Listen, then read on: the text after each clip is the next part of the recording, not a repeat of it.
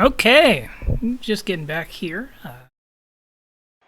Fixing up a couple last minute settings I had to do. We should be good to go. We've got, I believe, 7 games I'm looking to look at. Pretty diverse set of matches. I know we've got some elves, we've got some Zons, we've got lizards, necro, human, chaos, Bretts, orcs. So we should have a pretty good array. And my headset is dying. I'm definitely prepared. I'm gonna go get my other one. Be right back.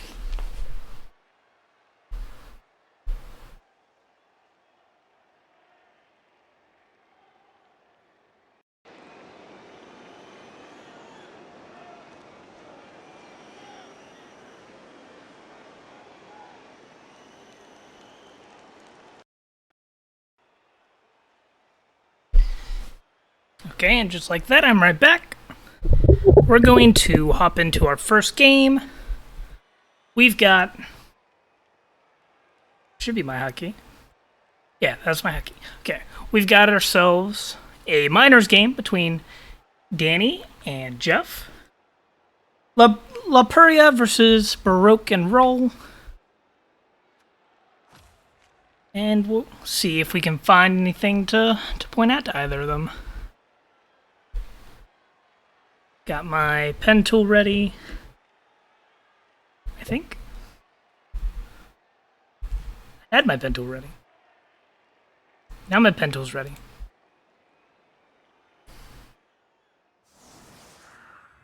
Let's see. And Danny chose to kick.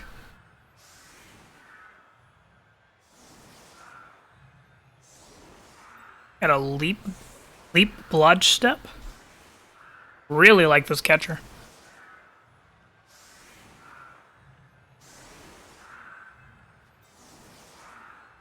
Got a guard step piece. It's really good. This team is shaping up nicely. No spares for either team. Agi 5 runner. It's always fun. Some loners, a guard. So 1 guard versus 1 guard.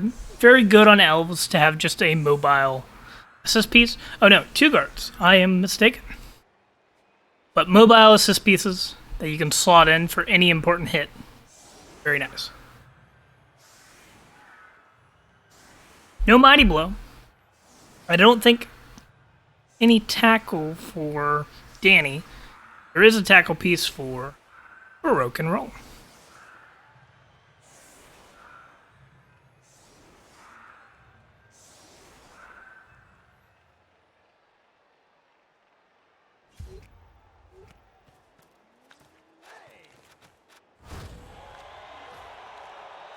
Danny got the fame. He's also got double babe. Really strong when there's no Mighty Blow on the pitch.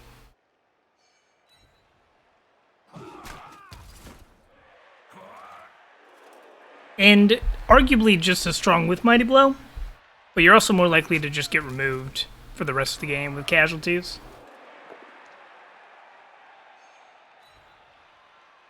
Another thing you could have considered in this game is, depending on your bank situation, you could just scum a wizard. Hey, Danny.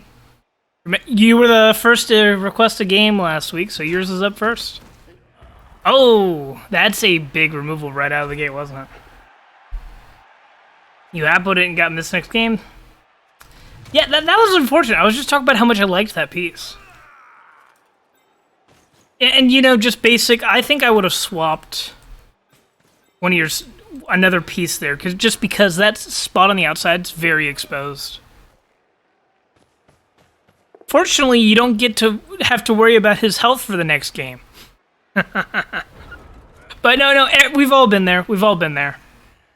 Great target selection. Like, I know I've lost against the same lizard team 3 times in a row that I've faced them, and each time I exposed my main threat for him, and they removed him on the first turn 2 games in a row. So that was my bad.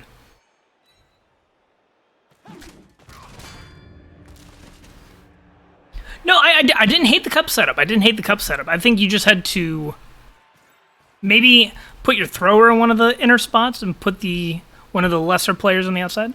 I liked the double cups though. Or, you know, put this rookie catcher in the danger zone. But it is hard as pro elves because everybody's squishy and a lot of your pieces become valuable. But I didn't hate the setup at all.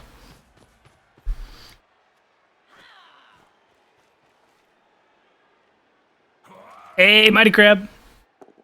I believe your game is next.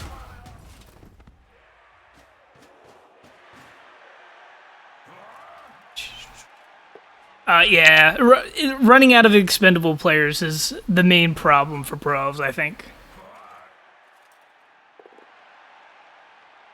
But as soon as you get once you get a few more survival skills, you get some more blood. Ooh, that's unfortunate. Like,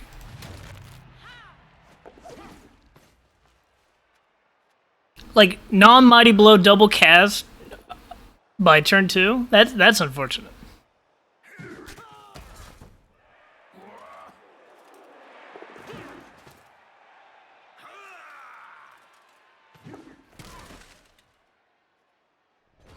That being said, Jeff is picking great targets. A good job on that.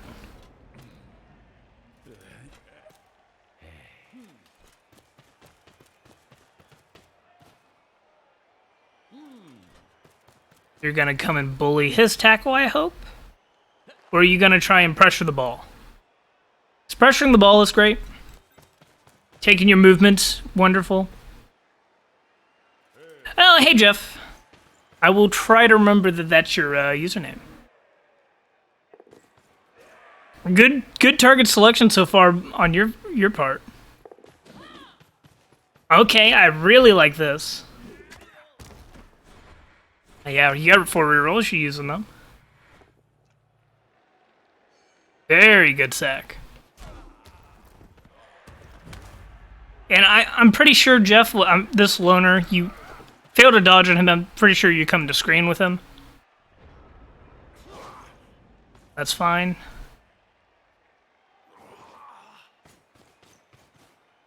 Pro elves have control of the ball for this moment. Very dangerous for the dark elves. They have to hit a sidestepper.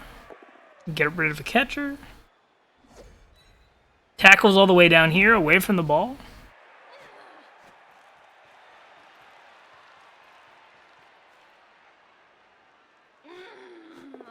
Bringing more players back. Good.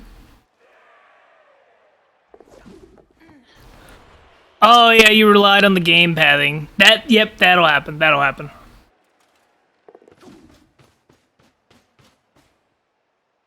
I definitely, when the ball goes on the ground against elves, regardless of if you yourself are an elf, gotta bring all your players back. Gotta spam some defense. So I really like this.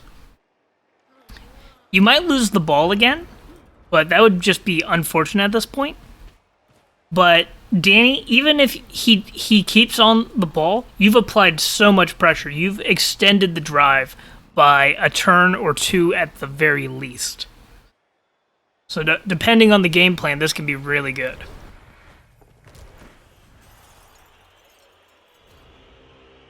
That was bad. That was unlucky. Wait. I need to check something. Is that the very start of your turn, Danny?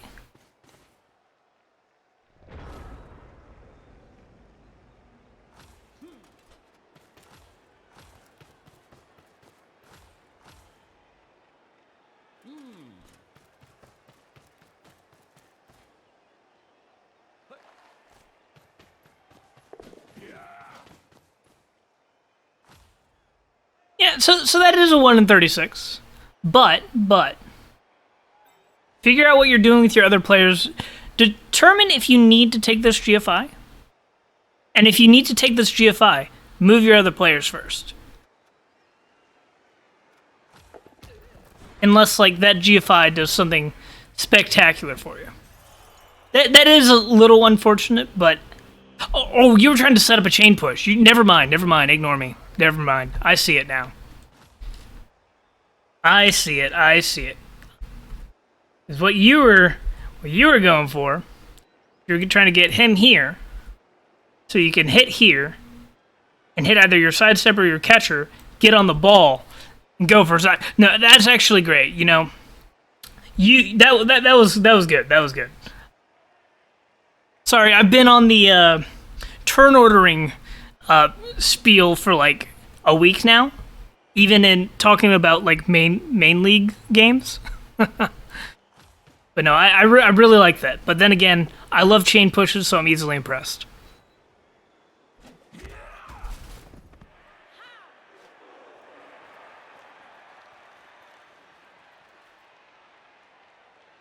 Yeah, but I don't think that was a turn ordering issue. That was me not seeing the chain push.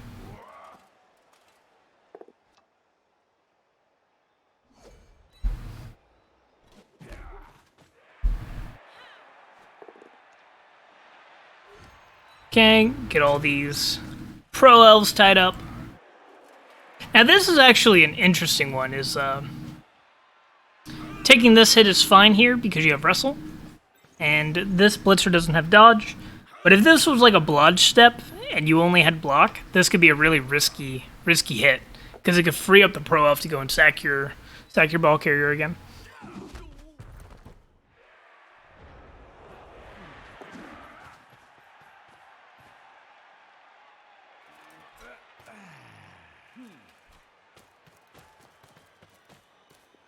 Alright, setting up to take a hit. And in this situation, you want to harass the cage. Several players are dislodged a little bit. You are harassing the cage. I love it. And you're already down 2 players, so it's easy to feel overwhelmed.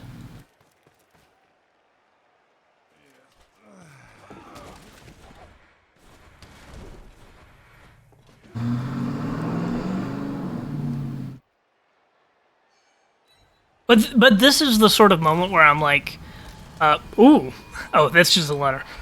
But this is the moment where I'm like, you know, imagine if you had bank to scum a wizard, I would have.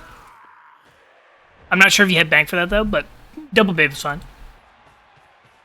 Because like wizard prevents just standard caging.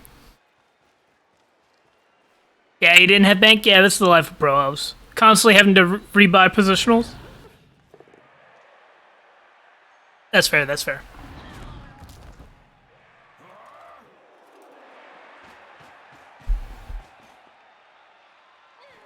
Yeah, Blizzard's more important. Oh, that was unlucky. But now here, you know, you could take these hits.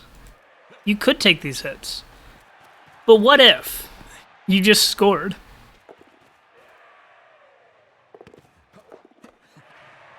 There you go. I approve.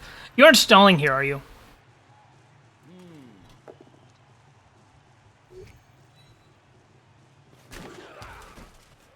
You could have covered the 1 in 36 a bit better, but like, you know, 1 in 36s are gonna happen. You can't count on having to make your failure state better on every 1 in 36.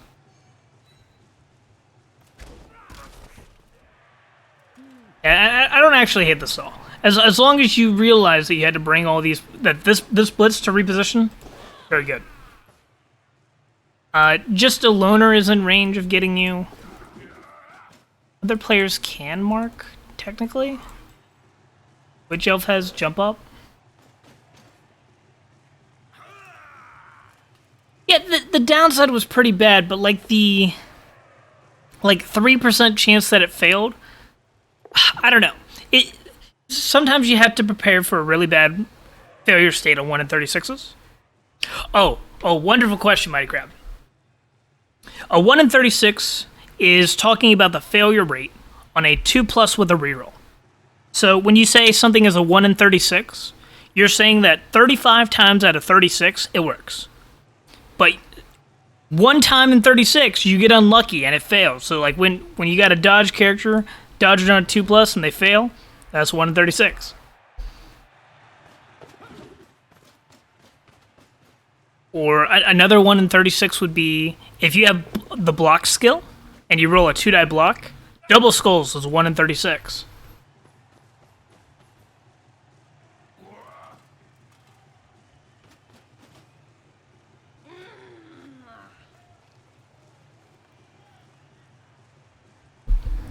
So a lot of the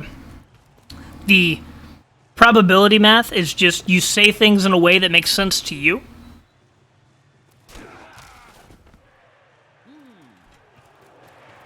Oh yeah, okay. Yeah, I didn't count. I didn't count it, but I will. Let's double check. Let's double check. Is that where she started? No.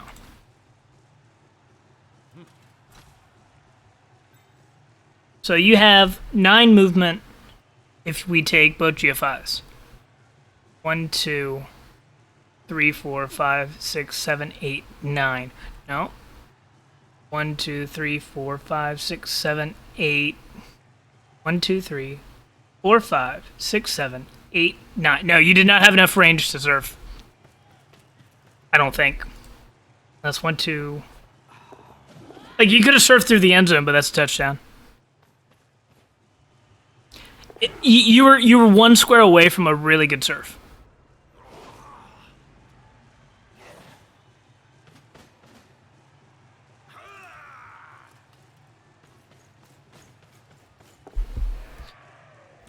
But yeah, to more on the probability thing. So, Mighty Crap, if you ever hear me say that's a 1 in 3, I'm usually talking about the failure rate. Because usually what's important is how often does this go to shit? Because when something fails, that stops your turn. Other times you need to look more at the success rate, because when something succeeds, that's how you win. And really the way that you want to conceptualize it depends on how your brain works with numbers, I would say.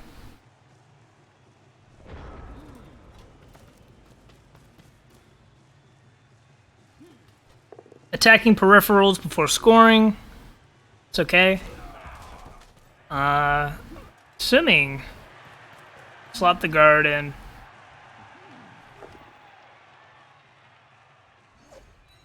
Two die there. 1 in 36 dodge. Never fails.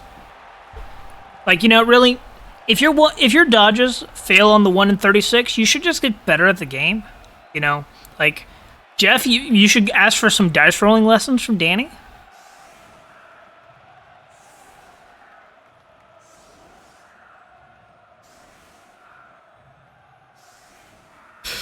Ugh.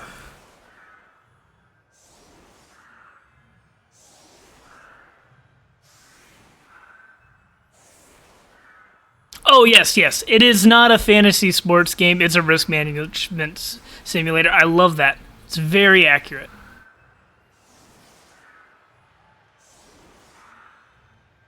But honestly, good job stealing and scoring when you started the half 2 players down.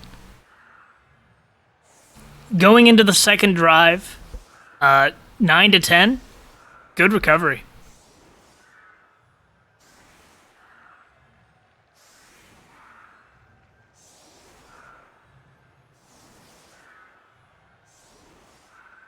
Oh yeah, Danny, is that true? You ever played blackjack? Tuh.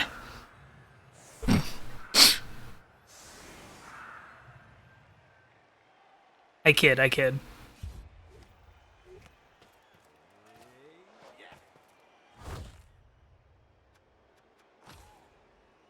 This man's never heard of poker games.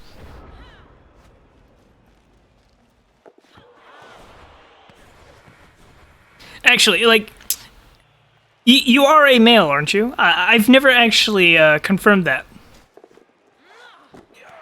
I just assumed. Okay, I figured you were because I've never been corrected. But you know, sometimes I'm like, you know what? Didn't stop to think about that this time.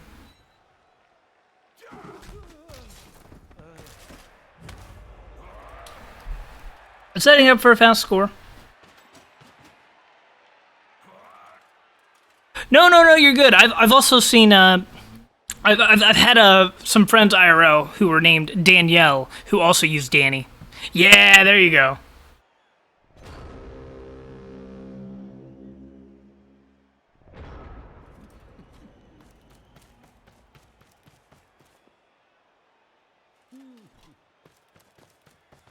Okay. Now you are trying to hit some scoring threats. Cover all these possibilities. And the hard thing here is almost no matter what you do, it's going to be annoying. Because if you give too many boxes, it causes chain push opportunities. Like right here, I would be hitting break out the pen. Right here, I'd be going something like getting a hit over here, sidestep, then handing off the ball and catching on a 3+, running it into the end zone, sort of thing. So you got to be careful. You got to try and screen off your basing players. Just be aware of that. But this is like a hard scenario, anyways. So even if you do it right, you can still get caught out.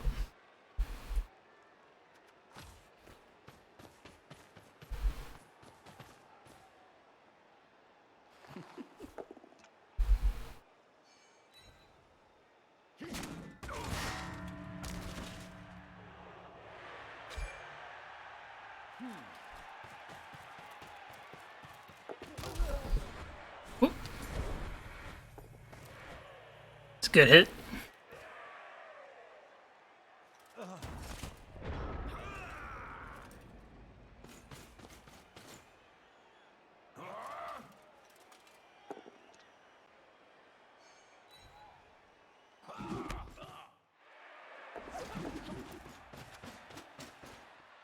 It's another good way of doing it. Ooh. Oh? there was a world where that bounced right back into the runner's hand, so you had a chance of not turning over.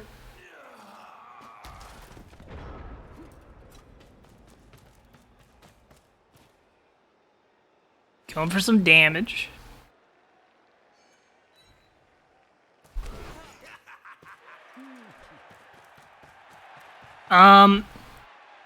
Honestly, you could just set up for a blitz on this dude, get a surf if you block off all the squares.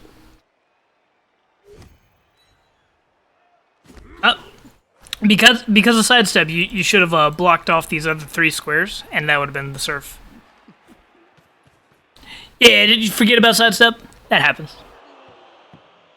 You know, I'm sure as a pro of coach, you've probably never seen the skill before. It's understandable.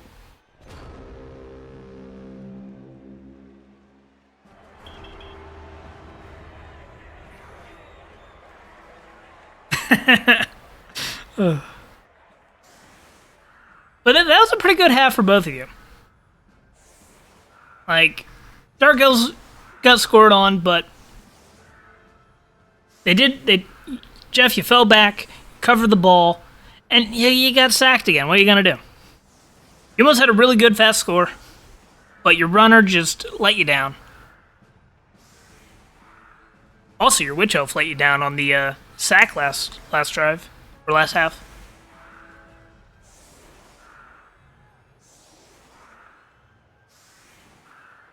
Stall paid off as well.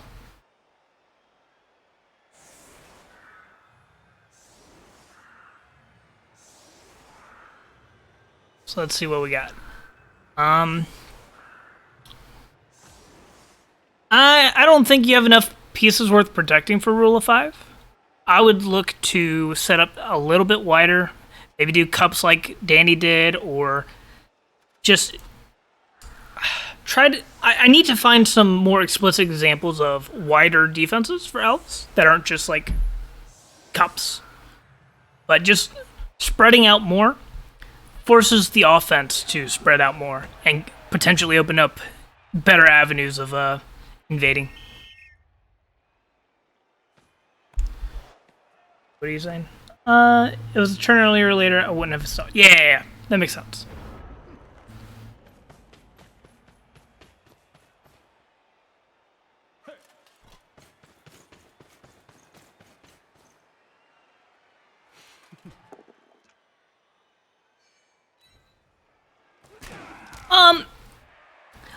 No, that's not a blame thing. It's very common. Some people just default to rule of 5. Not some people. A lot of people just default to rule of 5. It's a very popular setup.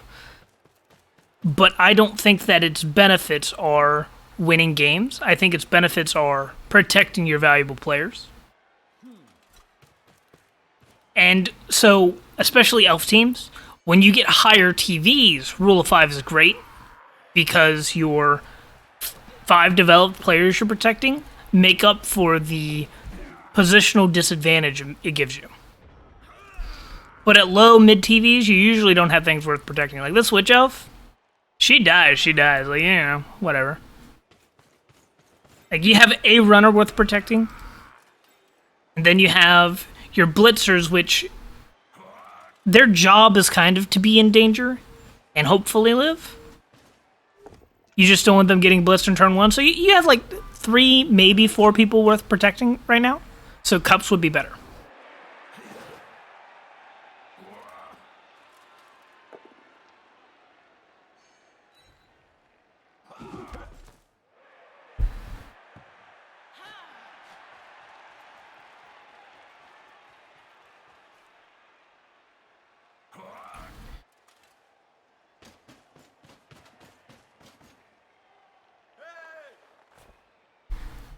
Now, while I was explaining cups, I think I kind of ignored what's going on here a little. It looks like you're going for a very aggressive, very fast score, so you can just play 6 turns of defense.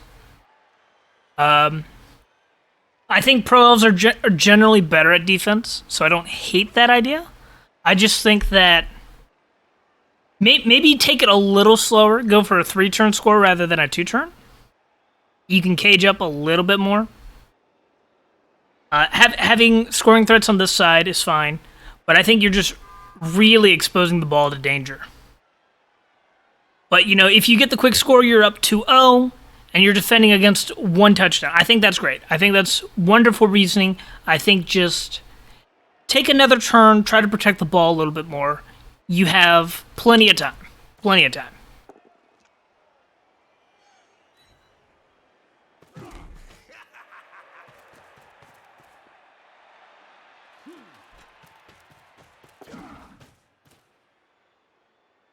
Have you ever read the? I have a article that my mentor gave me when I was in the college league that really helped me understand how to break a cage. I can DM that you if you would like it.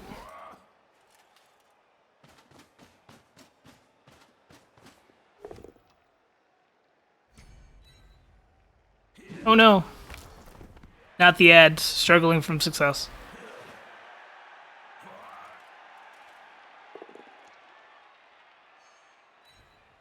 But as what I was saying before you were rudely interrupted by my success, I have a article that my mentor gave me when I was in college league that helped me a lot with cages. I could DM that to you if you'd like.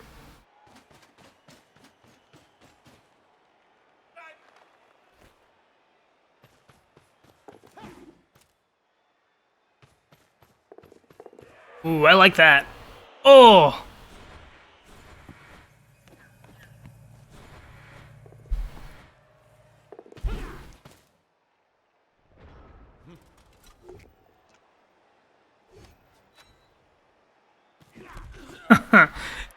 I'm just going to pick this up in all the tackle zones. Jody 5 is great.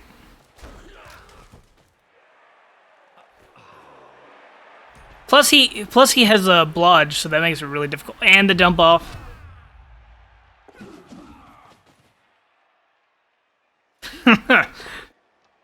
Never mind. This player is amazing. He needs a raise.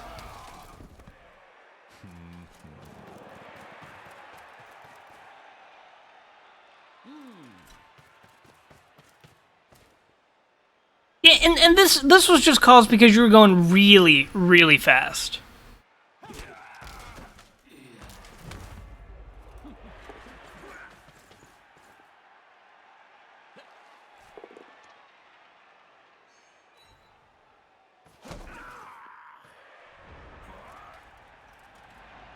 You know what I should do? I should get a little window on my Twitch page for like Blood Bowl basics and have links to useful little guides and stuff. That'd be great. Hey, Bringer, I'm doing great. Watching some elves at the moment, having a great time.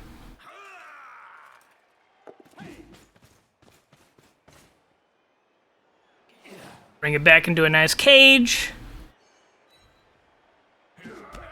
And then, if you manage to hold off these players, stall them a little bit, you got, like, control down the pitch. You're gonna be able to score quickly and go for the win.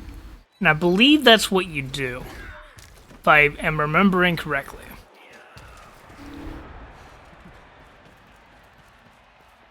So I had already seen everything up to this point. I saw it live when y'all were playing. Past here, I don't remember much what happens.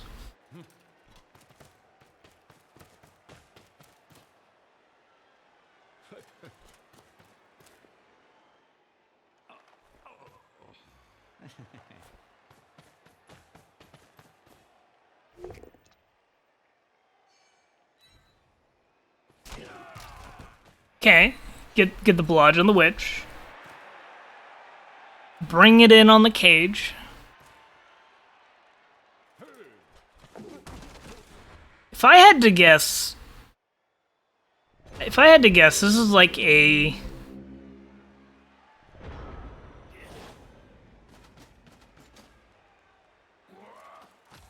What would I do here?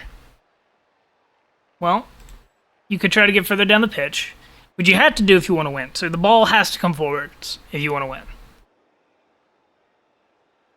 There's some awkward stuff you could try to do with chain pushes. Or maybe Witch Elf.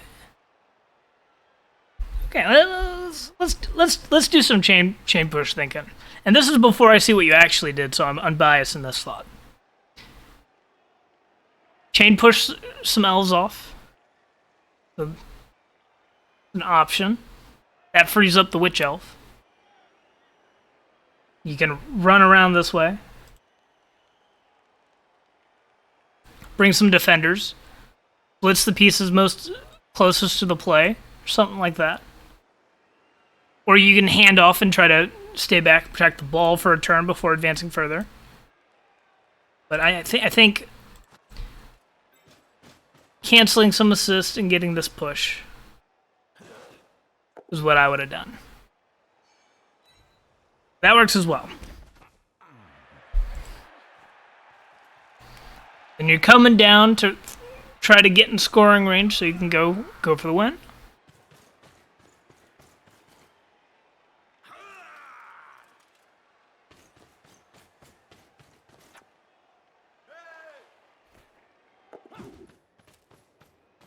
Getting a full cage. Elf things.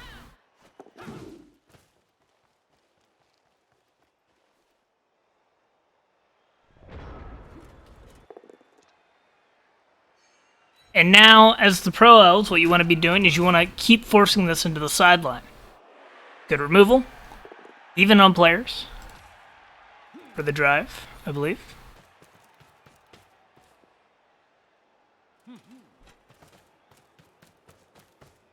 Okay. Force them into the side. Force them into the side. Good, good. Now, you bring some assist right here. Oops.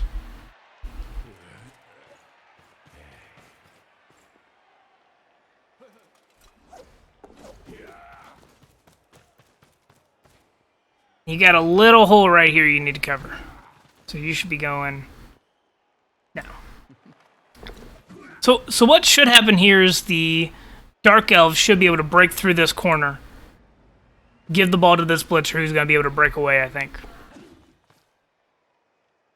No. Yes. I changed my mind. I was correct. So let's just, let's try and... Won't show me the tackle zones. But yeah, it just slipped right through that little corner dodge. That's a 2+. Out.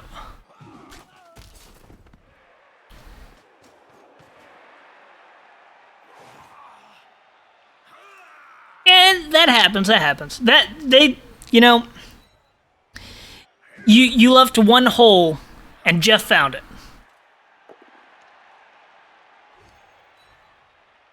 And it's one of those things, you can't always protect the middle. Like, you're at 9 players, it gets harder and harder to control the pitch, even if you're even on players. Okay.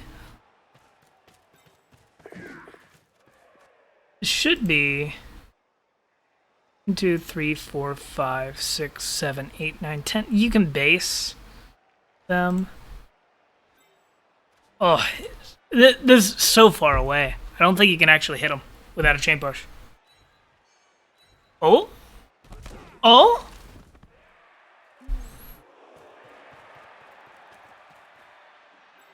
One, 2, 3, 4, 5, 6, 7, 8, 9, 10. Yeah, good. Good. Good chain push.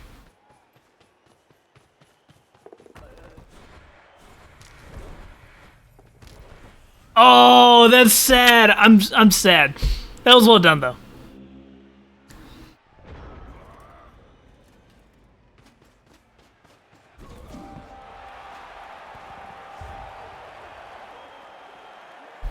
But, that being said, even if you got the hit, you had a 1 die on a blodge step. So, it wasn't amazing odds to get them down. Because I think if you if you manage to get to the hit and you reroll that, it's like a 1 in 3 chance to get them down. Like, don't get me wrong, that was your best play that turn. That was your best play. But even better is a little bit tighter positioning on the turn before, and you wouldn't have had to make that play. It's kind of how to look at that one.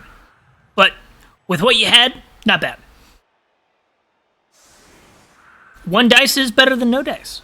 Correct.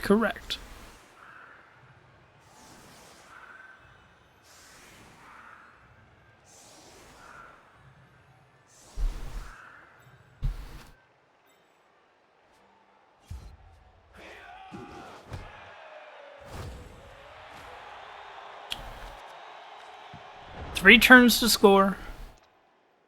Modified chevron going on. I like this setup on defense. Offense going for a quick score.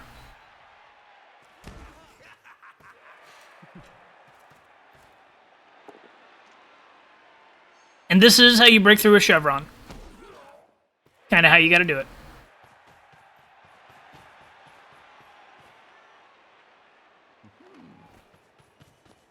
Yep, and this is how you break through a chevron. And I'm assuming that Jeff is going to show us how to capitalize on someone breaking through a chevron.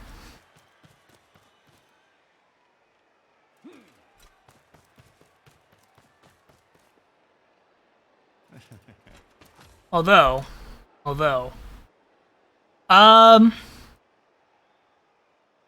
if this person's if this elf is getting the ball, you need your guard piece right here, and then this would have been fine.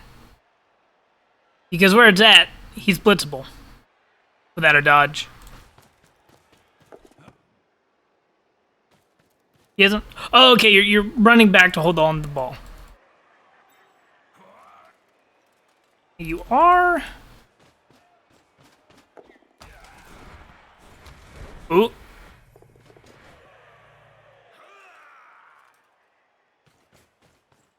Thrower is getting punished for this, though. Just being screened off.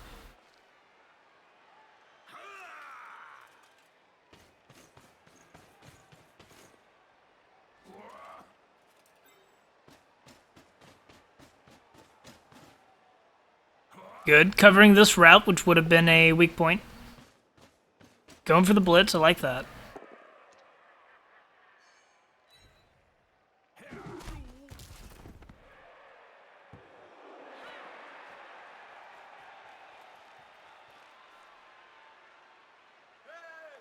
Yeah, I think your best bet was trying to get the ball forward this turn.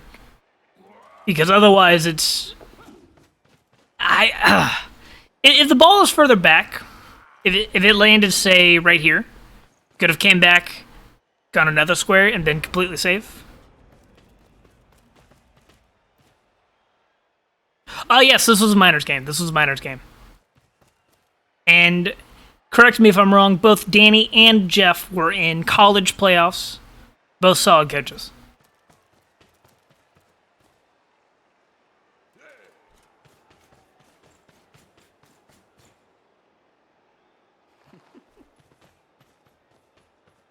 I'm not sure this is an overcommit.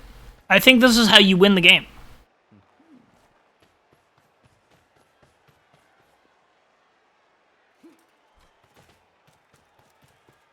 Like, in the Dark Elf shoes, I think this is what you want to be doing.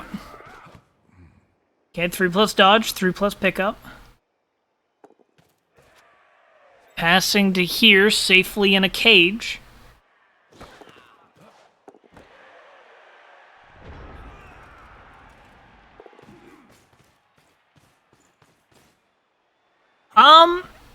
I do think, right here, you made a mistake. Instead of, and we're going to bring out the pen tool for this, instead of coming up to mark, bring an assist in from somebody unimportant, so say this Witch Elf, punch here, and blitz the ball.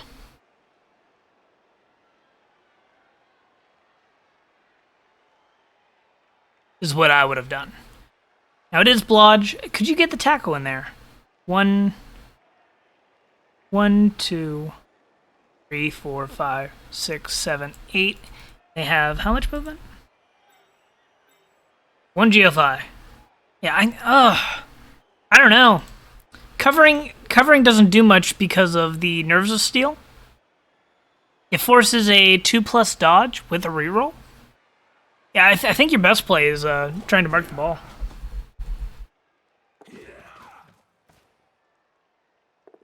So, whenever you see a base cage corner, you want to take that hit, because that opens up the ball carrier to a blitz.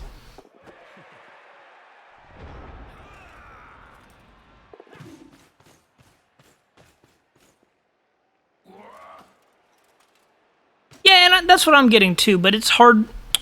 Oh, you went for the blitz. You went for the blitz. Okay. That's fine.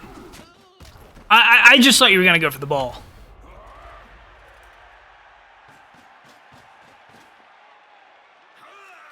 Like, that's fine if you just want to... that guarantees the tie. That's fine. I just didn't think of that. I stopped looking at the turn before it happened. I was arguing against just going and marking the receiver. Yeah. So Danny is correct. Downing the receiver is fine. I like to jump the gun. Wow, that runner's really disappointing with his agility, isn't he?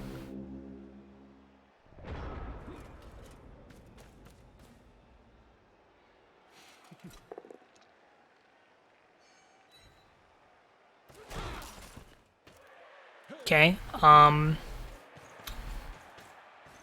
You need to get rid of her.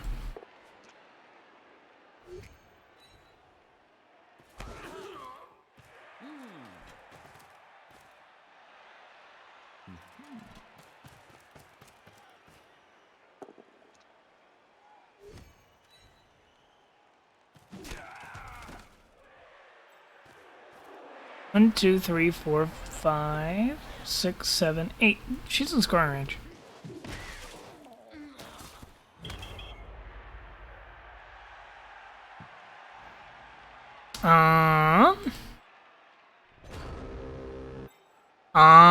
She's still in scoring range, Danny. No, wait, no, she's not. She's stunned.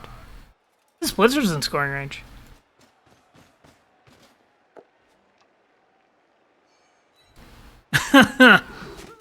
Yeah, I realize that. It's my bad, my bad. Okay. Handoff. Pass, whatever.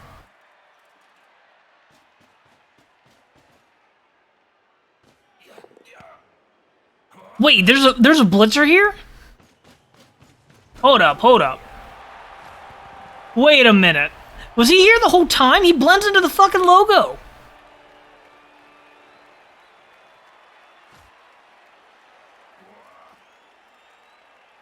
Wait. He's just like incognito over here. Cause like, look what happens when we get rid of the circle. Say I accidentally turned off. I can't see him at this angle.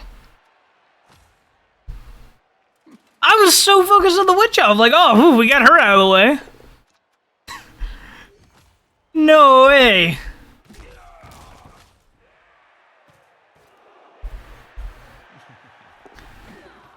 There's just a blitzer here.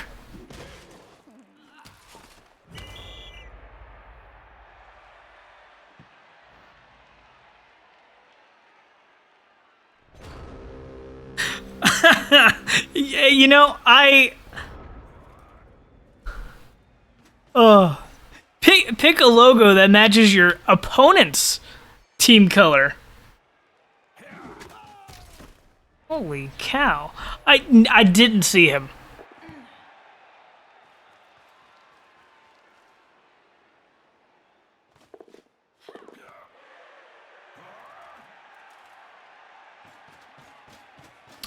Yeah, well, you know what they say, Danny, about sharing ideas, sharing realities? Some people will argue that great minds think alike, but dumb minds just can't think original, so I'm right in that boat with you.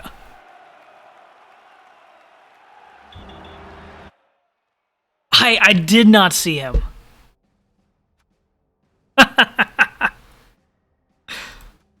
Okay, so that should have been a draw. If you saw the opposing blitzer and like tried to defend the ball a little bit more. Oh yeah, absolutely. You punt it, right? Wow. That was amazing. I'm glad that we got to share this moment together. I need to check a hotkey real quick because the hotkey that changes my screen also gets rid of my overlay. So I need to change a hotkey real quick. There we go.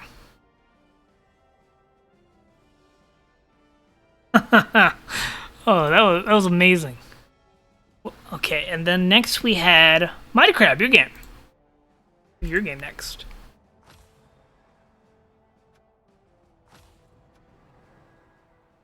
That should be Fidgety Face Planters and Filth Social Club, I believe. Yes, this is the one.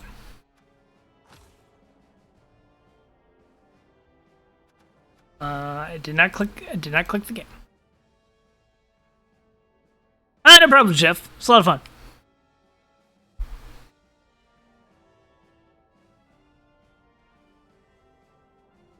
Oh, you get a strength plus. That's always fun.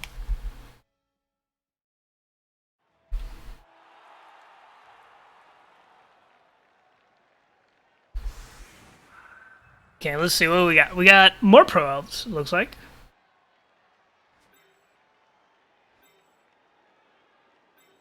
So we got pro elves versus Delph again.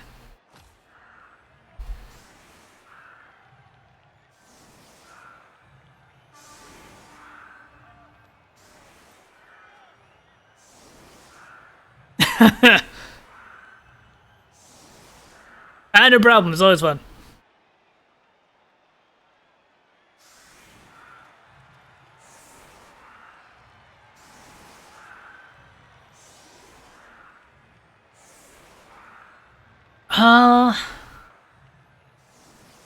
Was this a college match? Was this spin CCL? I don't think I remember. I think this is a college match. Now I'm gonna give advice for Hesgareth as well. I don't hate this setup. It's a little too wide though. Witch Elf is a little far back. It's got a lot of potential of just, you know, your linemen getting blitzed, blitzer getting blitzed, and you have more players on the line of scrimmage than you want. When you're on defense, you only want to put 3 players on the line of scrimmage. Otherwise, you're giving up a free hit.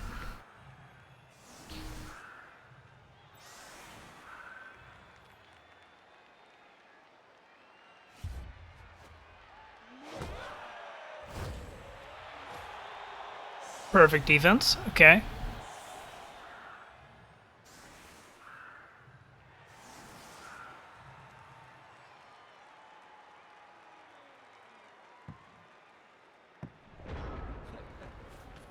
And that should give up a lot more hits.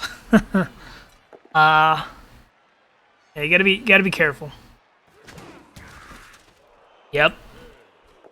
Set up a 2-die block. Set up another 2-die block. Stay. Yeah. Another 2-die block. Just going down the line. Stay for another 2-die block.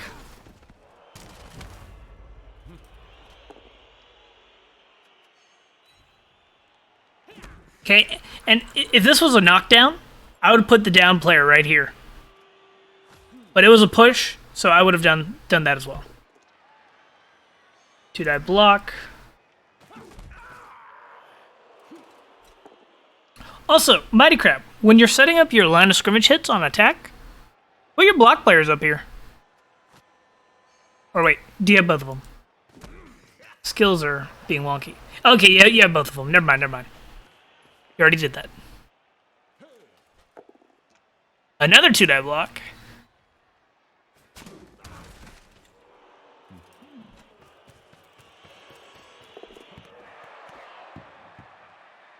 Okay, I like that.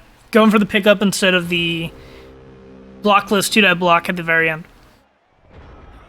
Especially against another team of elves. Protecting the ball, pretty important. It's surprising you only got rewarded with 1 break off of that. That could have been really bad for the Dark Elves. They could have lost like multiple players by giving up a lot of those hits. But the AV8 held. It's also fortunate that Pro Elves only have the 2 blocks rather than the 4 that the Dark Elves get.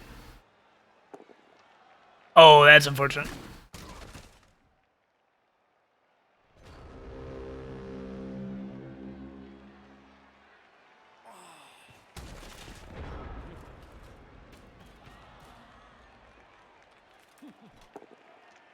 Yeah, usually delves without punch the pros. Unless you get lucky on your free hits. Or you're given a lot of free blocks against non-block players. This Dark Elf team also only has 3 blitzers rather than 4. They decided to go with a Pro Elf. Not a Pro Elf, a Witch Elf. Yeah, I would like a Pro Elf blitzer on my Dark Elf team. I think that would really improve the quality of my matches. Yeah, block sidestep is a great starting skills for the blitzers.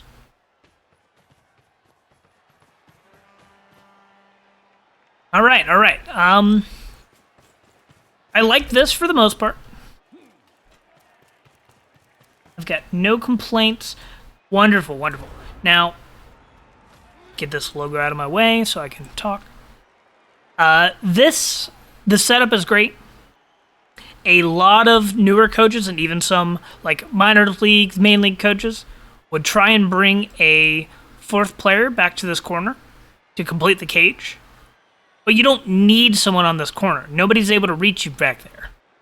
Like, we could see a 3+, 2+, and some GFI sort of sack nonsense, yeah, that's a possibility.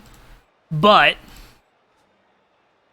I don't know. I myself am not scared of that risk, so I would rather have the control of having the player that would go here somewhere else. You know, whether it's down the pitch as a receiver, here marking a Dark Elf against the sideline, or just screening off, securing some position.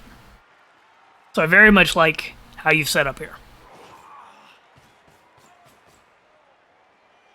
Other coaches may disagree, though, so take that potentially with a grain of salt.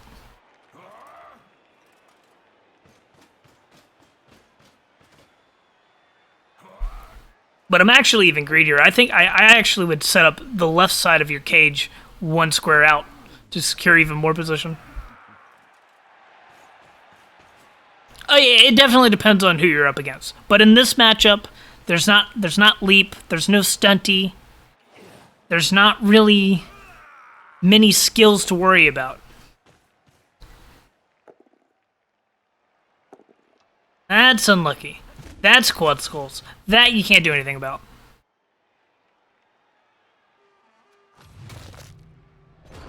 Like that I've got no words for.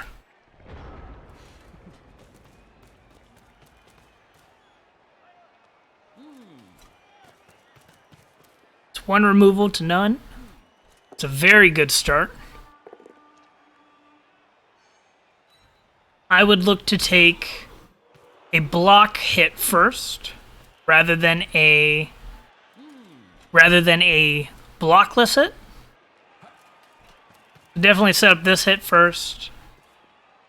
Potentially even a blitz.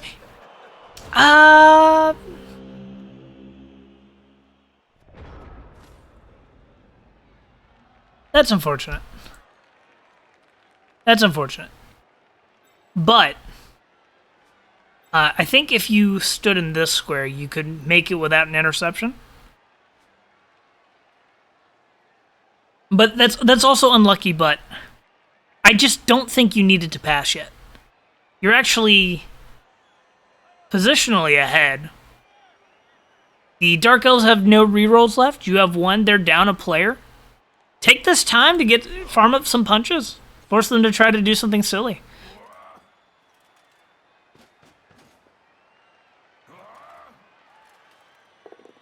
Yeah, like, you had several more hits you could take. Like, I liked where you put the ball, but I think after you put the ball there, you should get another player back here and just stand near the end zone. Oh yeah, farming touchdowns is fine. Farming touchdowns is fine if that's what you want to do. But I think that if you farmed a few more hits, you can get more touchdowns. Because you can't just decide, hey, it's 11-10. I want to try and get a lot of touchdowns.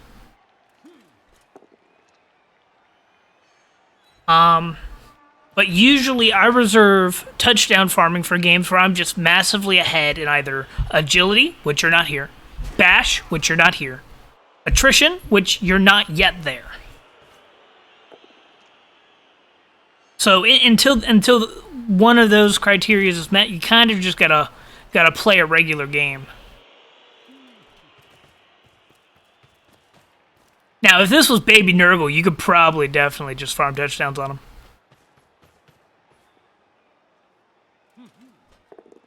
Yep. Just turn ordering, basic turn ordering. You were doing fine early, but then you just got excited and start rolling stuff that has really bad failure states. Like the intercepts, you don't really want to roll because it's a flat 6. It's a flat 2+, if not better for the opponent, especially. Yeah. Because you can't re-roll that without certain skills. And those aren't skills you want to be taking because you just don't want to be throwing interceptions. Or things that are possible to be intercepted.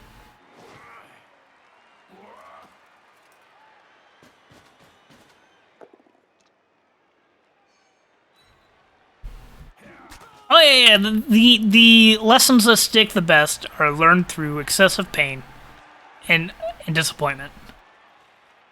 You did a good job of marking the ball, though. being an absolute nuisance here?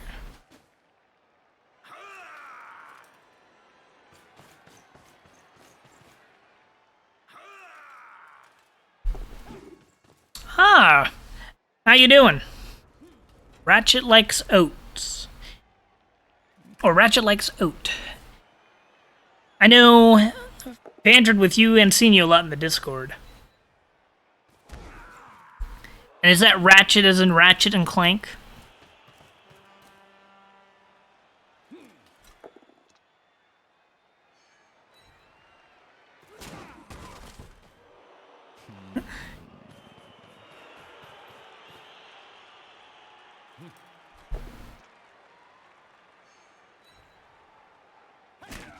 And open up a hole here. That's very good. That's very good. You're now 11-9. And at this point, you keep playing the attrition game.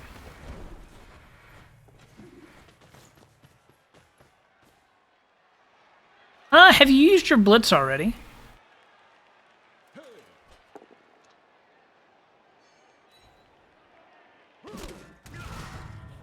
Yeah, a little bit of turn ordering. A little bit of turn ordering. Because, like... no, you not necessarily just stand up there. You can save that as the blitz, unless that's what you're going for right here. Yeah. Yeah, this is fine. This is fine.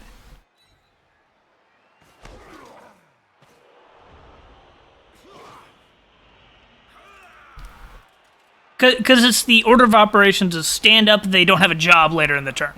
If they might have a job, don't stand them up yet. Oh, that's unfortunate. That's dirty. That's the third double skull.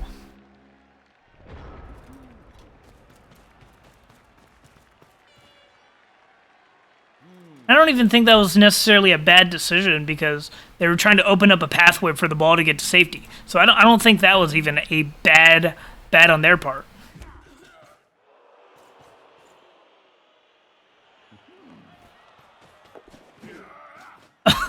That was an unnecessary dodge that looked like a misclick, or a that doesn't seem like it warrants much commentary over. Yeah, misclick happens. My favorite is Tweedlebum has a clip where he did a accidental double 6+6+ dodge with a Croxagore, and it worked out because he got 6 and 6. An amazing misclick. Oh, so many double skulls this game. That's not even anything either of you are doing wrong right there. Like, you're just rolling skulls. Have you tried not rolling skulls? I've heard it works better.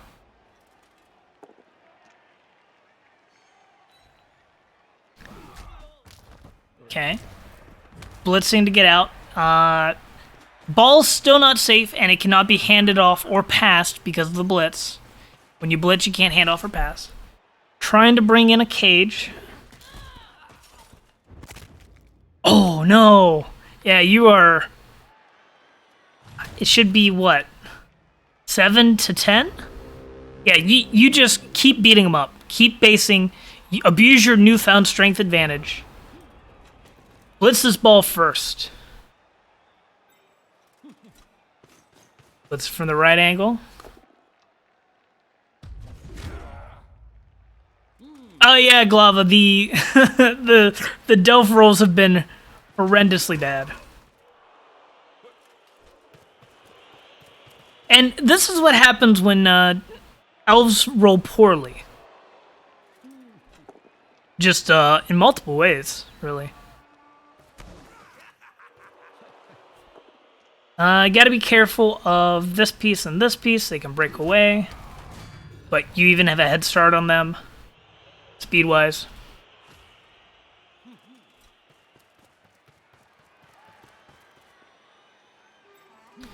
Mighty Crab, do you understand how dodges work?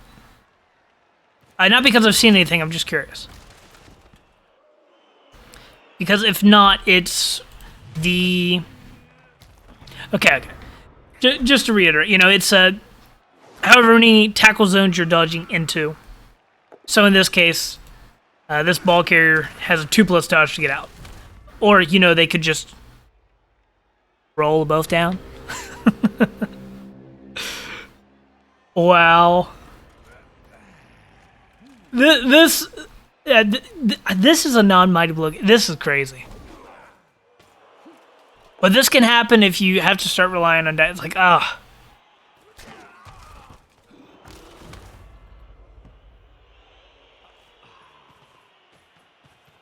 Okay, and you're going for the score. Good.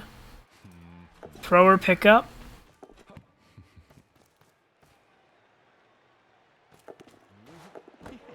There we go. Easy. You know, just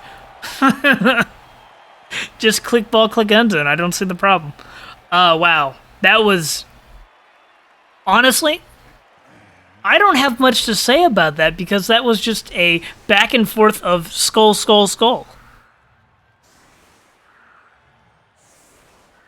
Yeah, it wasn't a hard series of dice either, though. So, like, that was just, like, what you do. You take the 2+ dodge, take the 2+ pickup, and then you pass it.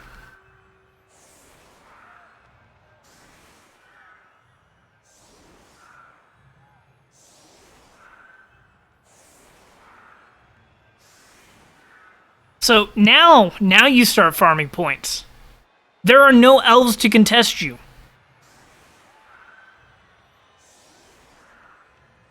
They've got 6 players.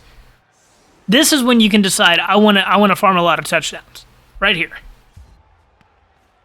You got to still be safe about it, but definitely...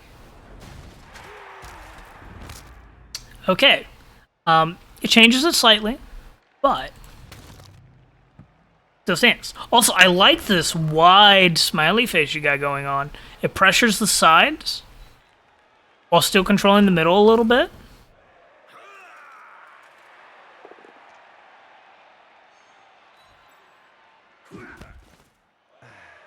Just be aware that this does expose, like, all of your positionals, potentially, especially against Strength 4 teams.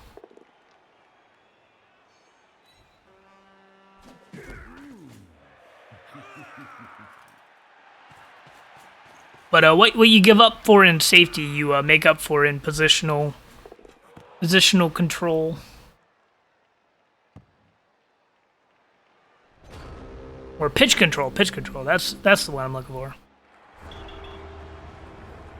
Wanna go into the second half? Very good start for you.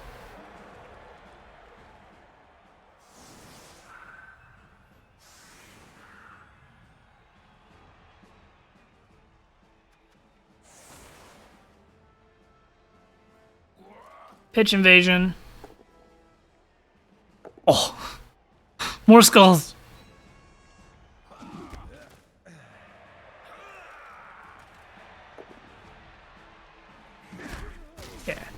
I'm going to take a moment to talk about setups just a little bit for the Dark Elves. So, they've got the general idea so far of setting up differently than if they had a full team. Let's take out our pen tool. But what I would do is I would skew really hard to one side and go for a very fast score. So you leave somebody here to retrieve the ball. Line of scrimmage. You want one person here. Mark these players to prevent a blitz. And these 2 players like where you have them. And your blitzers? Right here. Because you need to score fast. You don't have enough players to defend this ball. If you go for a long score, your cage is going to get swarmed and you're not going to be able to get there. And especially where this elf line is undefended for the most part. It's at least a lot closer in than over on this side. You can potentially get a combination of blitzes and dodges and get a score, tie up the game, and then just try to stall. I would set up for a faster score because setting for a faster score also has the possibility of being rewarded by being rewarded by kickoff events. So quick snaps, pitch invasions like happened here. Throw rocks. if you were set up on this side, like there's very few ways for pros to stop you, except for rolling double skulls.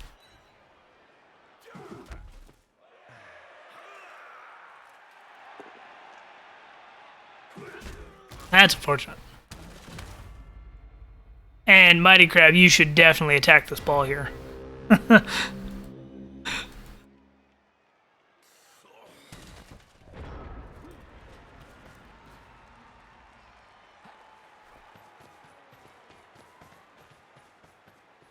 Alright, pressuring, good. Hit this piece, good.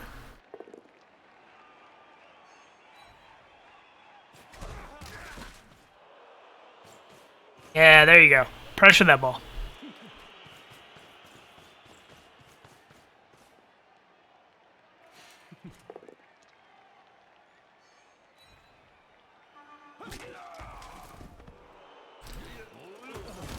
You should have followed there just so that this lineman is marked. And the blitzer. Don't give up free movement if you can avoid it. Mark down players.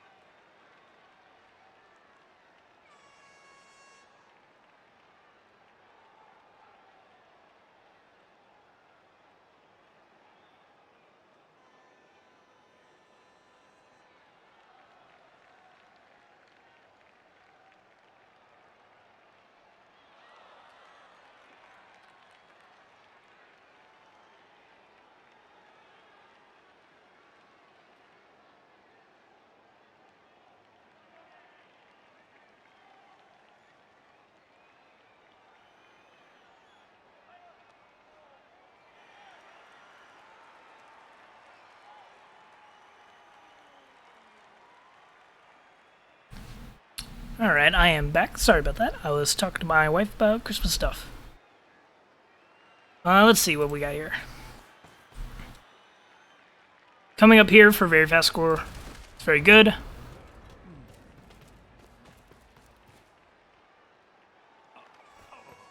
Now the Pro Elves should be piling in on this. Setting up back here doesn't do anything when they're in scoring range.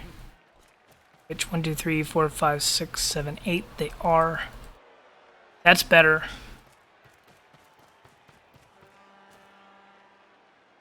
That's fine. That's fine. The GFI Blitz? Good, good, good, good.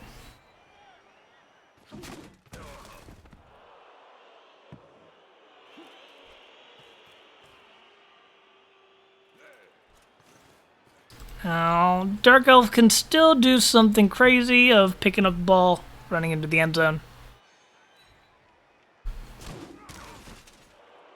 Giving them dodges, giving them a harder pickup. That's all you can really do here.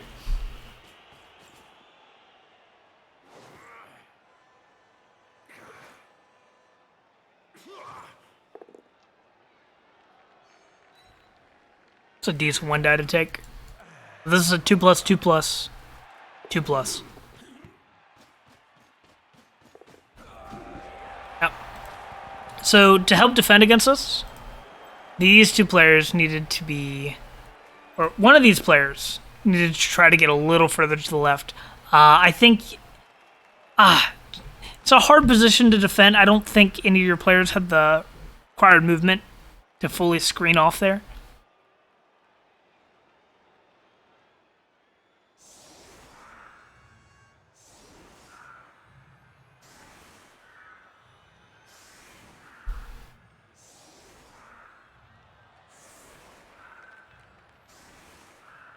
And Mighty Crab, at this point, you should be going for just a six turn point, six turn touchdown. What you should be setting up for. Like, you don't have to rush this. You have a massive player lead.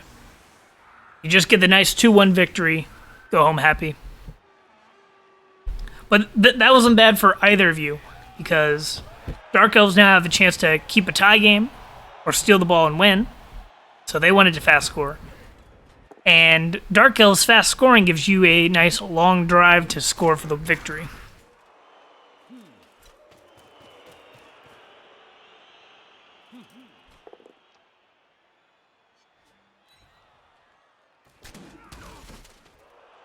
Take with the blitz with your blitzer with block first.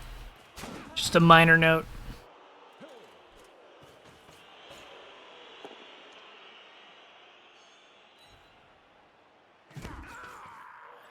You could even just follow that at this point. You have a massive number advantage. You can just base.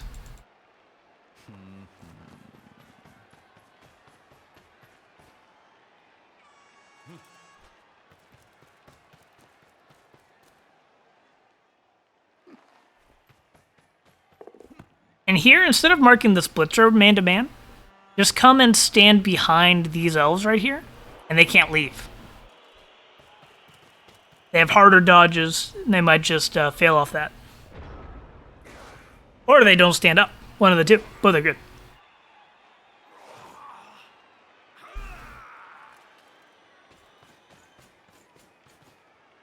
Yeah, you're trying to get the level here. I see.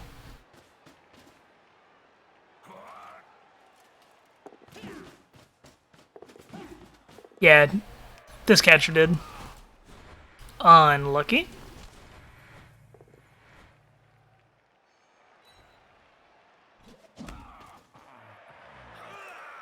Well, you got the other one in MVP range, if nothing else. Now, here you can just kind of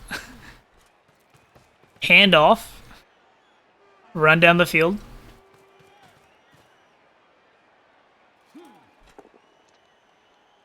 Because when you do a handoff, it doesn't matter what's happening with the person originally holding the ball. Although I will say, you definitely want to secure the ball first.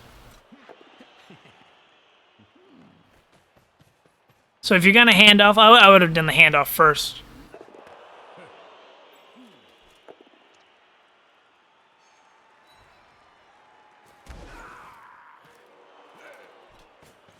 But I see now you were just going for the touchdown. I don't hate that. I don't hate that. And you have 3 rerolls to 0. You can now keep scoring like this. You have a lot of players. You have a lot of rerolls. SPP farming is a go. And I think you got that on a blitzer, didn't you? Yeah, there you go.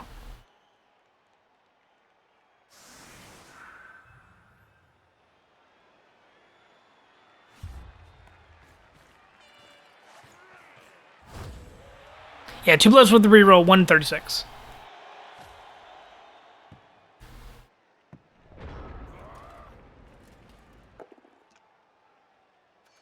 Then from here, I'm gonna skip just a little bit.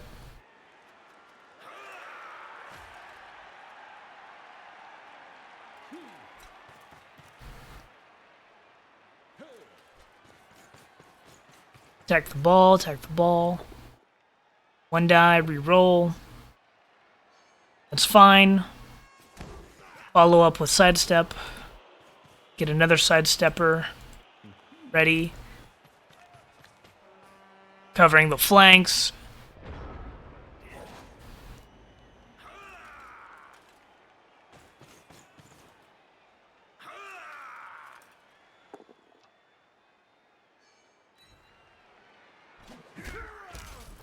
Now, even if the Dark Elves come this way, they don't have anywhere to go, because you have a Blitzer in range.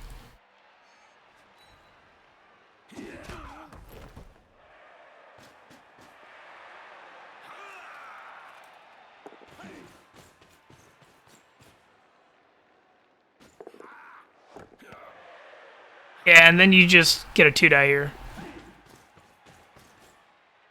Like, you don't need to use the Blitzer. But he's in range with a 2+ dodge. So this is a desperation play. Which is fine. I would have still used the Blitzer.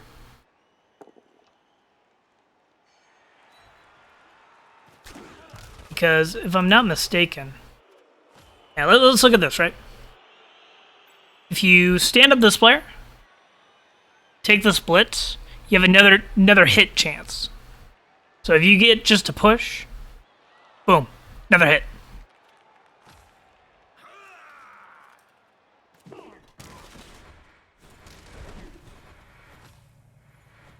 You got the ball on the ground, picked up the ball. Turn ordering, stand up your players first to protect the ball.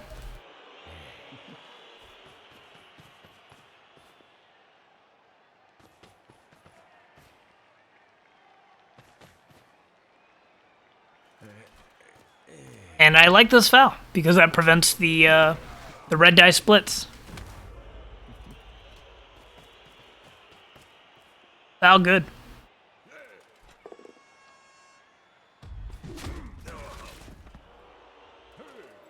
And you just do whatever you want with this guy.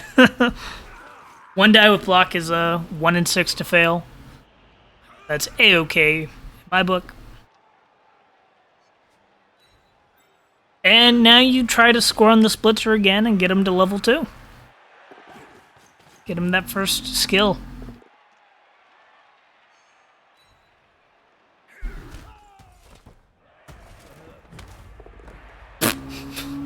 Good job. Good catcher.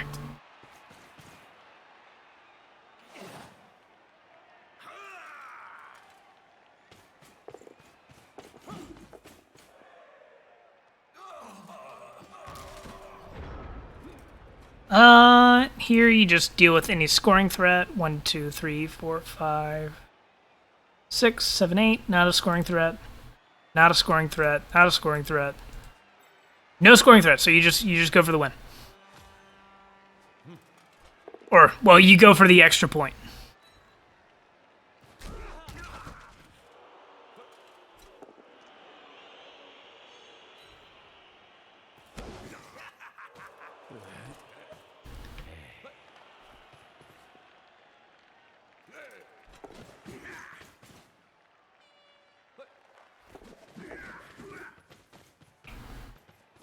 Okay. Yeah, you could have just blitzed one of those two. It would have been much safer. Yeah, happens. And then you just come stand him like right here. That works too.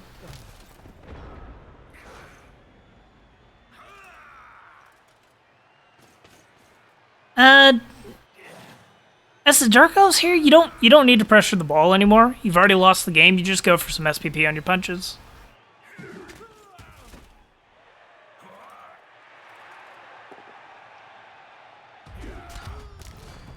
Don't get any though. Yeah, that should be the ball game.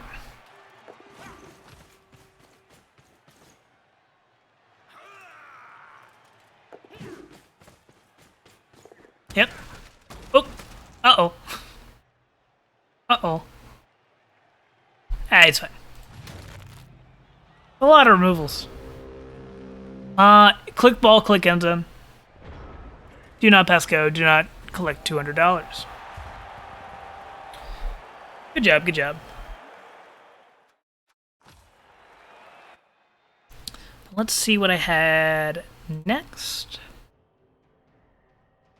Looks like it was a Human game versus some Amazonians.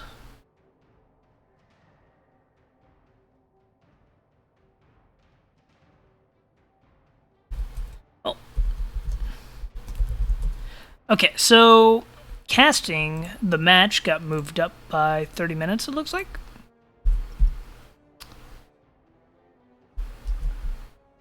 Boyku's just sent me a message. Yeah, on turn 16 you could have taken blocks.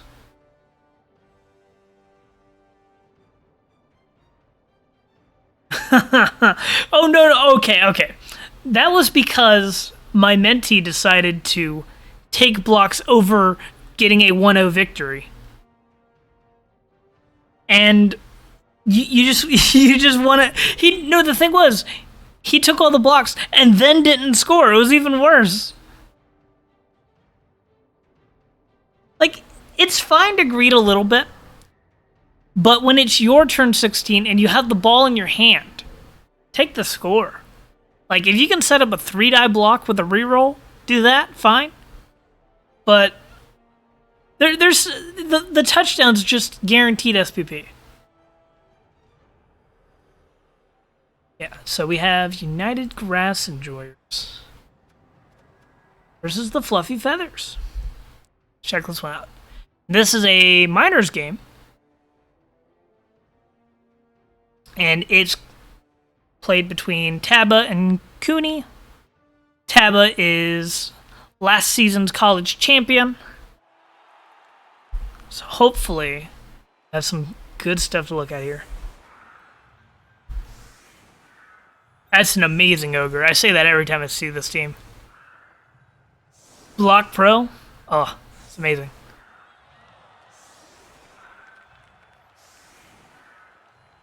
We have a Strength 3 catcher. Some Wrestle. Block Sure Hands thrower. Good. Now, this human team, you can argue, should go Rule of 5, and I wouldn't be upset with you. I still hate Rule of 5, but I wouldn't argue with you too much.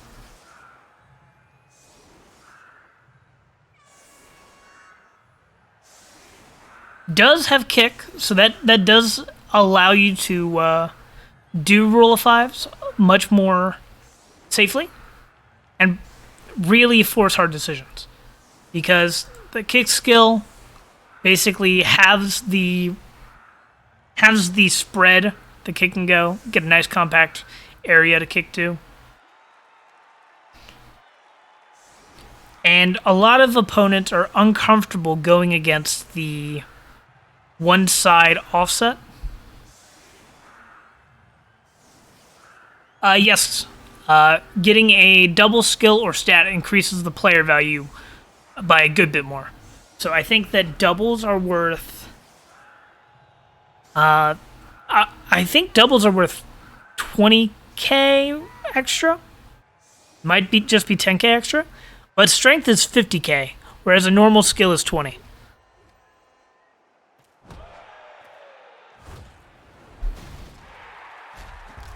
Good rock for the humans.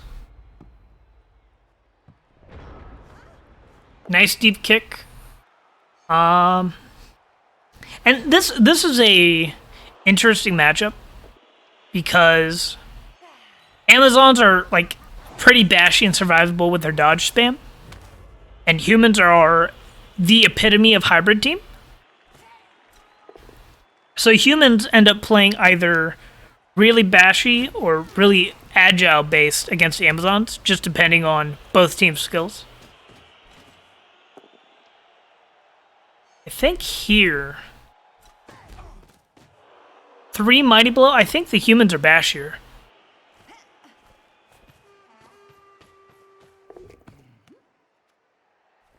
Sure Hands is a good skill.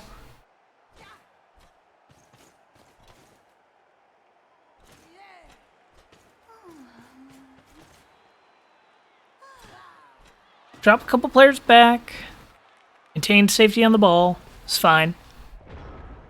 Now, from Taba, I would love to see just some...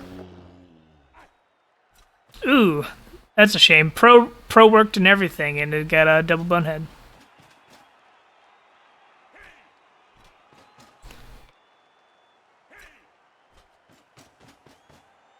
Nice. Take mighty blow. Tackle hits on exposed players. Armor 7 holds. Well, it didn't hold, but the injury roll held.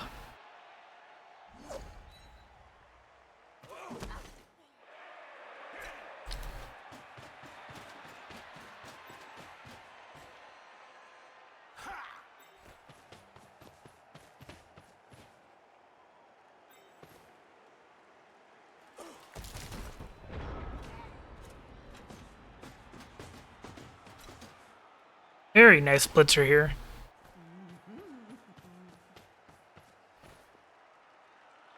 Ball's coming really far forwards.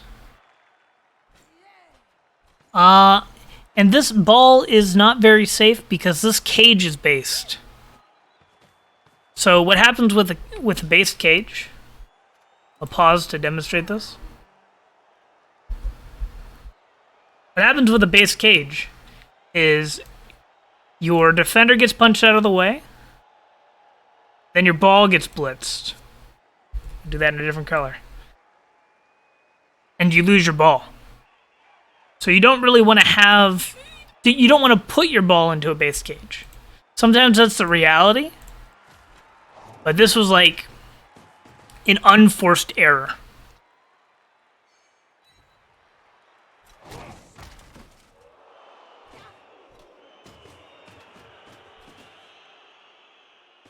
Okay, and you... Oh, no, I thought we were going to see cage be not based by making a newer cage. There's a lot of opportunity for getting these defenders out of the way here. Get the ogre in as a roadblock on a bunch of pieces. Hitting the opposing killer. And then you have complete control over the bash game. Oh, so close to being really good. Broke armor. Did not take him off the pitch. Good target selection, though. And then you get hits on all these important Amazonian pieces. Like... you see, all three of these blitzers were based at the end of Cooney's turn. So they all got punched, and none of them got removed, but all three of them could have been, because they're armor 7. Rackle on the ball.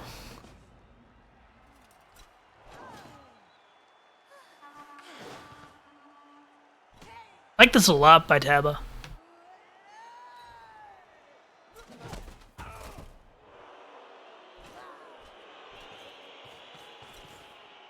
Zons had the Agi 3, yes.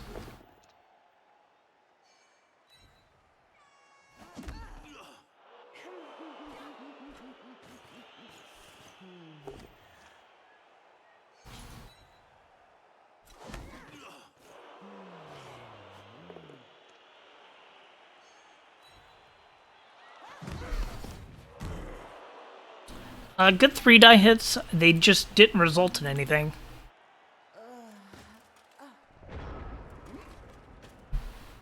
And now there should be some surfs. So, just looking at this real quick, there's potential for several surfs, I think, this turn. Let's bring out the pen. You can set up a hit here. Move this on there. Then take a blitz on him. If that's what you wanted to do. Could potentially set up a double surf. Maybe do something like set up this punch somehow. Take a blitz or something? Nah. Basic surf, get rid of the strength 4.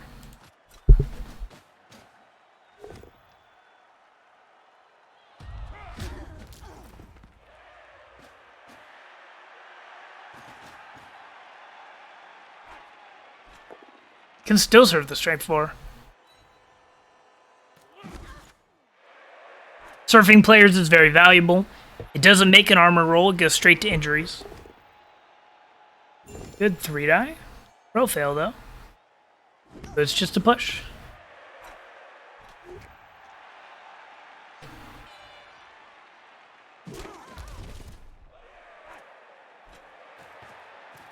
And I'm hoping this is a surf.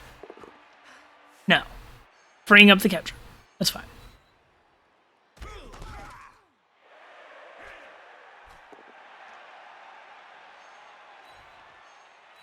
And basing the ball. Ooh, I would have fallen, I think. But I can understand why they didn't. That would put you right on the strength piece that then just punches you anyways.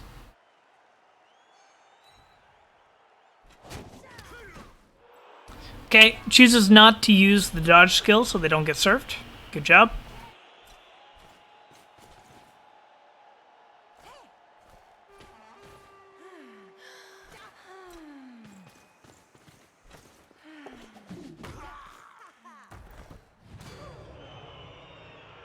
Decent foul. Hello, Trunk. How's the stream? How's your game? Thanks for the raid.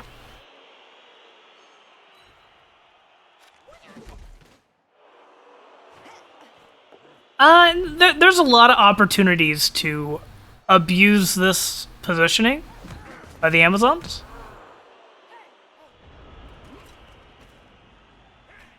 There should be some sort of pushes over here. I'm pretty sure. No, that's a different Trunk. Trunk the Shiny is one of the admins.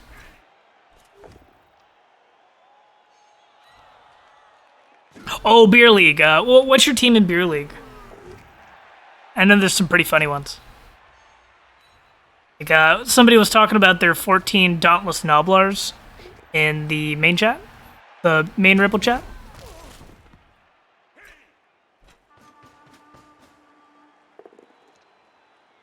Okay.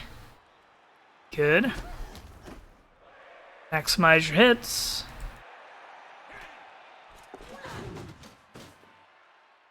Interesting. Oh, 1 minute league. Is Beer League and 1 minute league different?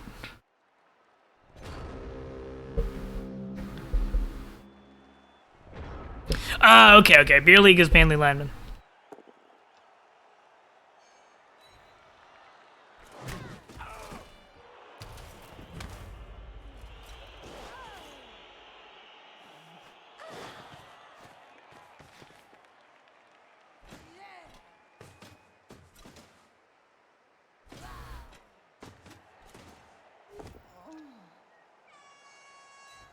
Amazon's attacking the partial elf screen that naturally appeared. I will say the removals have not been very good for the humans.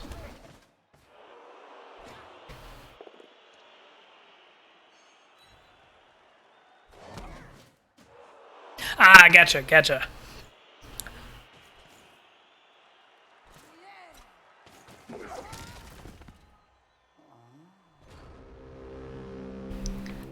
This cage corner is still based. I would very much like to see a hit this blitzer out of the way and then blitz the ball. That's what I would go for.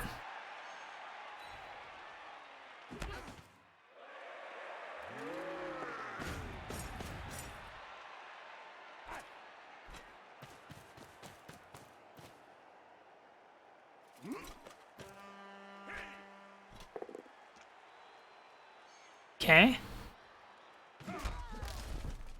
Good, and then the ball blitzed. No. You can hit the ball. 3. Vamps won versus Norse. I'm partial to Vamps. I like when they win.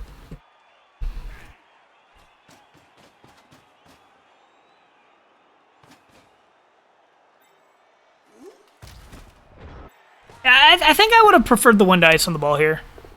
Just personally.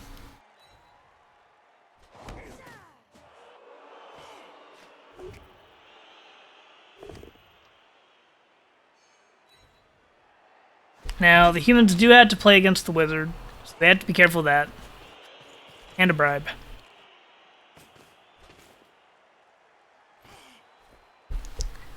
And you have to be ready for this next turn to be wizardable.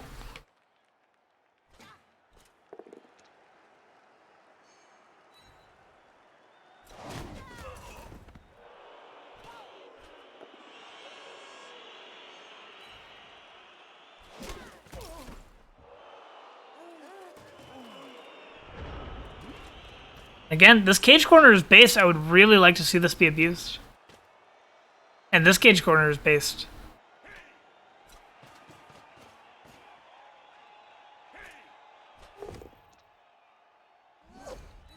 And you stay. Okay.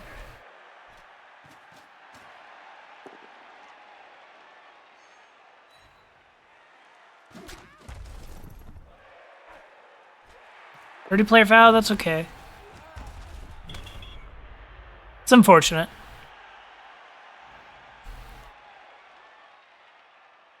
But yeah, I'll repeat it again and again.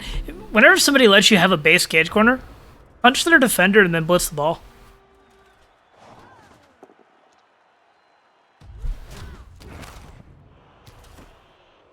Kicker down. Kickers have a short lifespan, confirmed.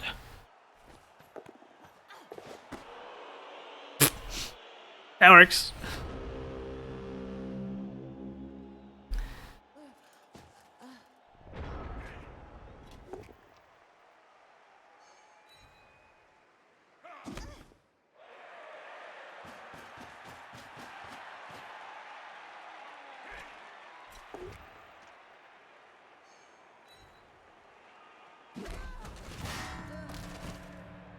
Injury roll. Definitely want to try to get a scoring threat this turn, if you can.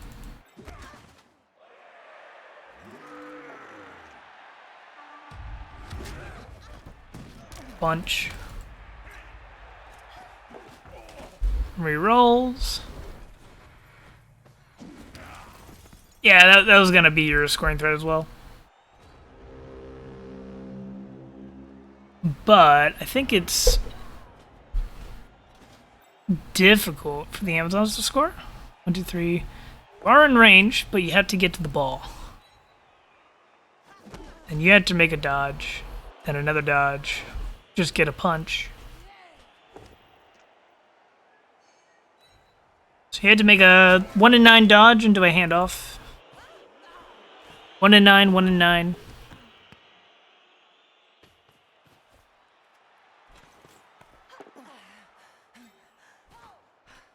That should be a good point by the Amazons.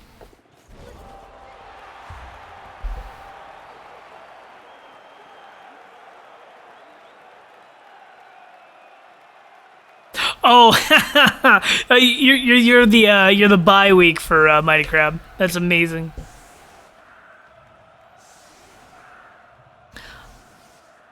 I always like the run-on joke of, yeah, this one guy in our division's really bad. He's not won a single game.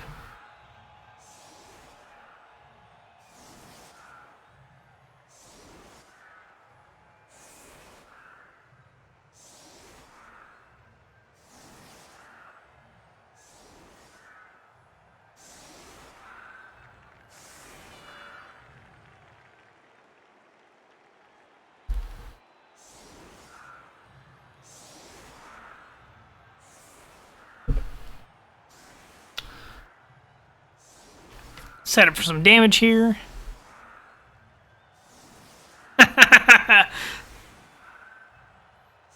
a great team name that's very original.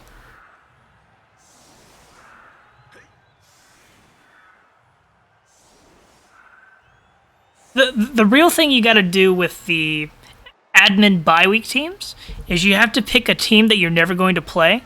That way when you tank their stats by getting all those losses, it doesn't matter.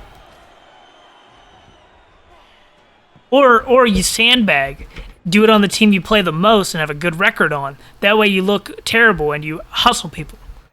Easy. Ooh, this is good. One turn temp forming.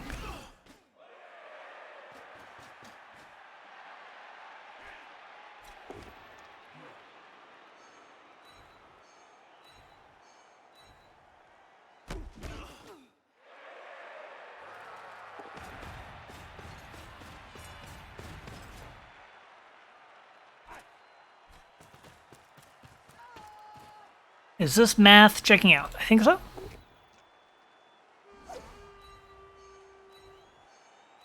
Dodge is on auto. I would turn that off and you could negate the one turn attempt.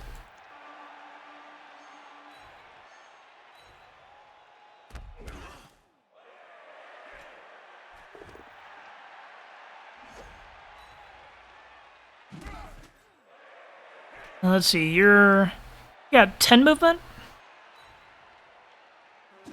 Wait, something got mixed up here. What? Mighty Crab, if you're against the admin team, you don't go against anybody. You have a bye week, so you don't play.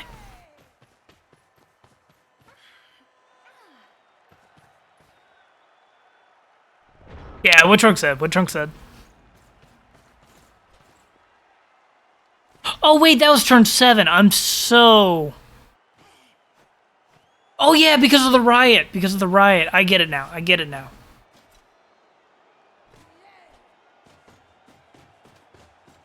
Yeah, Mighty Crab. I believe that means you actually have a 2-week bye.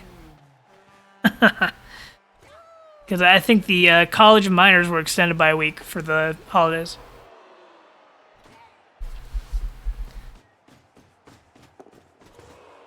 Oh yeah, Spin Games is a great choice. Or, I'm assuming that's what you're getting at. Scoring threat down.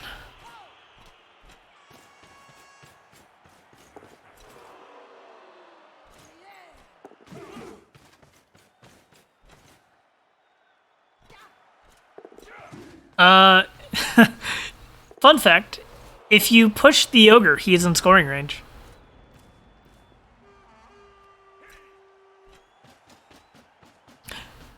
There you go, there you go. Wait, is there no Kids Loves in college? I thought it was Vamps and Stunties.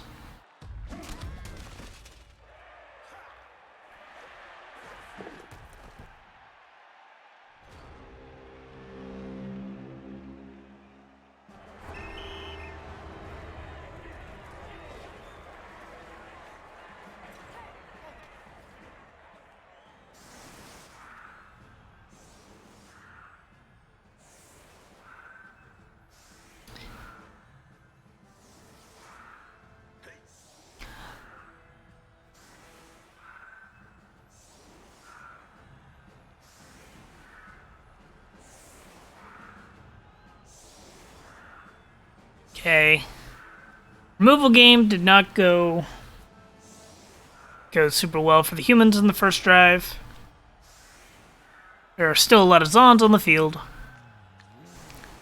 But humans had spare players. I think they had 3, didn't they? 1, 2, 3, 4, 5, 6, 7, 8, 9, 10. So they're down 1. Humans are down 1.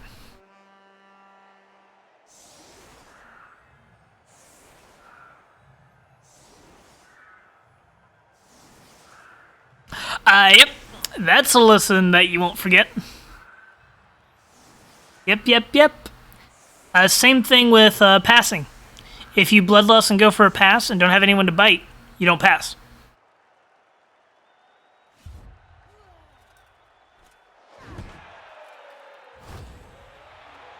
Perfect defense is annoying.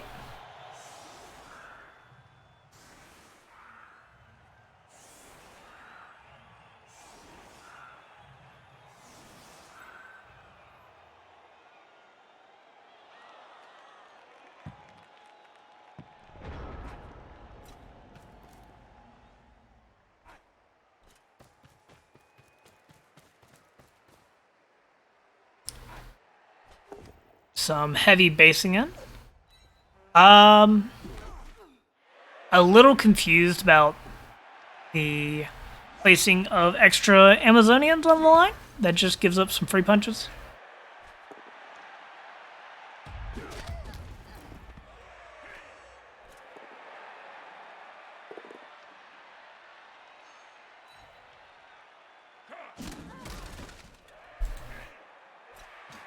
Armor 7 holding strong.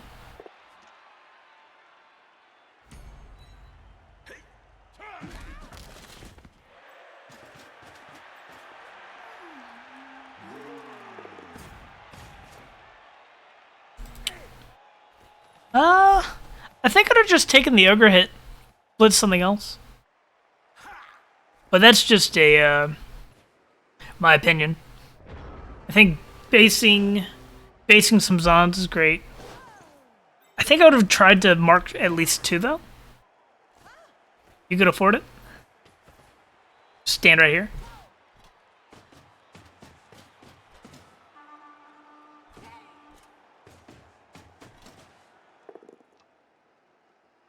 Ooh. Ogre taking a beating. That's what you have it on the team for, though.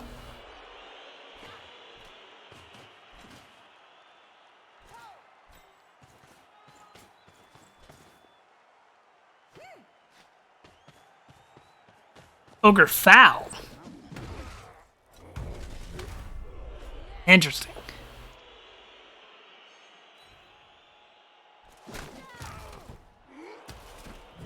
A lot of commitment onto the ogre. I don't think that's bad for Tabo at all.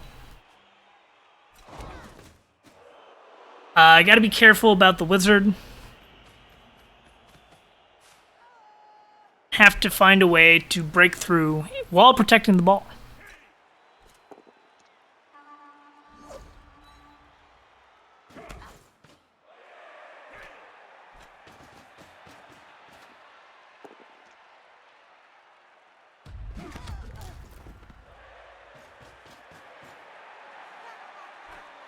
Mighty Blow not pulling its weight today. And humans are getting outbashed a bit by the Amazons, who only have 1 Mighty Blow. It's unfortunate.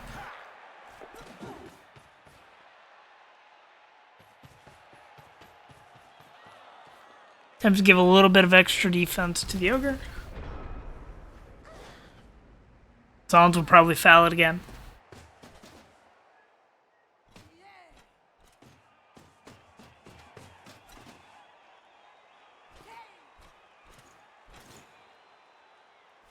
I know, this guard piece is kind of juicy. I think I'd foul that.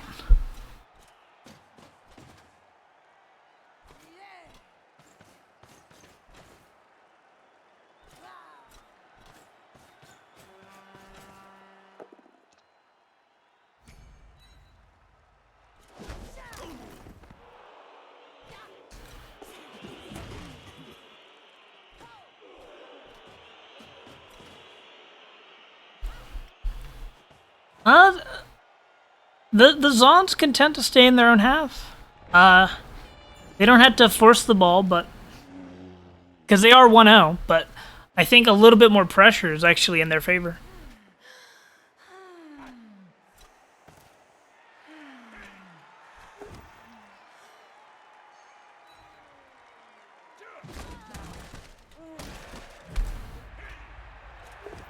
That opens up a chain push.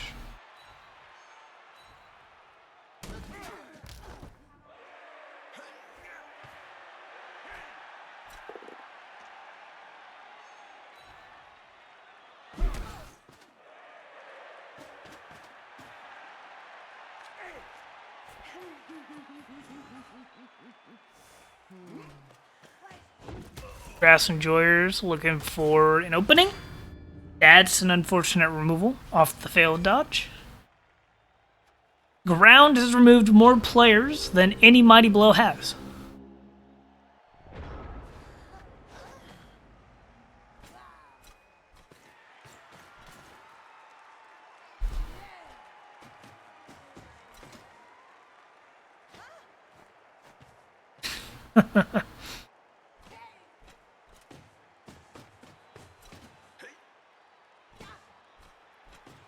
It's a pretty good one.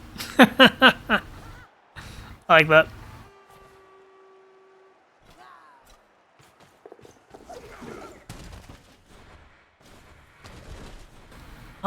These dodges were a decision.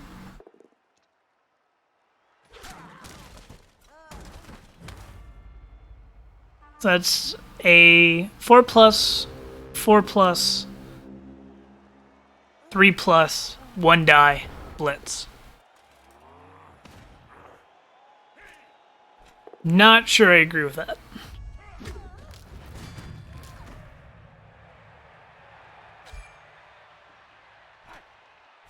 Actually removing Amazons, imagine that.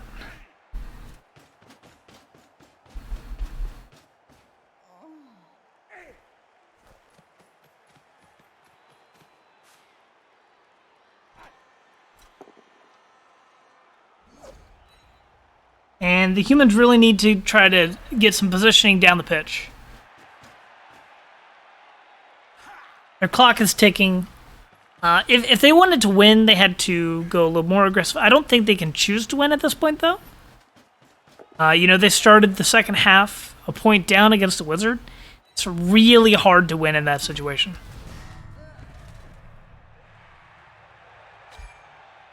Especially when you're even on attrition.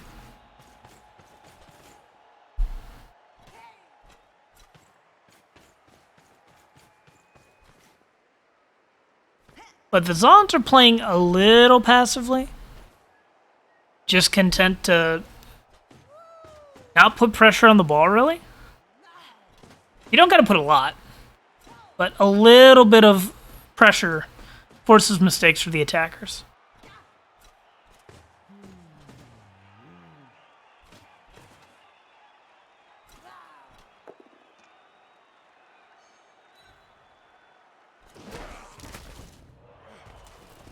Another removal on Glass Joe. There's some pressure. That's better.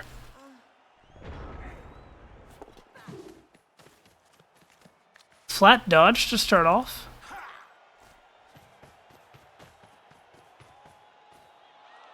That could have gone poorly really quickly. That was a 1 in 9 dodge that you're relying on. Because you had a reroll. If that failed, that opens you up to Amazon running away with the ball after using Wizard to get even more players through.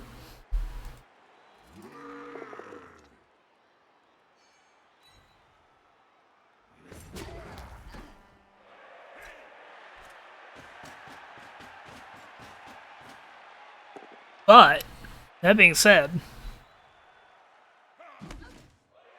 a little bit of risk to secure a large portion of the opponent's pitch, get several threats into scoring range.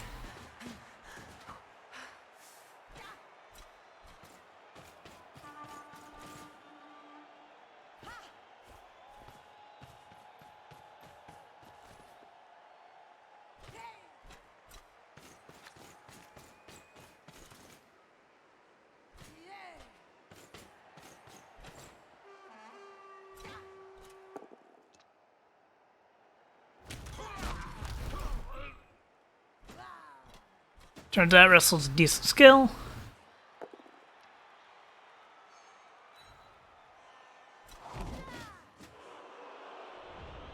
Risky spot for the Blitzer. Bunk. Ogre probably slots into right here, if I had to guess. No, that works too. That works too. I like that. Stay. 2 die here.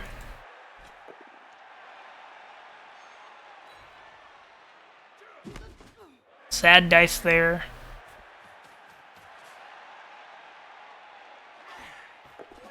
Wide screens because of the Wizard. Ogre is trying its best to be useless this game, even with Pro.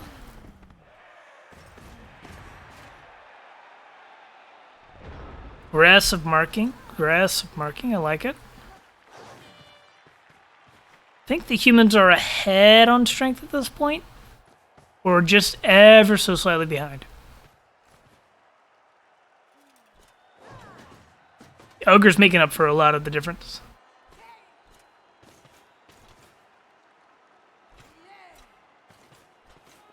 I think the humans have more block skills in general.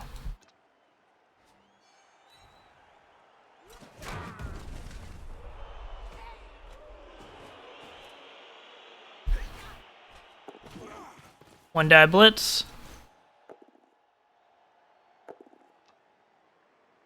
Doesn't pay off, but I think it was a good thought.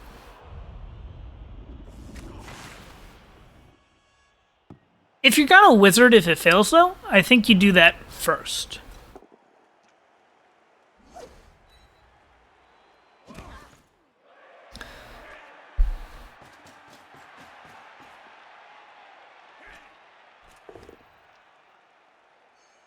Need to get the scoring threats in this turn.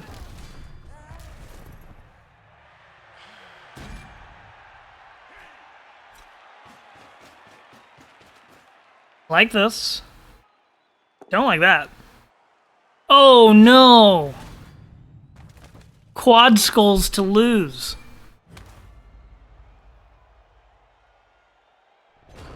Like, I think the humans can technically still get the draw.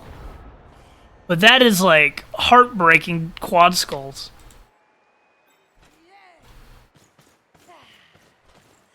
Yeah, because there's a lot of dice to throw as well. Because you still have to continue breaking through, grab the ball. Oh, there's so many dice to throw to even get a tie here.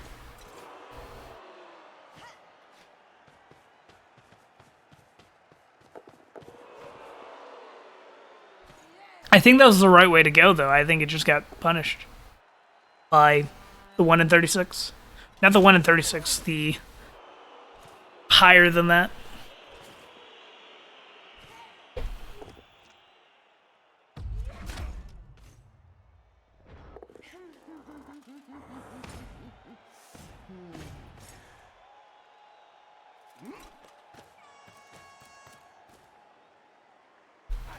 Step 1, without a doubt, try to get the ball onto the ground, gets a POW, then you don't follow. Oh, no. It's the worst location.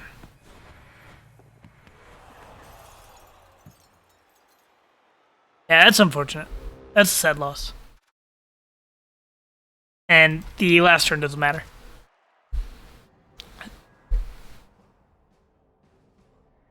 Yeah, I think the main thing I had to say is, like, maybe a little bit more pushing for space earlier in the second half for Taba. He'd have been in a much better position, because Zons are pretty good at denying space with their blodge spam. And they had a couple guard and a strength up as well. So you really need to claim that space a bit earlier. And they had a wizard to top that all off with. But it wasn't a bad attempt. Like, you got screwed by those quad skulls at the end. Okay, so that one's done as well. Then we have Glava versus King Kex. It should be this one right here. This should be humans versus Bretonians.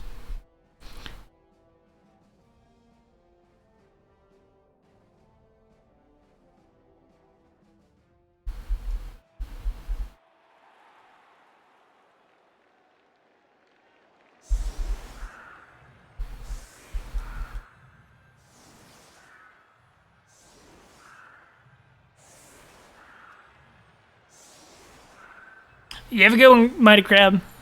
It's fun bantering.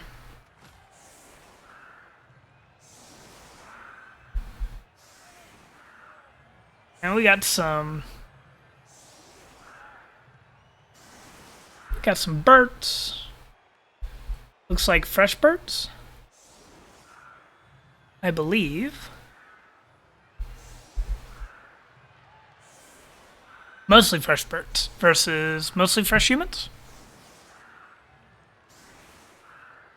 Yeah.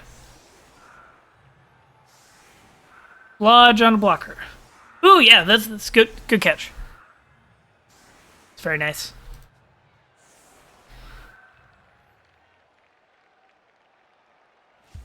Which makes him better on his next level when he gets the guard.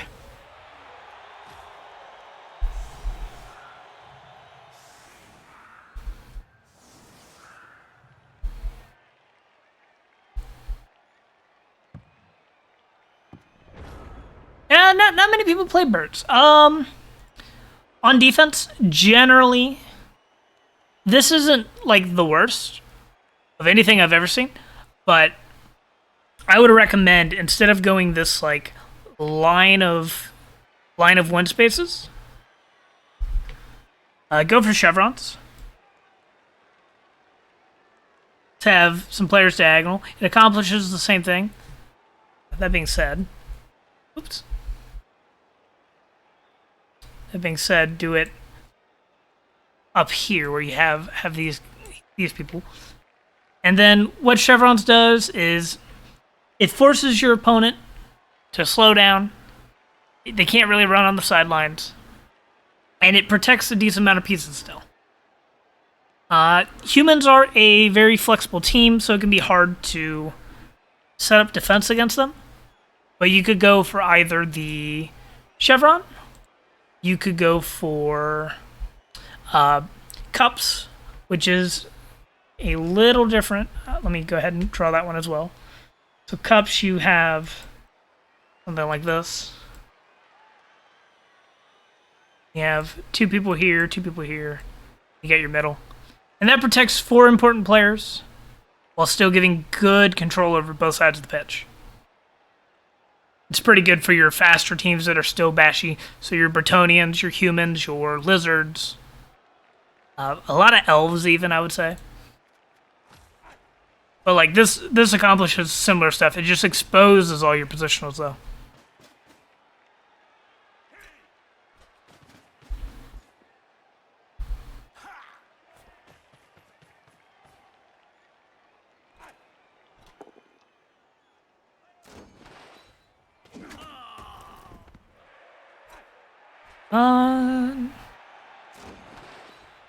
This should be set up for a 2-die block.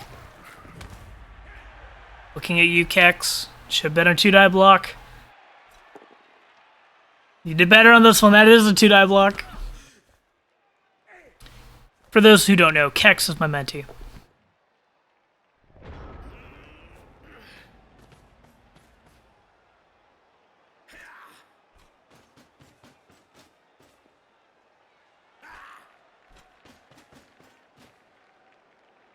Okay, coming in to attack the cage.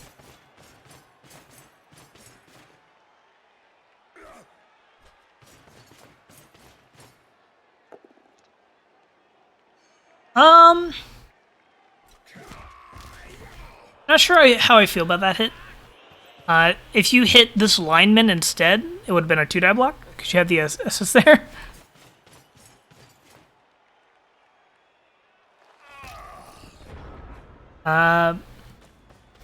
Little bit heavy basing, but you're over basing, so that's good. Whenever you want to base something, add a little bit more strength than you think you'll need. Ball is wrapping around over to the other side on you, though.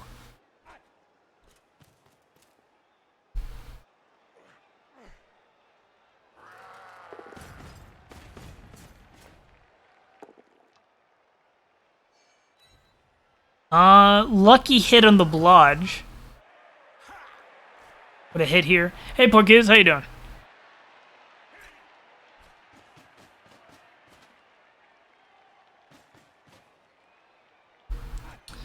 Poikuz, your match is in a little under 2 hours, right?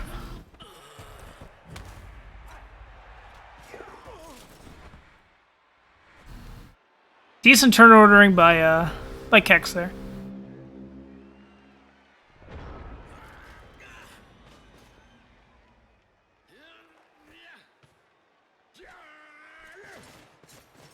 This should be a 1-die block, a 2-die block if Dauntless works. Be nice. I would be careful bringing all your good units behind the enemy, because that means that they have less to break through. And if they do break through, you're going to have trouble catching up to the ball carrier. So just be aware of that when you're bringing multiple units behind the enemy.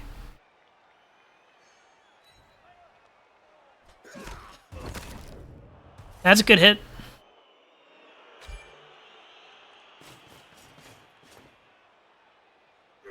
Separating off the team is good. You did open up the sideline. You can just walk right around here.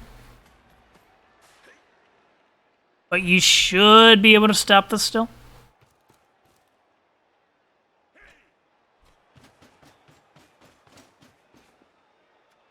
Right here. This is abusable. So, if this player isn't blitzed, you're able to set up a punch with wrestle against a block piece. So if you bring in another assist, hit here, get him out of the way. Oh, you're trying to bait a half cage a little bit. Okay. That makes sense. So you take that hit, and then you can just blitz him. Or try and get an assist here. Make that a little less sloppy. You can bring the assist here, take this punch, then blitz. Yeah, you did a great job cutting off half the team. That was very good.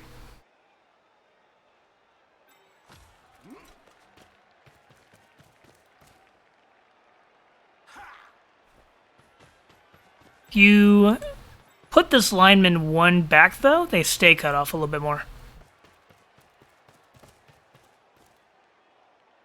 Because now Kex is attempting to invert the field on you. But if you look, do you see how these two blitzers are way far from the play? Yep, Kex did see that problem, and he's resolving it.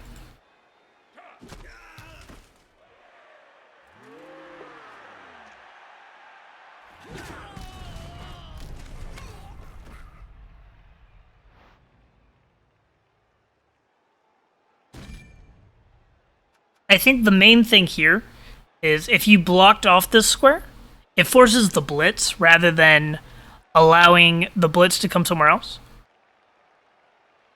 So the same player is hit on the blitz, but it has to be done a lot sooner. And it probably puts people in the way. Because if your blocker was here, they'd have to bring in an assist and the blitz piece. And there's much less space to maneuver around players because they had to go further out. So the ball either wouldn't have come through, or it might have even been like right here, which is even better.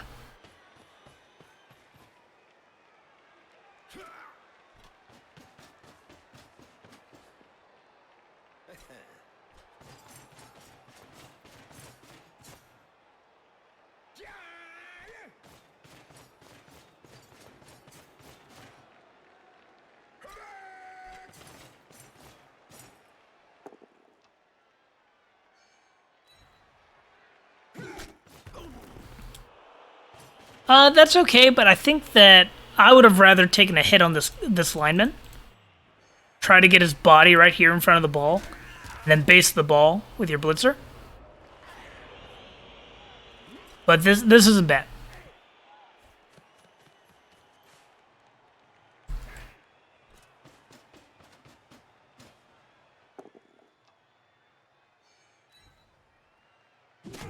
Okay. He does have a base cage corner. So what I'd like to see is I'd like you to take this 2-die here to open up the cage and blitz on in.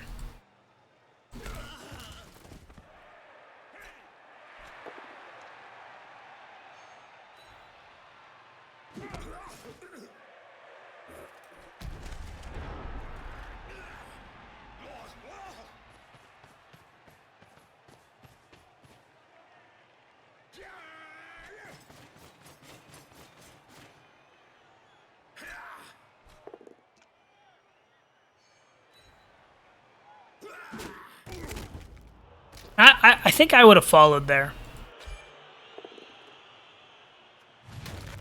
Good Apo.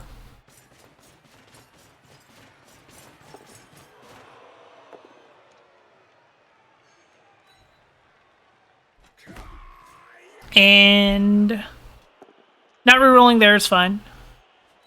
But you have block against no block. I think rerolling would have been good. Because you have 3 options of knockdown. So it takes it from a 50% knockdown to a 75 if you reroll it.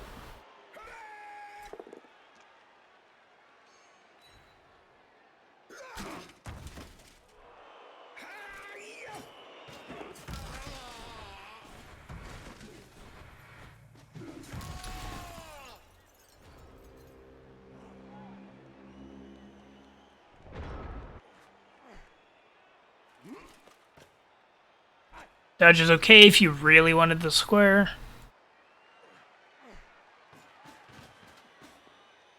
This should be a blitz. Yep. Follow score.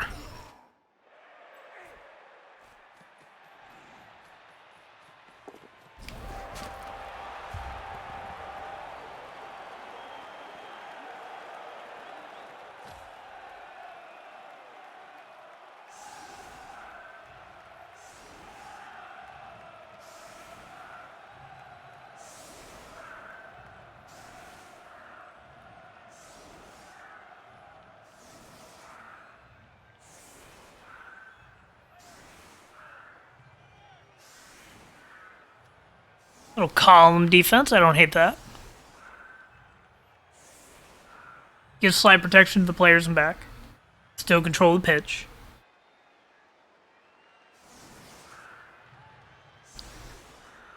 Ball retriever, people to punch.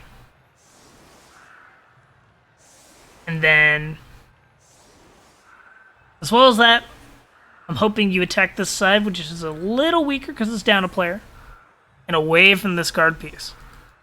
So what I would have done here is this blitzer should also be towards the right side. Put extra pressure on the weak point.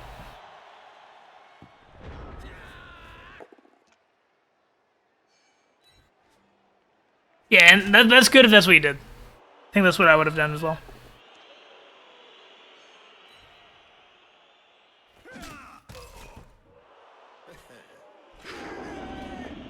Downless works.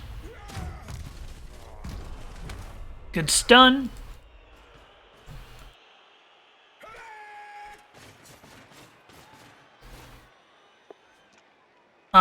Before taking these punches though, I think I would have moved just a little bit to screen off in case blocks failed and the ball was open. Screen off just a wee bit.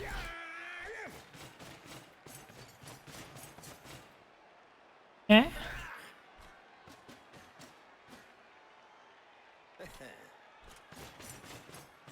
Don't mind that.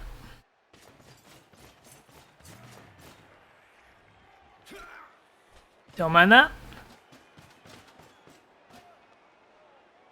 Yeah, this all seems good. Basing up the columns.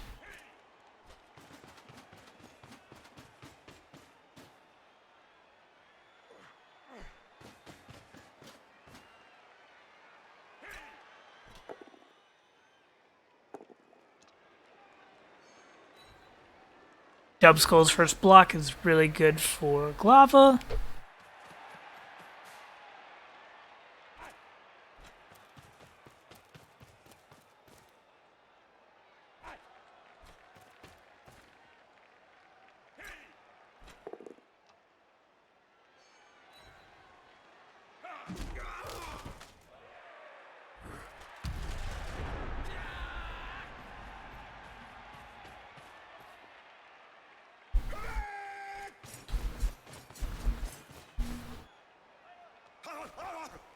Okay, now the players are all overextended on the right a little bit. You get to loop back around. I think that's what we're gonna see here.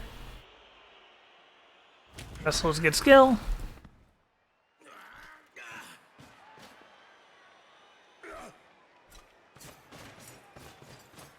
Got a little bit more room to work with.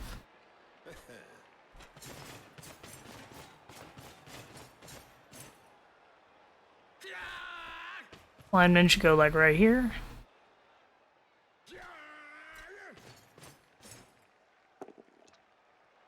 Bit of a risky blitz with the ball carrier.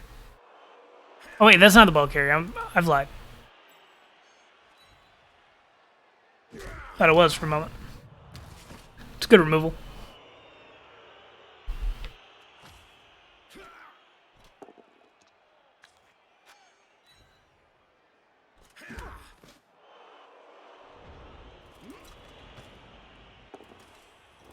This should be pretty hard for the humans to stop now. We're down 3.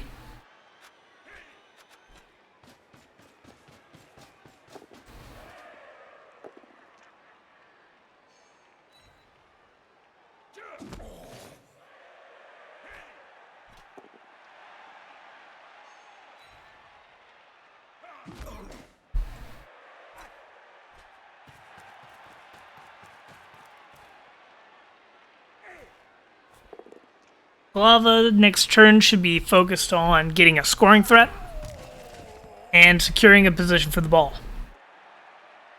Probably in that order. A lot of quad skulls in these games today.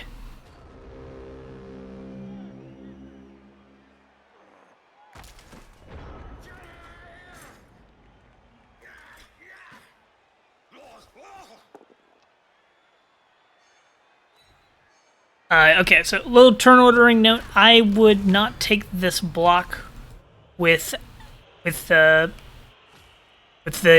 rookie lineman first.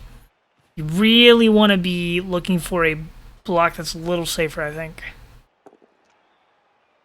That does open this up. Does open you up to wrap around here. I don't know, though. I think that there's a... I don't know, that might be the best way to do it. That might be being overly critical.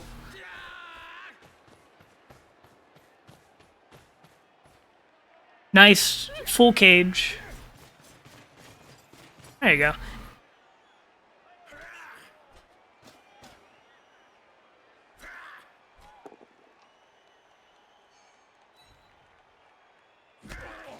And I wouldn't even take this block. But it worked out. I don't think I would have moved. Just tie up into the blitzer.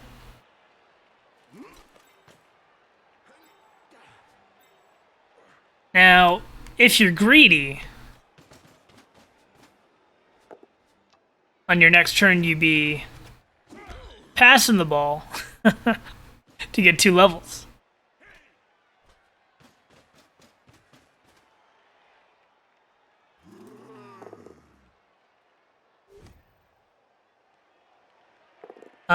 You also...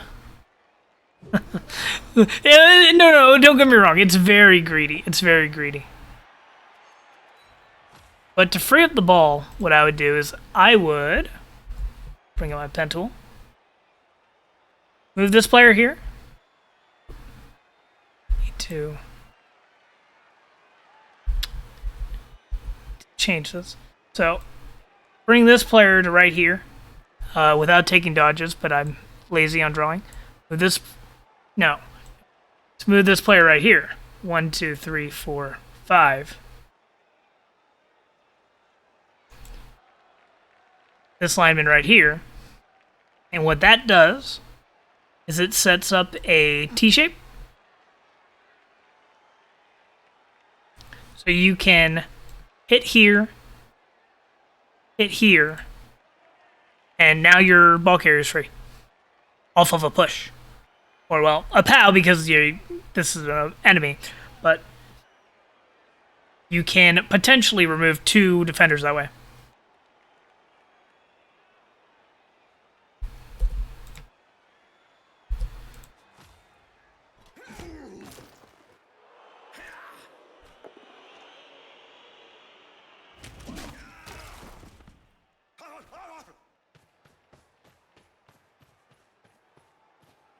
and you really like your blitzes and your hits with your linemen, it's working out this game, but it's a little... Oh, okay, you're just handing off to that person. That makes more sense. Still, it's a little risky,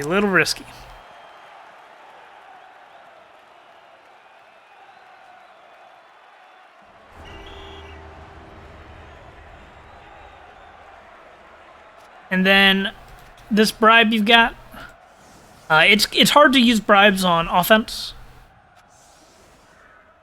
But this drive, you should be found like crazy. Got a massive player lead.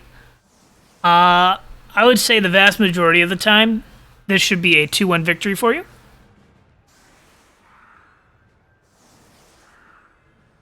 But I think this was a draw, was it not?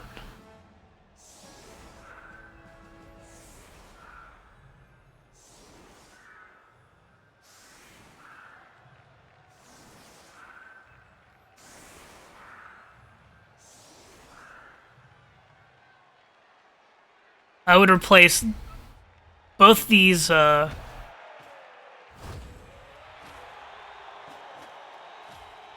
of these linemen should be replaced with either blockers or blitzers, because they have wrestle and block, and they take the hits more confidently and more reliably.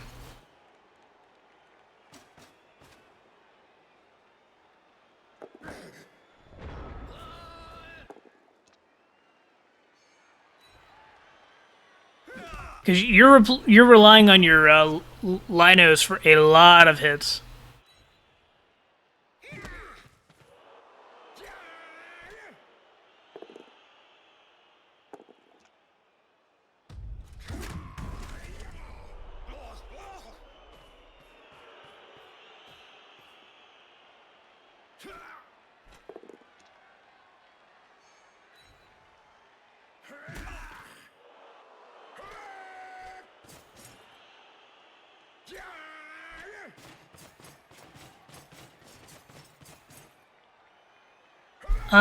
I would blitz here and foul this over.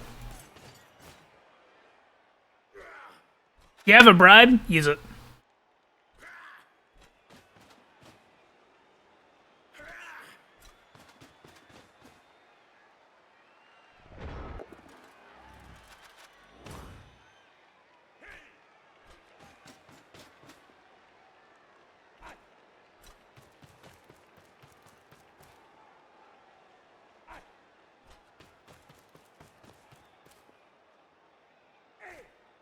Glava, do you know how to counter columns? Like the elf screen, like this right here? Columns, curtains, elf screen?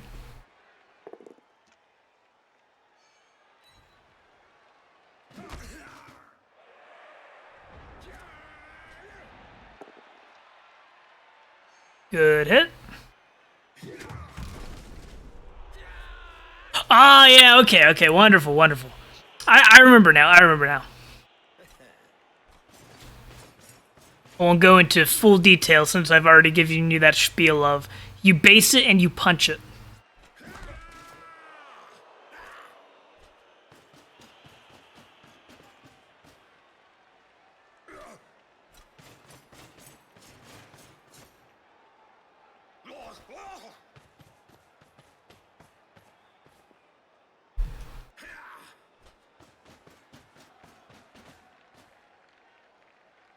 And you still have a bribe. Look for that gang foul. Like, get a blitzer on the ground and kick it. This ogre you could also have surrounded and kicked. But also, if you've had this bribe since the beginning of the game, you should have been hard focusing fouls on your defense. I don't think I've seen you foul yet.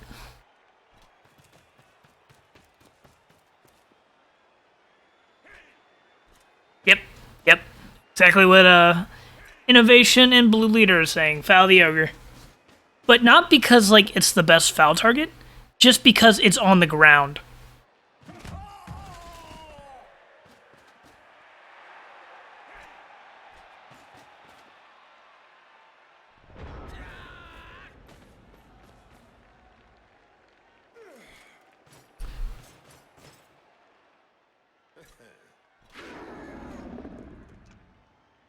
Yeah, I'm not saying that you didn't use. I'm saying that when you have the bribe, you want to be fouling actively. Don't wait for a Goldilocks foul. You don't need that. What the bribe allows you to do is it allows you to take however many fouls until the bribe's gone, and then the fouls that you're gonna take without a bribe, you were gonna take anyways. Does that make sense? Because, like, if you foul and the bribe's not used, you get to foul again with the comfort of knowing you still have a bribe. And then if that foul works, you get to foul again with the comfort knowing you still have a bribe, and so on and so forth. My mentee last season had the misfortune of me demonstrating that in a practice game. And I was Bretonians with bribe, and I removed 8 players via bribe, foul-induced casualties. And I still had the bribe. Yeah, okay, I'm good. I'm glad that's making more sense. That was a cheeky blitz that was found there. And now this blitzer should be gang fouled.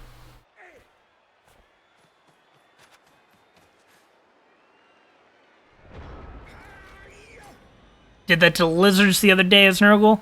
Yeah, and especially bribes and dirty player, disgusting. Dirty player combined with bribes is the best kill skill. Very good. Foul this man.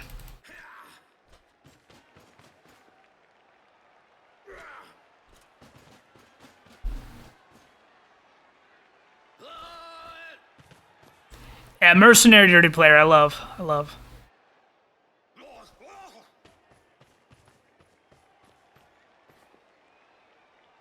Yeah, bring him up here. Foul this man. That was sad. That's double skull. That's not your fault. And base cage, yes. Base cage. But that was going to be a punch on someone with no block. But also, base cage doesn't matter when it's wide open. Yep. Capitalizing on that.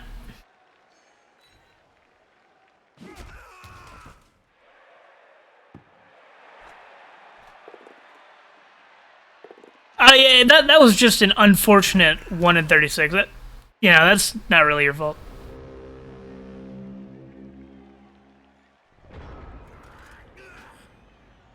I'm gonna go with the adage of, better players roll better dice.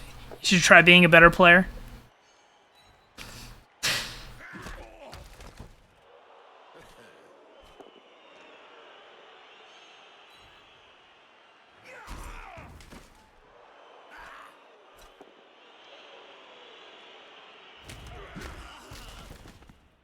This is all fine.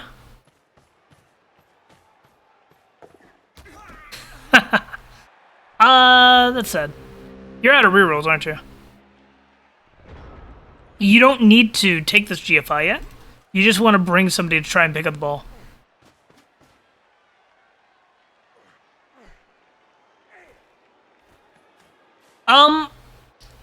Okay. Just to focus on that question, that's a very good question. Is it worth getting assists when you're going for Dauntless on an Ogre? Yes. With an asterisk. It depends on the situation. So, I'm going to bring out the drawing tool here and do a little doodles, ignoring the field. So, let's say that this red is the Ogre. You use the actual Ogre. That makes sense. If you're already based, like this unit is, use a different color.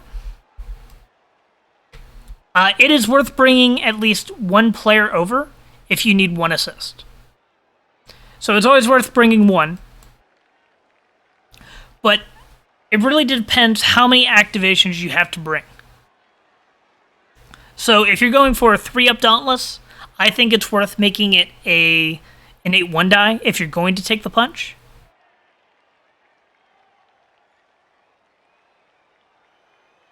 Yes, yes. Because you'll be matched in strength. And if you get, the Dauntless works, it'll be a 2-die.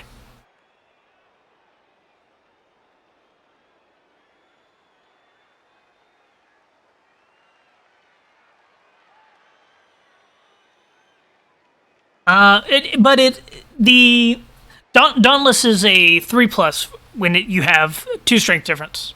Is an important note. But it depends on how many players you had to bring over for the assist. If you need to bring 1 player, it's worth activating them to bring them over. But if you activate 2 or 3 players to bring in an assist, it's usually not worth it, and the Ogre's doing its job by tying up your players' activations. Yeah, but I wasn't talking about this specific situation. That is correct, but I was just trying to talk about in general. Is that the same on the line of scrimmage? If you ever have the opportunity to not rely on Dauntless, I wouldn't. So on the line of scrimmage, you're going to open up 2 assist anyways. Oh yeah, okay. Innovation. That's a great point. You want it so that if your Dauntless fails, you still have a 1 die with block against no block. That's a very good point. Yes.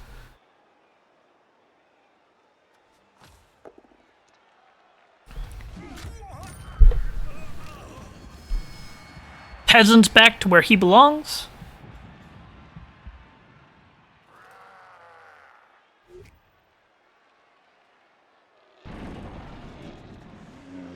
Ogre doing ogre things.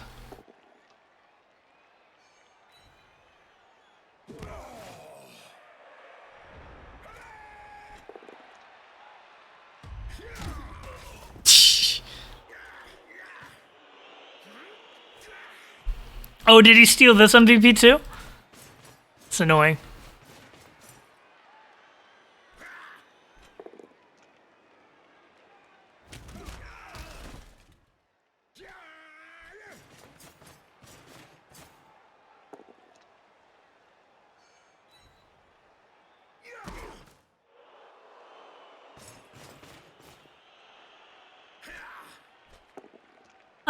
I think here you're better off blitzing this target, so you have somebody available to go and try and pick up the ball. But they'll just get surfed. I don't know. This is a hard spot. I think this is mostly fine.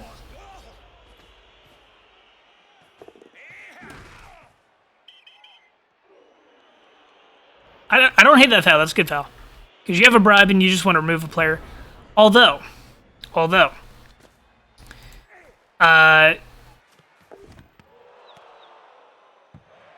were better opportunities for fouls. So that's not the first one I would have gone for, is the main thing. Because imagine if, turn 9, you got a KO on the Ogre, and you didn't have to deal with him anymore. You get an 8-turn drive for the victory, even more players up.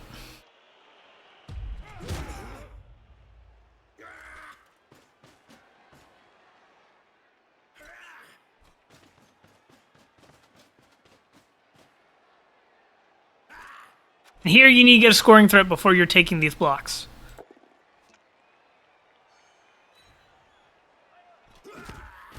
Yeah. But at least you're aware of it. As soon as you're aware of it, you can be much more deliberate in how you change that and fix that.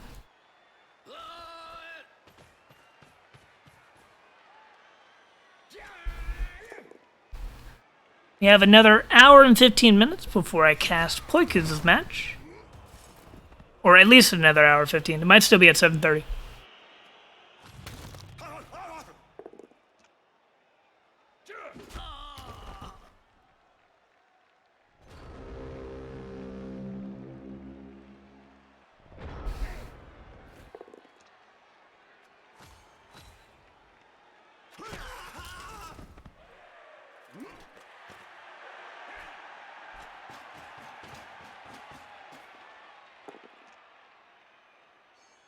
Lucky pal.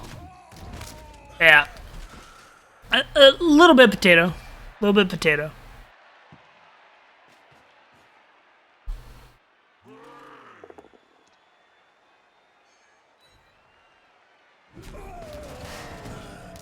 Ooh, you get the highest TV as the Norse. That's exciting.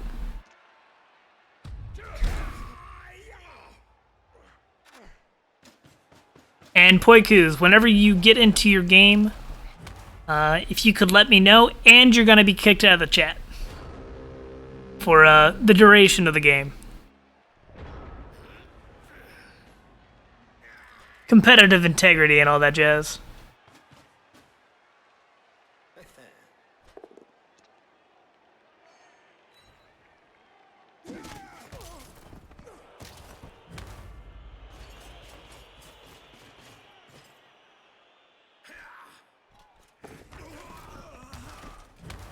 Good attempt.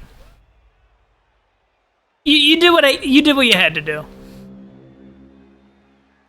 Honestly, just a couple changes and you win this game. A couple not double skulls and you win this game.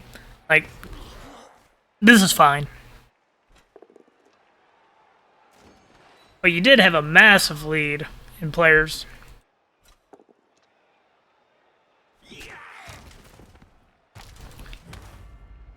I will say, real quick, and the pitch just went away. When you are aggressively basing, don't leave all your players together. So if we've got someone we're blocking in right here. Don't put 3 players like this, because one opponent negates all the assist. Instead, try and aim for something more like this, where you can't just negate all the assist very easily, especially when you have a player lead and you can afford to do that. So, like, avoid just stacking right together, unless you have guard. If you have guard, this is okay. But if you try to get opposite corners, get an L shape, or just like overbasing, like you were doing great at overbasing, which is what you should do, completely overwhelmed with strength. But when you put all your players right next to each other, it makes it a lot easier to get 2 dice. And an easier chain push, correct. Absolutely. Okay, well, that's my bad. Didn't mean to overwhelm everybody's senses there. I forgot to change the screen type. Also, Poikuz, are you still here? Anytime, Glava. I love doing this. Thanks for the match. Let's see. We have... That one's done. Probably skip that one and that one. Okay, so we're going to go to Silver Lining versus Ratchet. Oh, Poikuz isn't here. Oh, that's a shame. I was going to go into the point redemption that you got from me. Yes, the wizard behind the curtain. You got me. Yeah, so this is the one.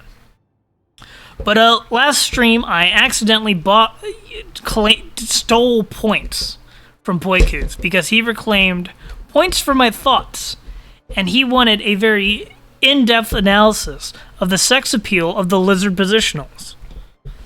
Now, obviously, it goes without saying that this is the perfect match to analyze the song because we can take a detailed look. So, let's free up the cam. So obviously, Proxagore, daddy. No more needs to be said. Lizards, cold-blooded teddy bears. Easy. And as a bonus, skinks don't have a face a mother could love. Okay.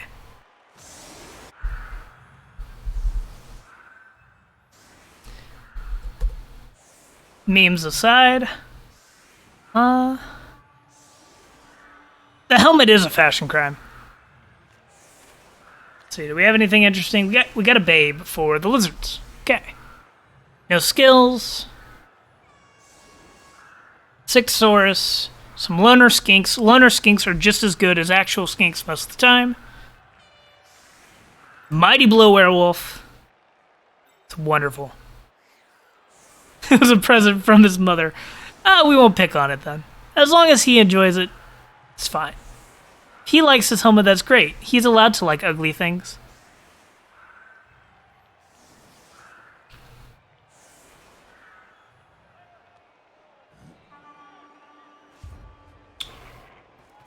This is the Lizard offense.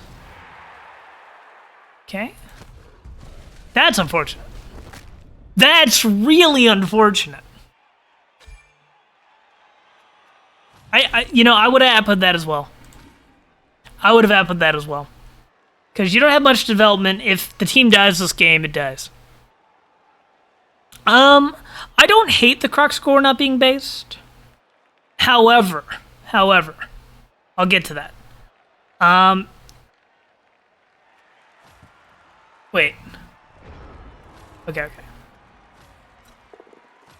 Punching diagonally is good. When you punch diagonally, if you just get pushes, you get another chance to hit. Gotta reroll that. The Croc score not being on the line is okay as long as you move the Croc score onto players that you want based.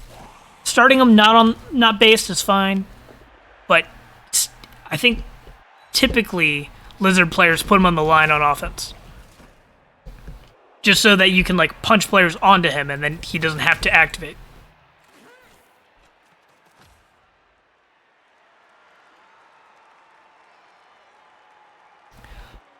Ooh, that's a great question, Glava. Is it a good idea to threaten the skinks so they are forced to make a cage?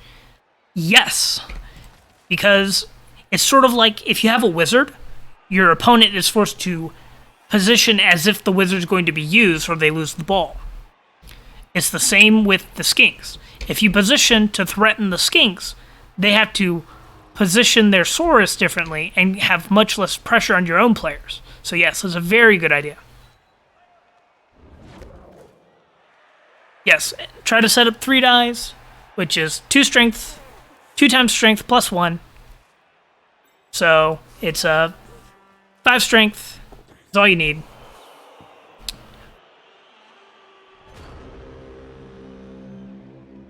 I didn't hate this. Why is the werewolf the first one in the chevron? Well, first of all, this is like a messed up chevron just a little bit. So these diagonals should be the other way. And beyond that, it looks like a white is missing. So you don't want the ghoul in the first position. You don't want the ghoul in the first position because the ghoul doesn't have regen, and you don't have apothecaries. I think in this case it was just first because it has block, and the other pieces don't. I don't actually hate it being in the front of the formation. As long as you know that it comes with risk to your werewolf.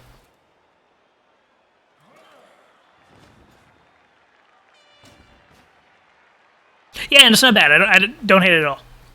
Though your chevron, your diagonals, if you're going for chevron, I'm not sure if you were, but if you're going for chevron, your diagonals need to be pointing inwards rather than outwards. Okay, so you were, so just to iterate, this way, not the other way.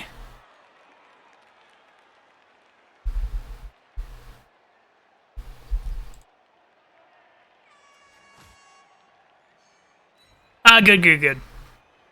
I just like to go over it anyways.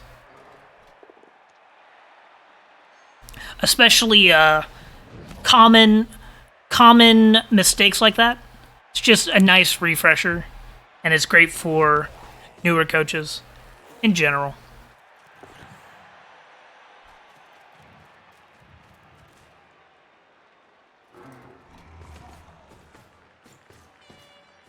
I like this. Mighty Blow, Werewolf threatening. I'm pretty sure the Necro blitzed. That's also the target I would hit.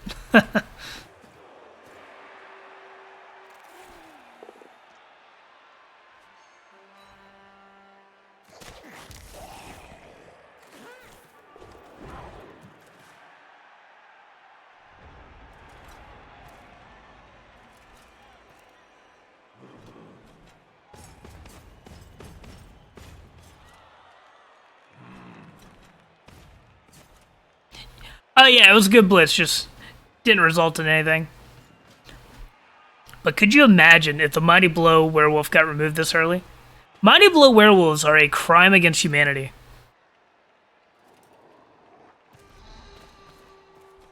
Level 2 Claw Mighty Blow. Disgusting. Oh! Uh-oh. Frenzy Trap.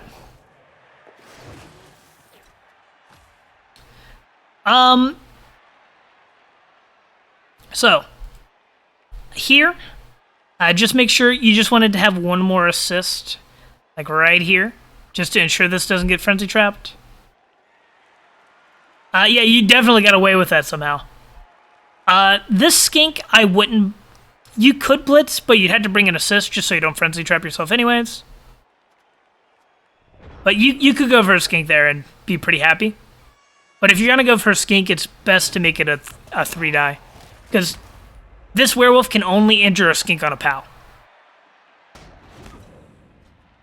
Or, well, it can on a both down, but it doesn't. You don't want to force your werewolf to take a both down.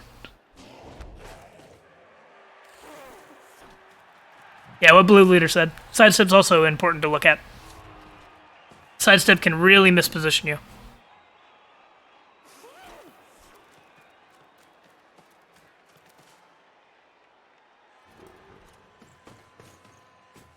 I don't hate the lizard slinking on through.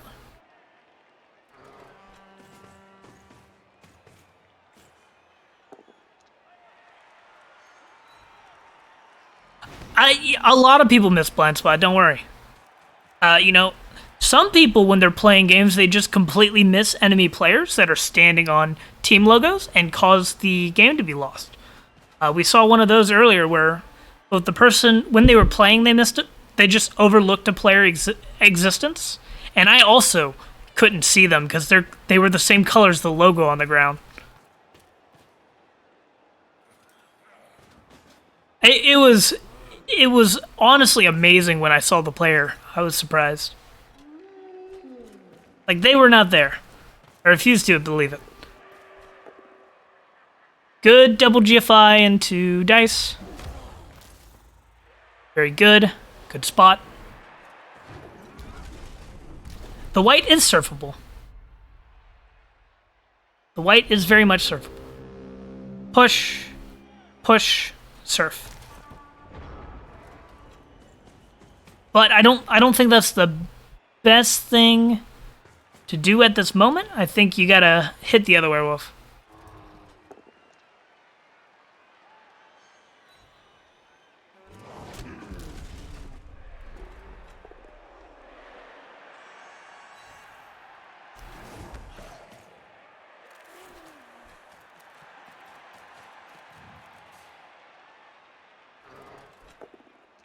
Ooh, 3-die on the white. I like that. Flesh Golem base. Oh yeah, this is good. Like this. And this protects the ball. Oh, this is really good by the lizards.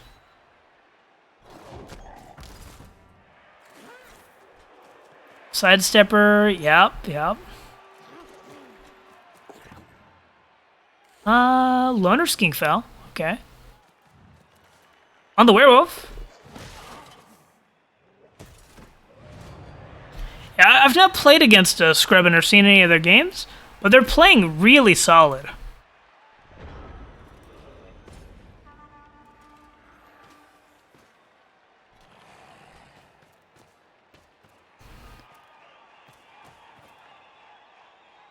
Oh, for sure. Getting absolutely dumpstered and having, like, a mentality shift, it sucks during the game, but afterwards, it's like, the games you remember changing how you play the game are awesome. Oh no!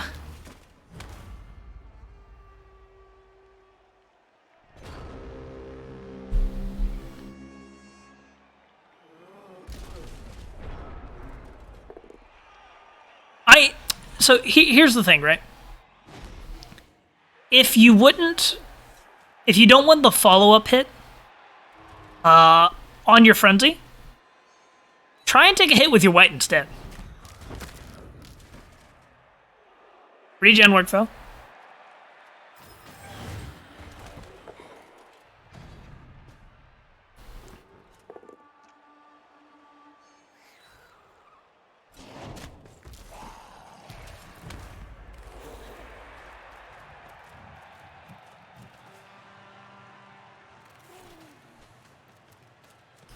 Surf the Ghoul is an option, but it's a little funky. The square is blocked, you would have to go around. I think protecting the ball is just more important this turn.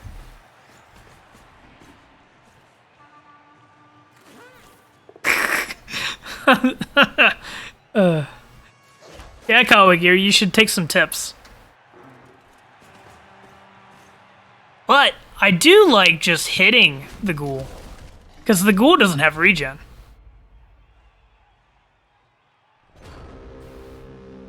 Oh yeah, he's gonna be scarred after he gets hit on 2 dice and surfed.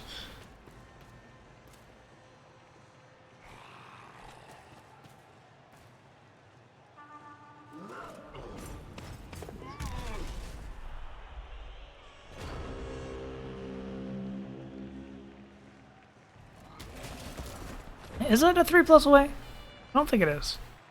1. It's a couple dash rolls. It's a 3+, 2+, 2+, or a 3+, 2+, 2+.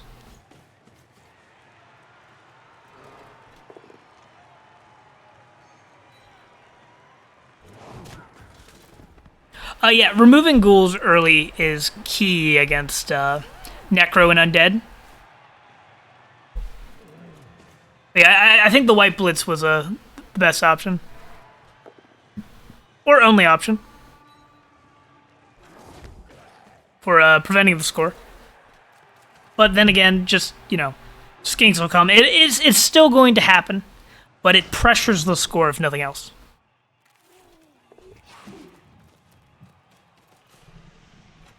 $54% with a reroll? Makes sense. I believe that number. I believe Samba.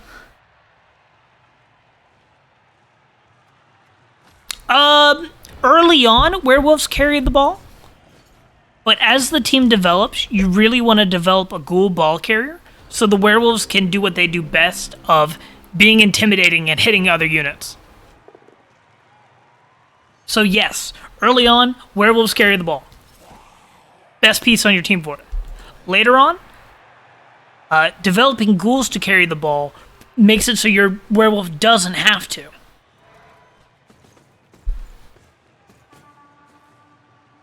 And also, this is a great... this is a massive foul about to come in on you.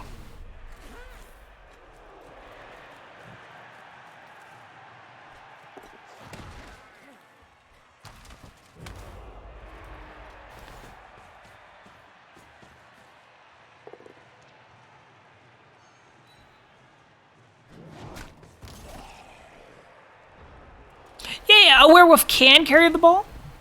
And werewolves should carry the ball until they've gotten their first level, at the very least. It's a shame.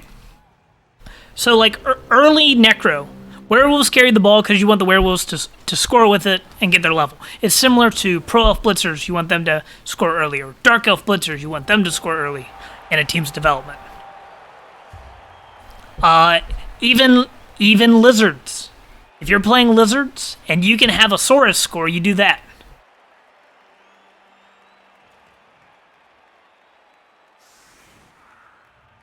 Yeah, what Kawagiri said. At least one, you want to get lucky, roll a double, get Claw Mighty Blow. Carrying balls with Berserkers early for Norse, exactly. And then later on, you want to develop that runner so your Berserkers aren't forced to carry the ball. Exactly. It's a great example.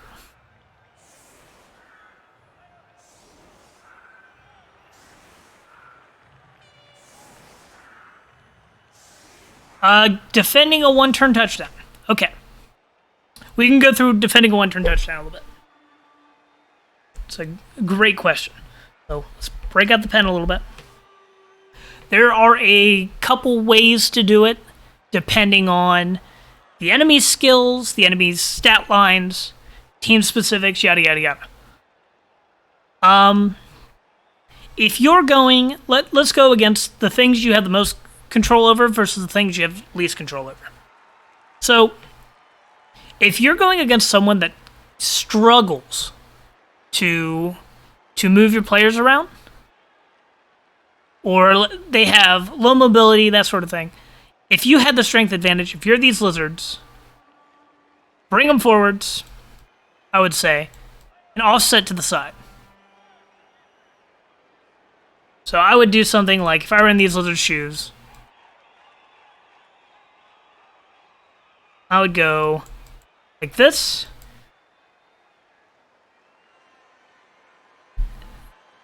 Then 3 players here. Or, well, not here, but set them up over here. And then even with pushes, even if everything goes right for getting the ball pushed, it's got to make some crazy dice. And these players right here help negate assist on the line. So it's even harder to get the chain pushes they need. So I think this is the best one-turn defense, but it potentially exposes players to killers and stuff like that. Dropping all your players back into lines like this is okay if your opponent has trouble getting the pushes they need already. So if they're really slow, like say their max movement is 6, you just kind of drop your important players back.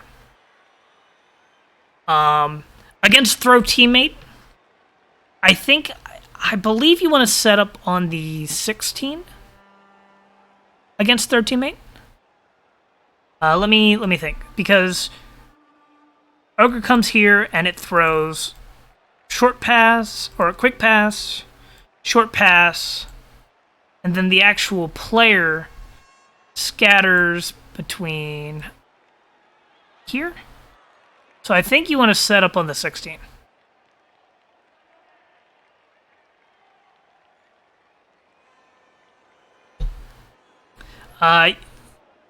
Because if you set up on the 16 with your players, it makes the landing hard. So, against throw teammate, set up on 16 is my standard. But I always had to doodle on the screen to figure it out again.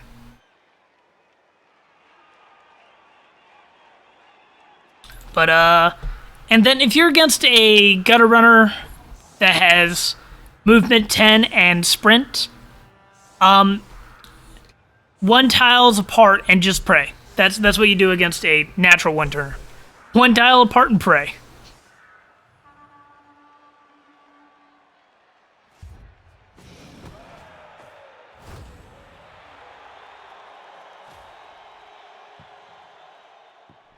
Also, if you are going to set up like this, way back here, you want to separate your line usually, because that makes chain pushes a little bit harder.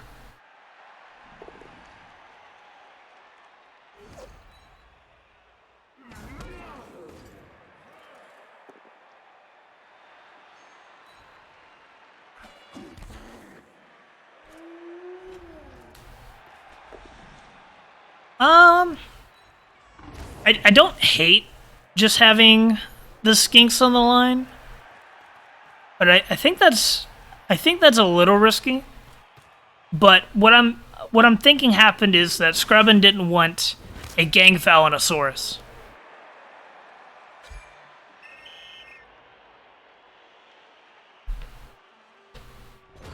That was a good foul on the skink. I think I would have done the same, because that was the sidestepper. I didn't hate that at all.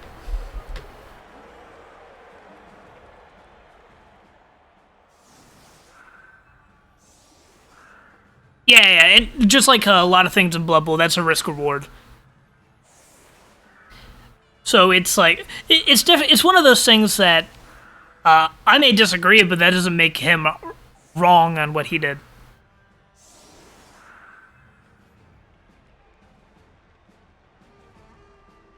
Two of the skinks were learners. One was a sidestepper.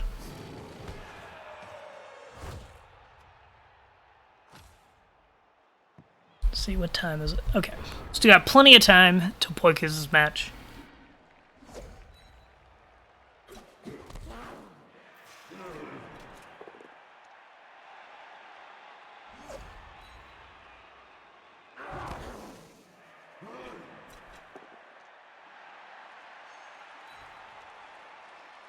I think here I would have just followed up on the skinks.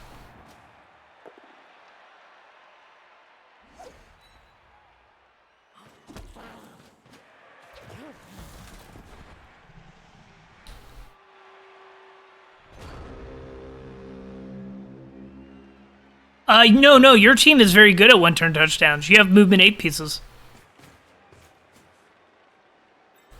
So, for a one-turn touchdown, you need to go 13 squares from the line of scrimmage. Your player can move 10 with 2 GFIs. You only need 3 pushes. Your team is very good at one-turn touchdowns. It's one-turn touchdowns are a little game-specific, but for the most part, there are guides for several ways of one-turn touchdowning. There's fumble guides for it that are race-specific and situation-specific. But necromantic werewolves, very good one-turning.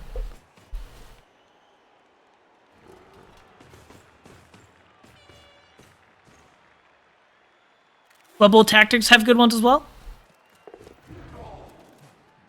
Okay.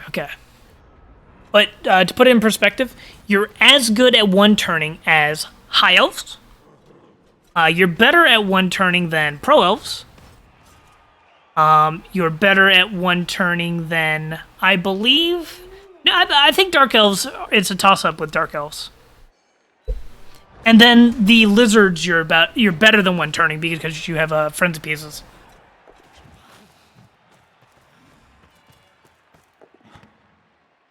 Oh, yeah, and I understanding Tilt as well.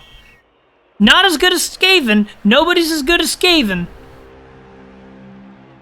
Innately. Except maybe Wood Elves. Wood Elves are also pretty scary. But, and it's one of those things, when you recognize the tools you have at your disposal, it gets a lot easier to remain level-headed in this sort of game. Because if you had gotten that one-turn touchdown there, like, you'd be sitting 1-1, your turn to attack. Very good. Though I do think that foul you just took was a little greedy.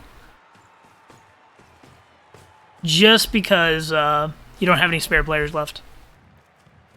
And because it's, like, potentially the last drive.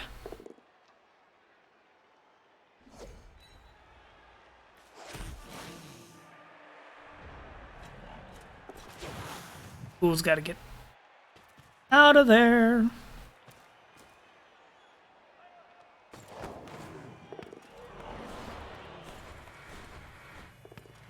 Okay.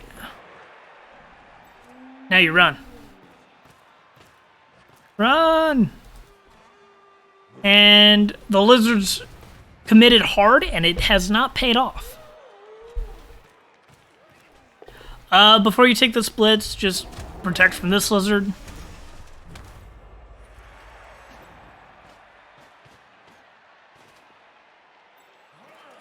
Then move to right here. That's fine as well. Now, everybody should be out of range of the werewolf.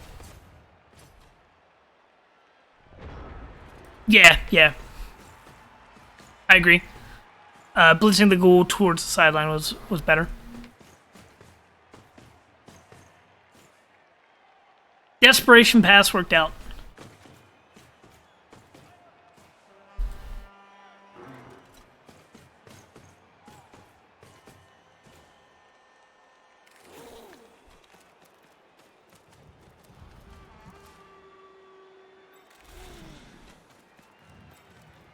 Okay.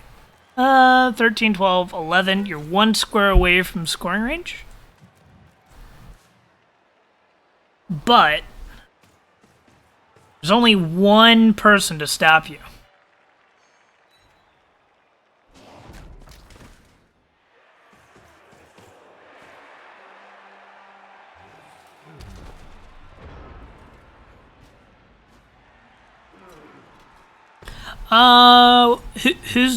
Who's defending too much pitch?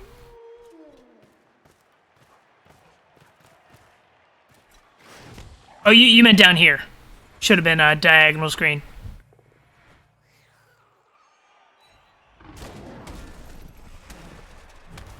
Yeah, I agree. And this is safe.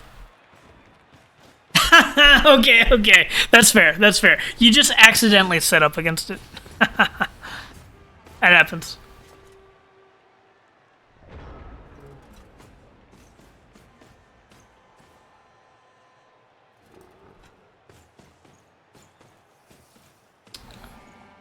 I'll be back 1 second. My wife just came home.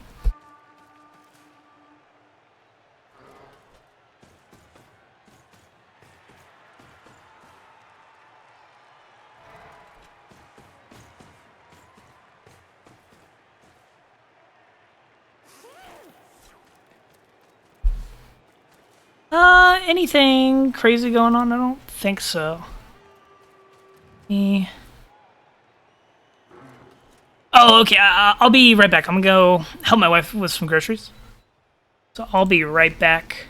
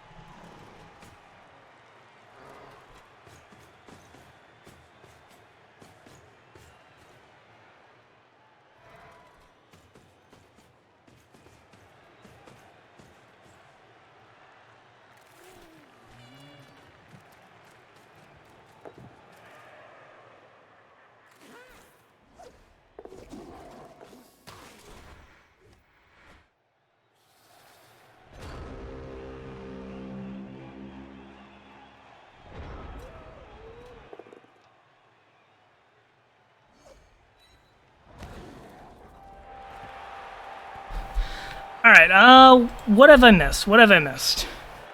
That looked like a pretty standard score. Let's see. Looks like we have a question from Glava. I'll take a look at real quick. How would a more regular defense against Necro look? Where you don't just run through.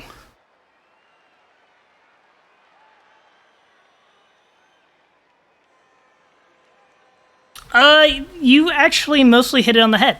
If you slow down, typically what I do is I look to punish any positional that's out of position. So you hit the ghouls, you hit the werewolves, you hit the wights. If you slow down the defenders, if you slow down the cage, they can't really go anywhere. That's kind of what I aim for.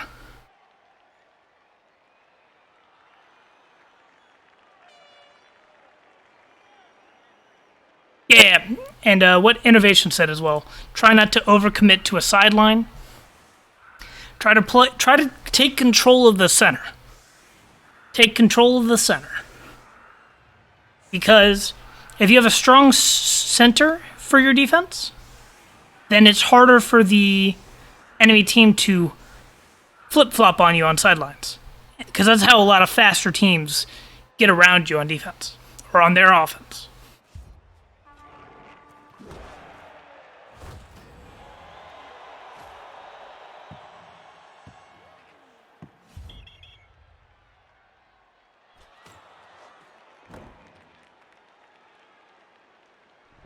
Strong centaurs are limited to dwarfs. Oh, it's a good one. I like that one.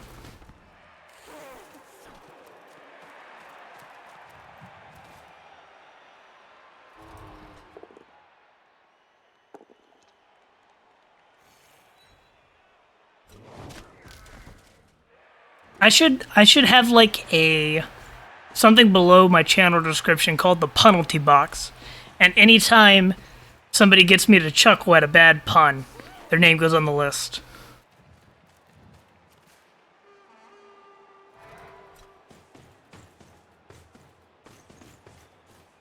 Sounds like a lot of work, though. I just wanted an excuse to say penalty box.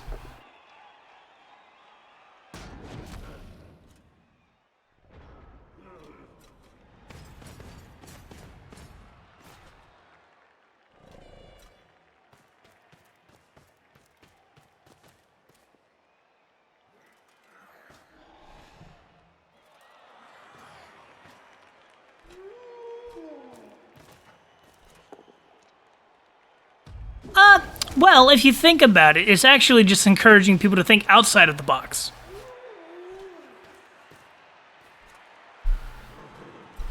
Ooh, jeez. Ooh, yummy.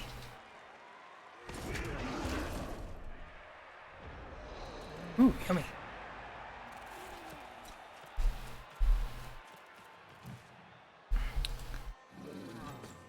Swords with the ball is,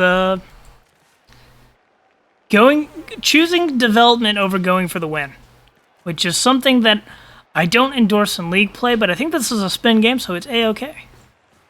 But then again, I just like winning games.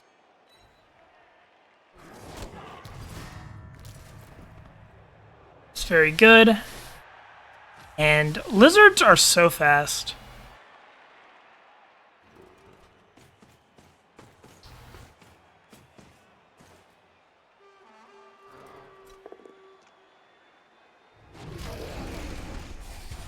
Oh, I appreciate that innovation. What are you doing a recap for? Is it for the Rookie League or one of the main league divisions?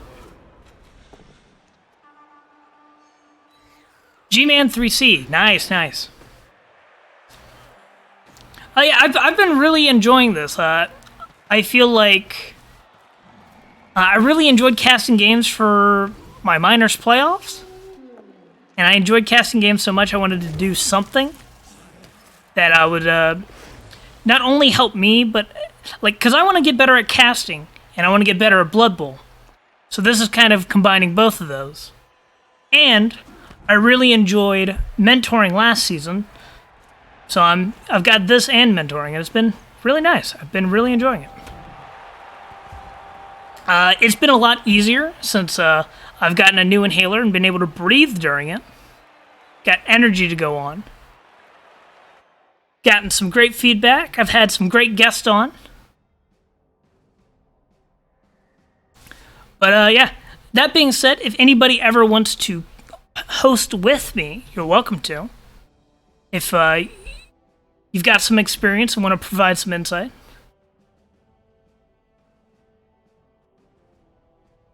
No problem. I'm glad it was helpful. And feel free to send other matches in future weeks. I'll do them as long as I have time for them. Let me check if there was anything else for me to look at. Ooh, are these the non-soy? Nice. My wife is allergic to soy. She's sharing a bounty of soy-free snacks she found. She's very excited about this ramen with no soy. Okay.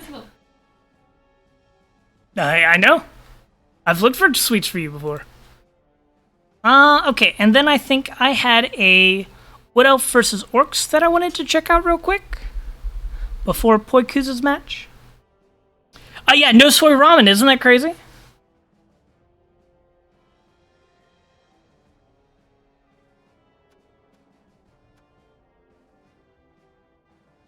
Better hide this from me.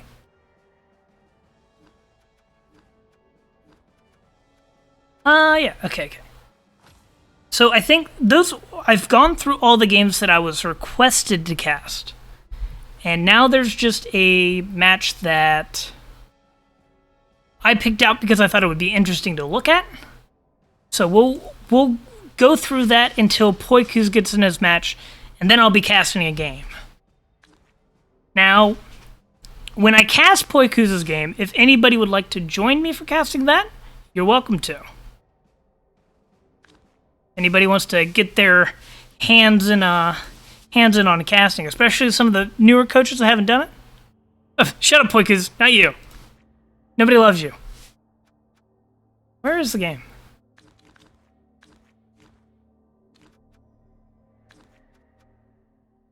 Oh, yeah, this is the game.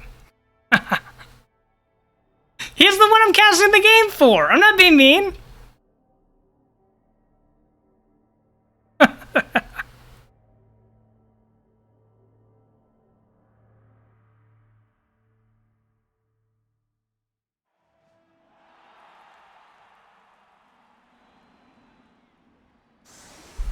Ooh, Blizzard.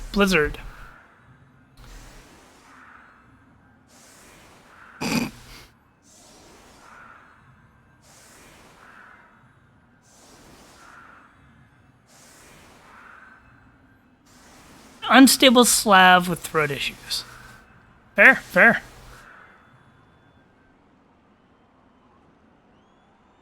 But yeah, in general, Blizzards benefit the faster team because they don't need their GFIs.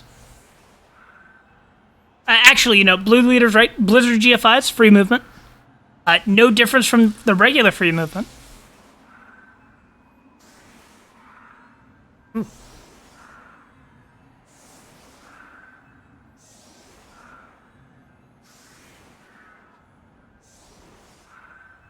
I don't like them.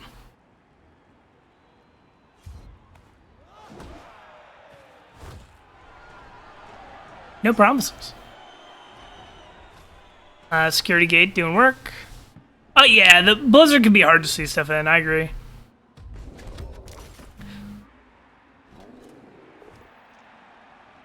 It's slightly better than the blue filter of the Weather Dome, though, so it's toss-up. As opposed to seeing audibly. This picture book is sponsored by Audible.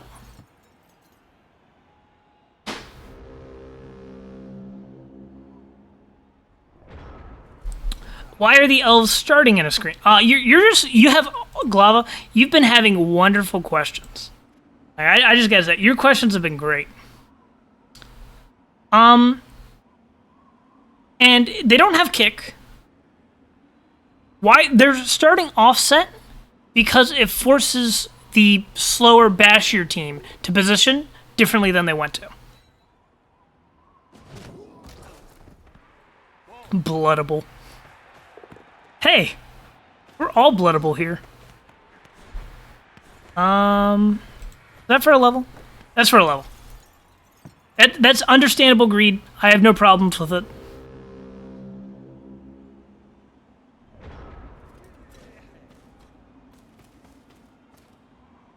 We only correct greed when it's inefficient greed.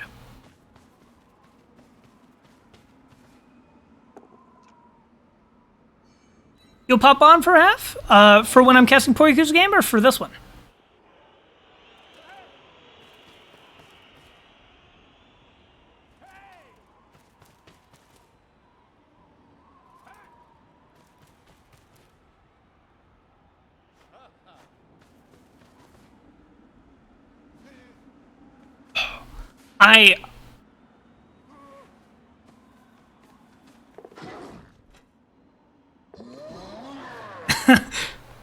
Just apply results-based analysis to everything. That's how you become an expert. You got it. yeah, you can come on for Poikuza's game. That's in, I believe, like 25 minutes, 30 minutes.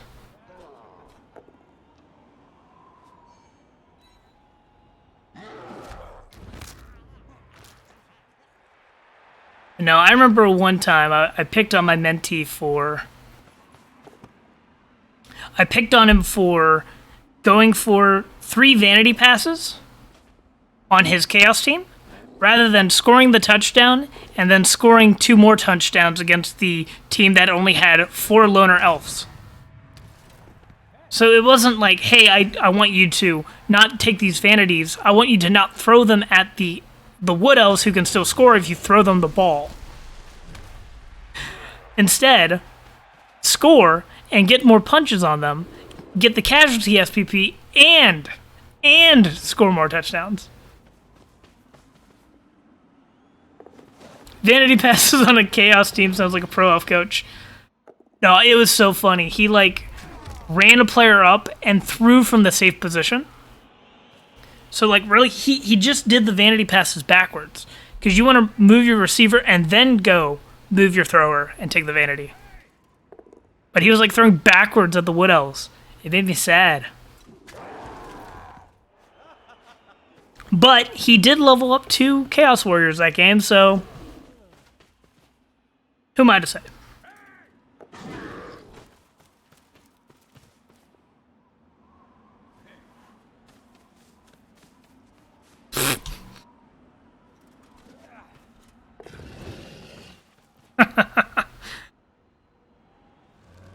I don't believe that was unintentional.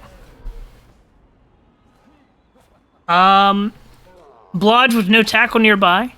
Maybe it just stays on its feet. It does. It doesn't. Wood Elves doing typical Wood Elf things.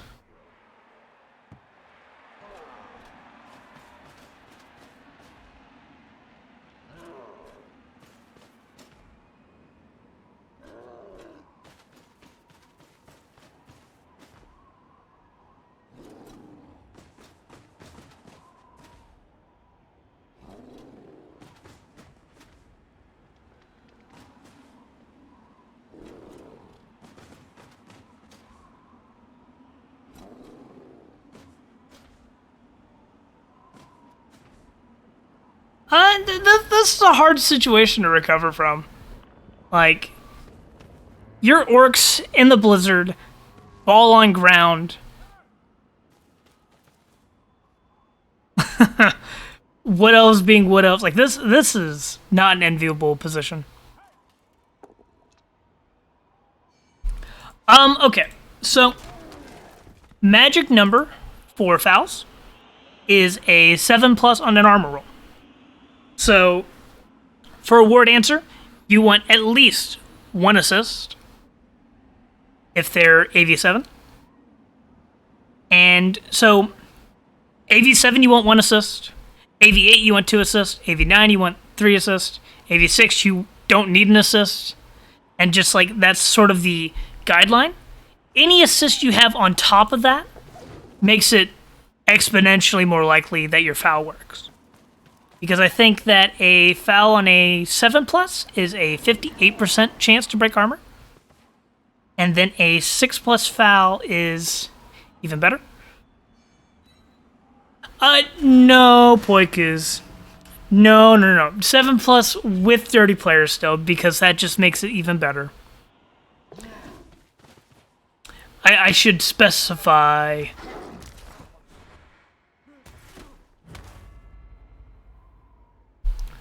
Yeah, this is very good for the Wood Elves. Wood Elves are not pressured to score here yet, I don't think. They might be after this turn, but right now, no, they're golden.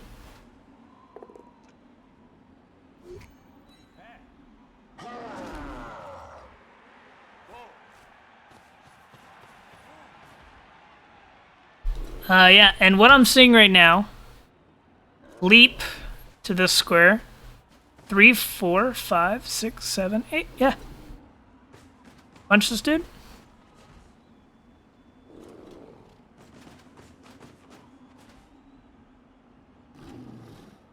What do you mean by worse stomps? Generally, they're going to be better just because their armor is so low. So, a 1 assist foul on a War Dancer is better than a 2 assist foul on an Ogre.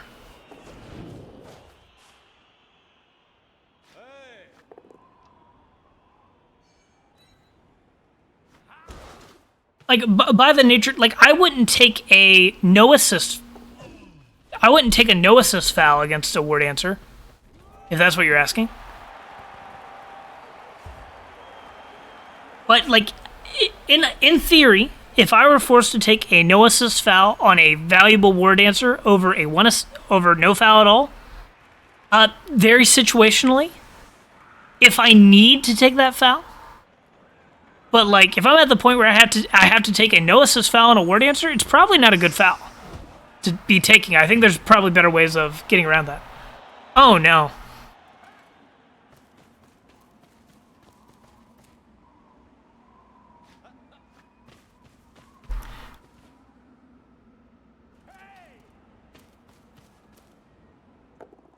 I think that he did. He just needed to get a push with the other War Dancer. So I think that was a slight misplay.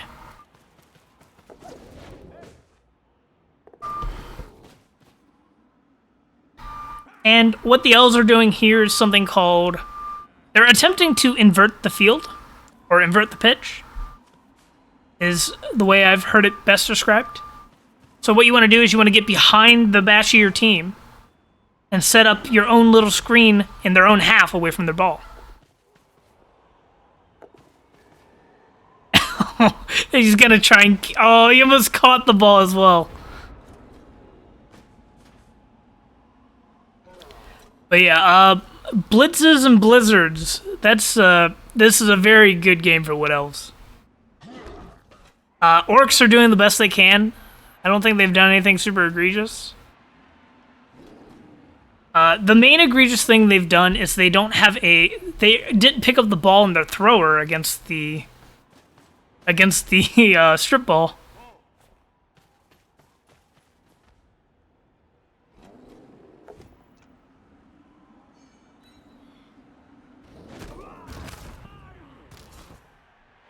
Now, the orcs are doing a great thing against the tree, and that is not committing more players than you need to punch it. That is a trap. If you're punching a tree, the Wood Elves are happy.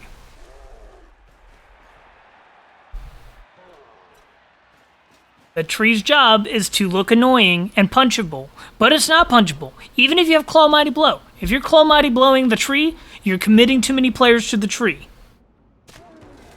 Okay. Fireball the standard cage. Most teams you want to ignore the big guy on. But yeah, this is what happens if you ever put up a standard cage against a wizard on your own drive. It will be fireballed, and then the elves will try to steal the ball.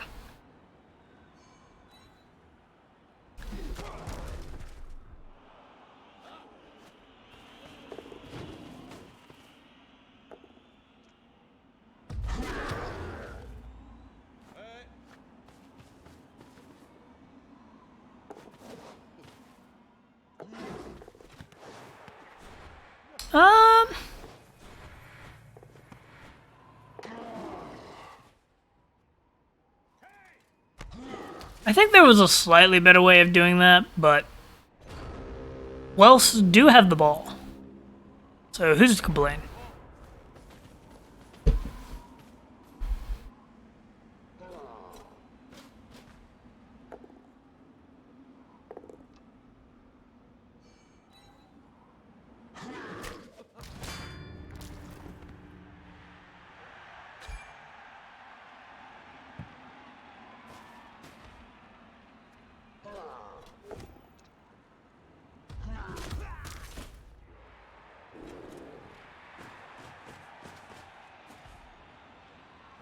Okay. It's a pretty good way to cover the ball.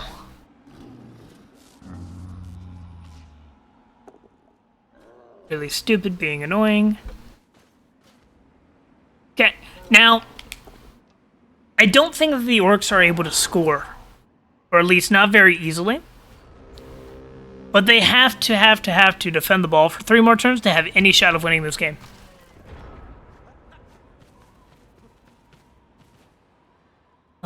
You know, it's a shame that I never remember the results of the match after I've clicked on a watch replay. I like the surf. Injury rules are good.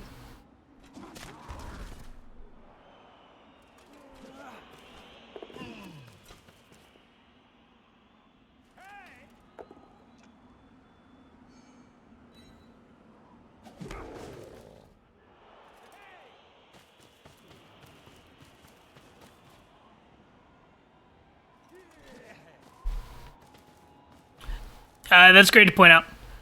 Sidesteppers on the sideline, wonderful. Especially with this square hard to fill in. Makes these sidesteppers very hard to surf.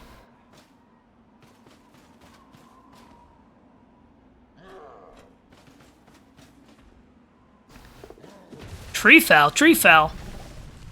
It worked, but that was a bad foul. That was a 9+ foul. I think that was more likely to remove the orc than it was the tree.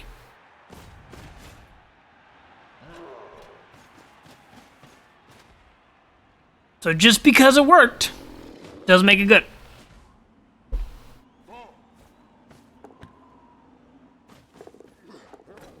Level. Nice.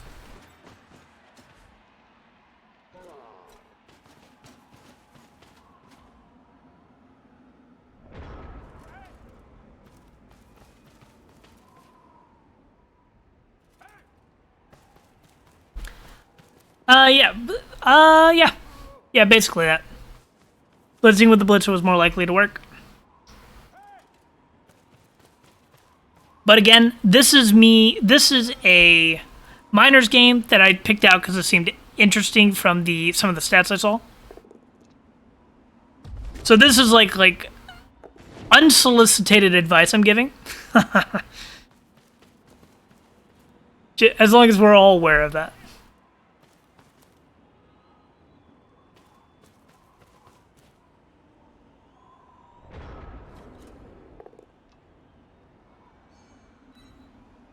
I don't think either team is playing poorly. I think that the orcs are just in the worst possible scenario. Playing against Wood Elves in the Blizzard and they got a blitz. And they managed to steal the ball on like turn 2 on your drive. They had a wizard. This is an awful game to play.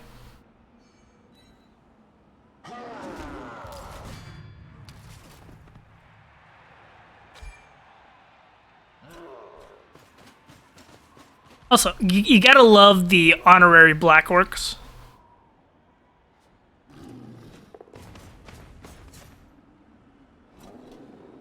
The wizard is gone and they didn't score off of it, so yeah, that's actually really good.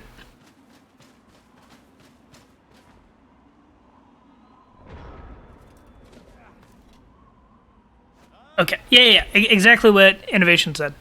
If you ever have to rely on a big guy to perform, you should be desperate or able to read that play.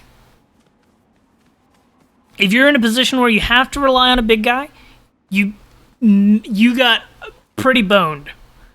Relying on big guys is sadness, and they will only disappoint you. I have a Chaos Minotaur that 2 matches ago managed to roll ones on every single hit he went to take, but managed to succeed on like 80% of 4+s to move. It was amazing. Oh yeah, parking big guys next to players, it's great. Big guys are great if they don't just decide to roll ones every time they activate. The less you activate the big guy, the better? Exactly. Unless they are a wild animal, especially if they've got block, because then you can make them your main blitzer. But you should always have a backup blitzer for the actually important blitzes you need to make. But you know, people will contest that. I think Wild Animal is the best Nega trait, just because you don't lose tackle zones. That's scary for the Wood Elves. But I think Wild Animal is the best because you never lose tackle zones. But you know, they're if you're not blitzing with them, they're hard to move. But I think I value the big guys' tackle zones more than the movement, I think, most of the time. Plus, like, blitzing with a Chaos Minotaur and having 6 strength, being able to beat up other big guys, it's hilarious. I love it.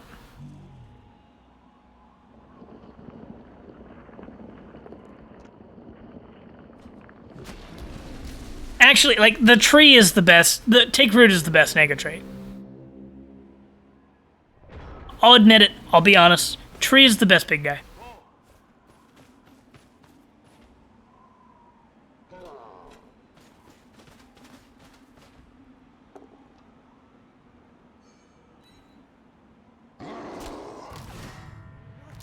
Bonk bonk.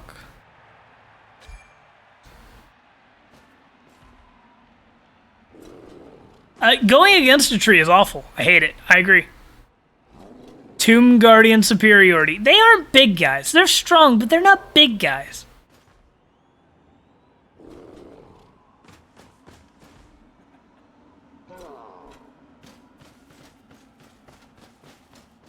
Big guys have Nega traits. Decay doesn't count. The Tomb Guardians can't sit with us.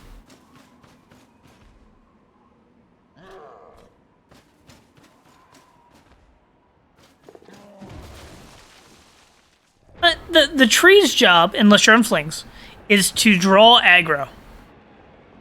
Every hit your tree takes is potentially several your elves don't have to take, because that's so many activations to get assist on it.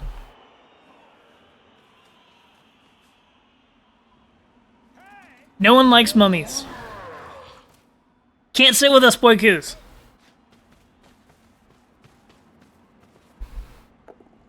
Let's see. Have you gotten confirmation on your game, by the way?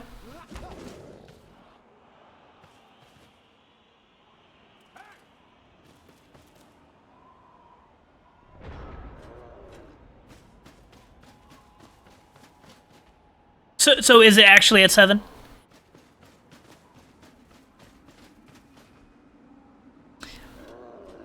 If you told my wife on me, she would say verbatim, "I'm not surprised," and "sucks."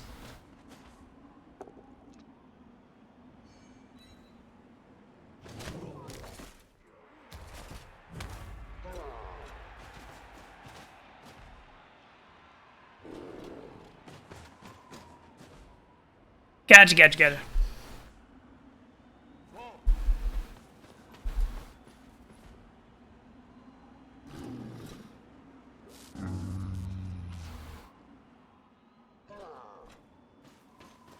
Sadness, greed, blitz for the mighty blow. I think that's the only reason the troll was used. 3 die with mighty blow.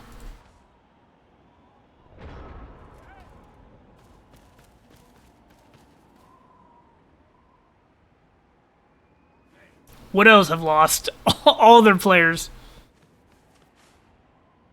They just have to hold the ball just a little bit.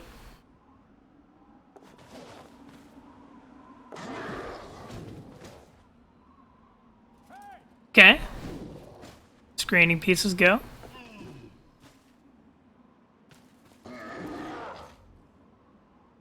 Taking the dice rolls one at a time so they can decide whether they want to keep rolling dice.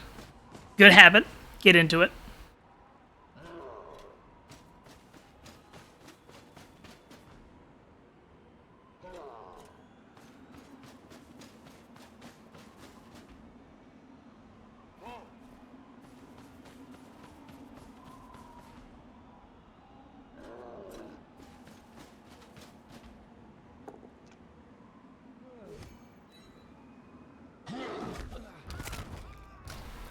Good hit.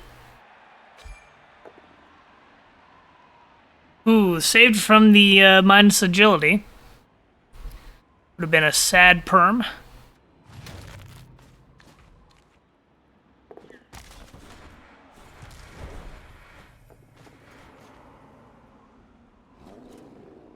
Yes, Glava. You generally want your orcs more in the center. Because if you commit, say, this black orc right here, if you commit them to the side like this, and then wood elves swing to your right, it's very hard to get back over. This orc is out of the play for 2 or 3 turns. Which, against, like, agility teams, they're probably just out of the play for the entire drive.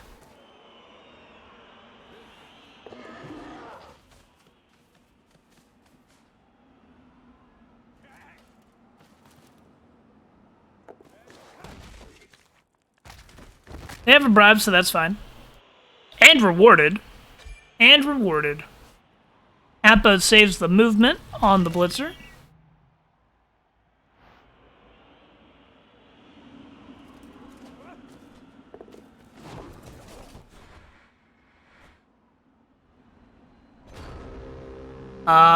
Four Wood Elves and a Dream going on right here.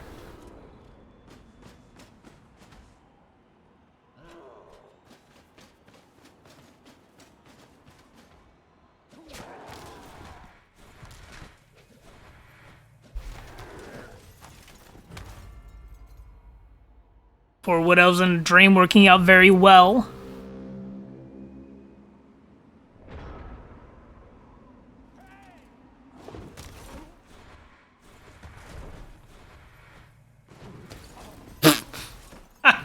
Double snakes.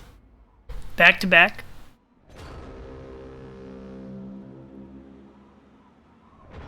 And honestly, this catcher is more safe than it looks. Because blodge against 0 tackle. So you have to roll a 6 to get him down. It's eating a lot of rerolls to do so.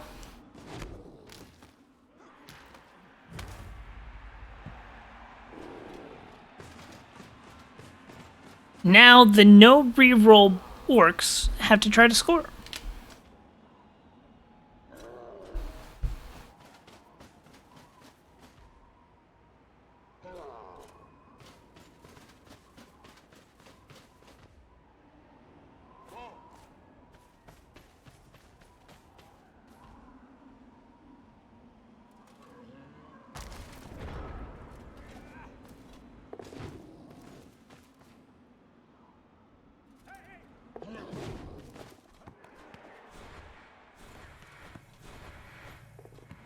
Okay, ball in hand's harder to get rid of.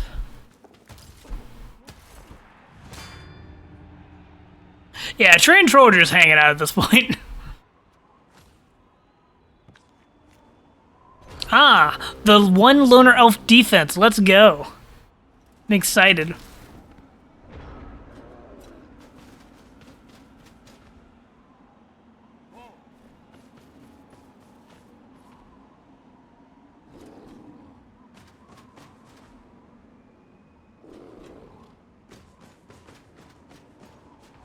Okay, good, good. Is this a black orc pickup? No, good, good, good. So this should be a draw. Unless something funky happens.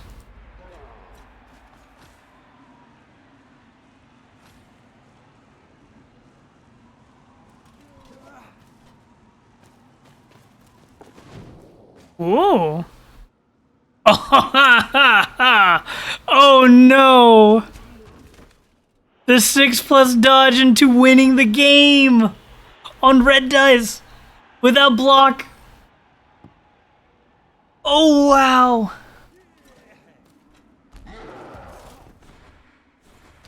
I love everything that just happened.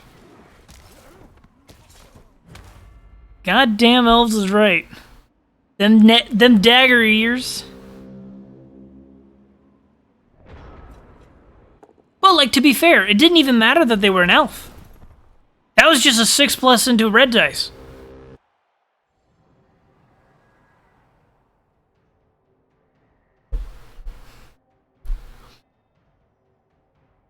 Honestly, like, the orcs, like, you can't feel bad about that loss. Like, you just can't. Everything went in the way of the elves that game. Wow.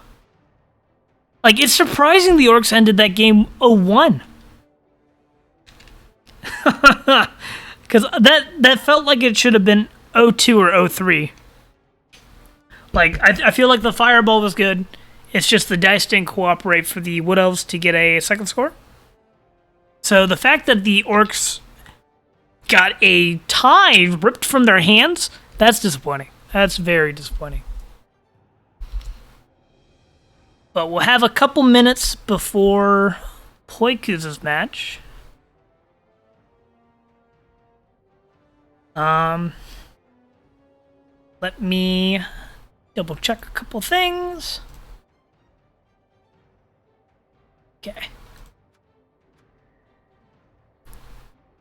But yeah. Innovation will get you in on the cast as soon as it goes up.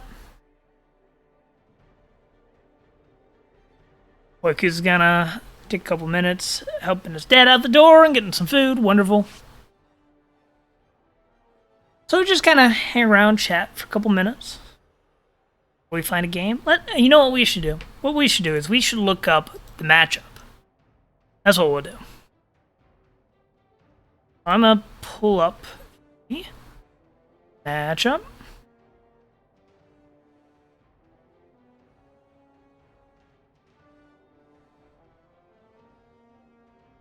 College. Switch to share screen. Okay, we got. What do you got, Poikuz? And the Danes. 50 Shades of Danes. There it is. Ah. Sorry, everybody. So we got.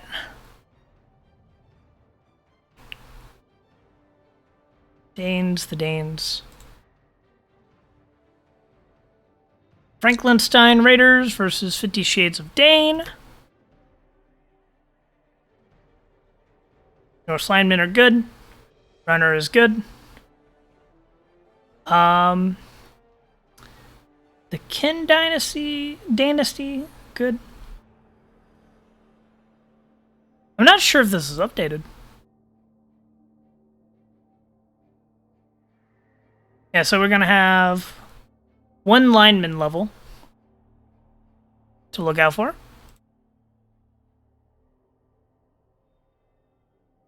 It's exciting. Then let's look at the Raiders. 3 rerolls, a bit of cash. 1 werewolf. No levels? Let's double check that there's actually no levels. Yeah, no levels. Basically fresh Necro versus some slightly leveled Norse. And that is a... Ooh, Bubba's. I've played against Bubba's and Spin. He's fun. Swap back. Back, where do you need me? Okay, are you, Innovation, are you in the Rebbl press course?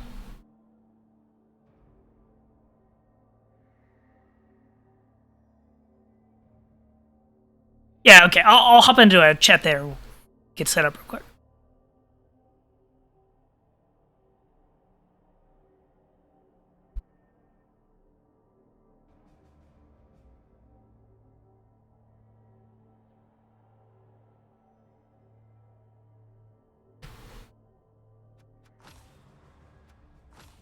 Let's go over here.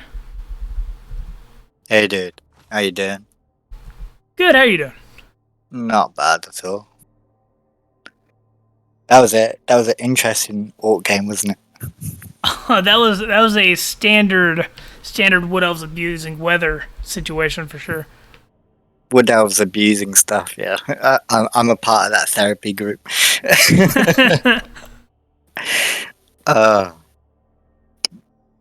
The only thing you can do when you have a game like that is look at some of the stuff that you could have done to make it harder. Like you can look at some like anti-blitz setups and stuff just to help you out for next time. Yeah, there's a little bit of stuff you can do to improve that, but honestly, that should have been a tie. That was just a 1 in 36 dodge succeeding into the red dice without block. That's you can't help it. The worst part was the ball scattered off the field, so that was like yet another low roll that happened. Yeah. Because if it didn't bounce off the field, you could at least try to pick up with the black orc. I didn't look at it all, but I just wonder whether you could have made him roll like more dice, like a longer sequence.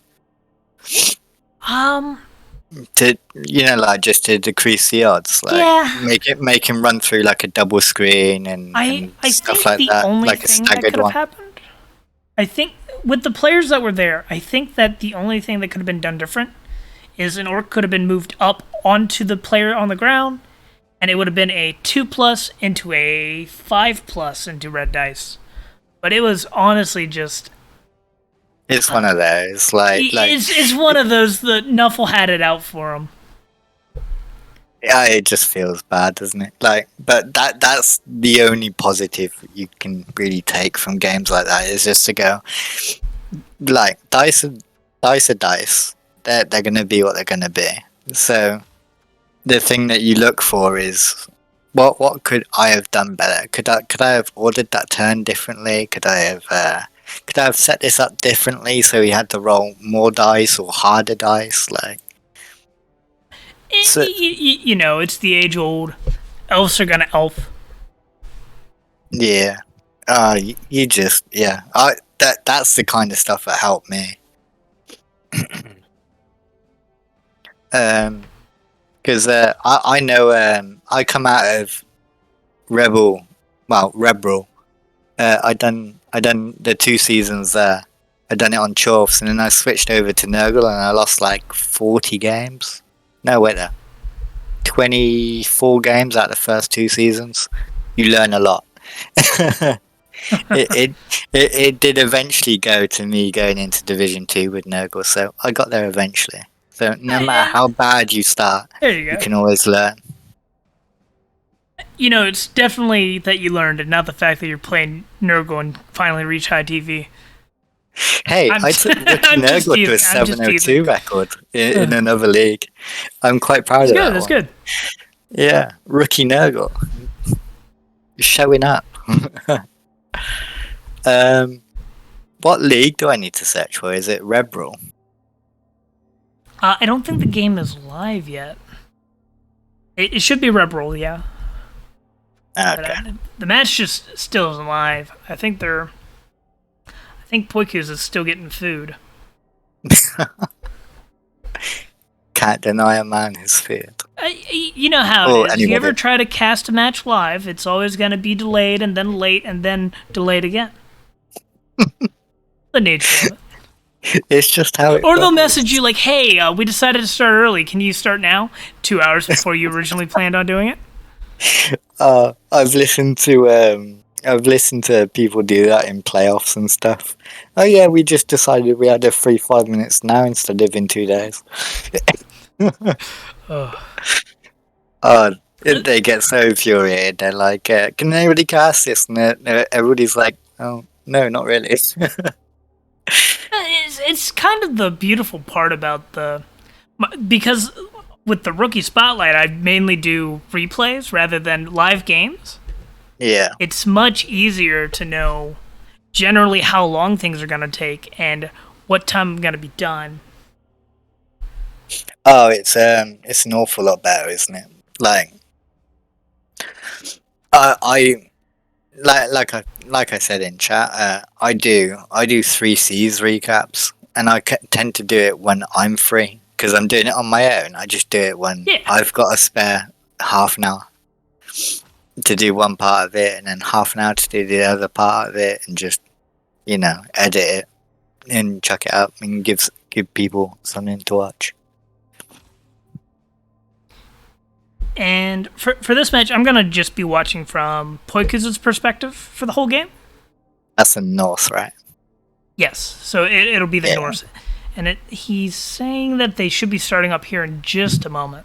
They might already be in inducements. What is it? Is it North and... Necro. Nice. Basically both fresh. So no So- Super Wolves yet. Is this No even Super Wolves. Rebbl? Yeah, one wolf, no skill ups. One ghoul, no skill ups. You know, the whites, the flesh golems, versus Necro, who they have a Yeti, so that's fun.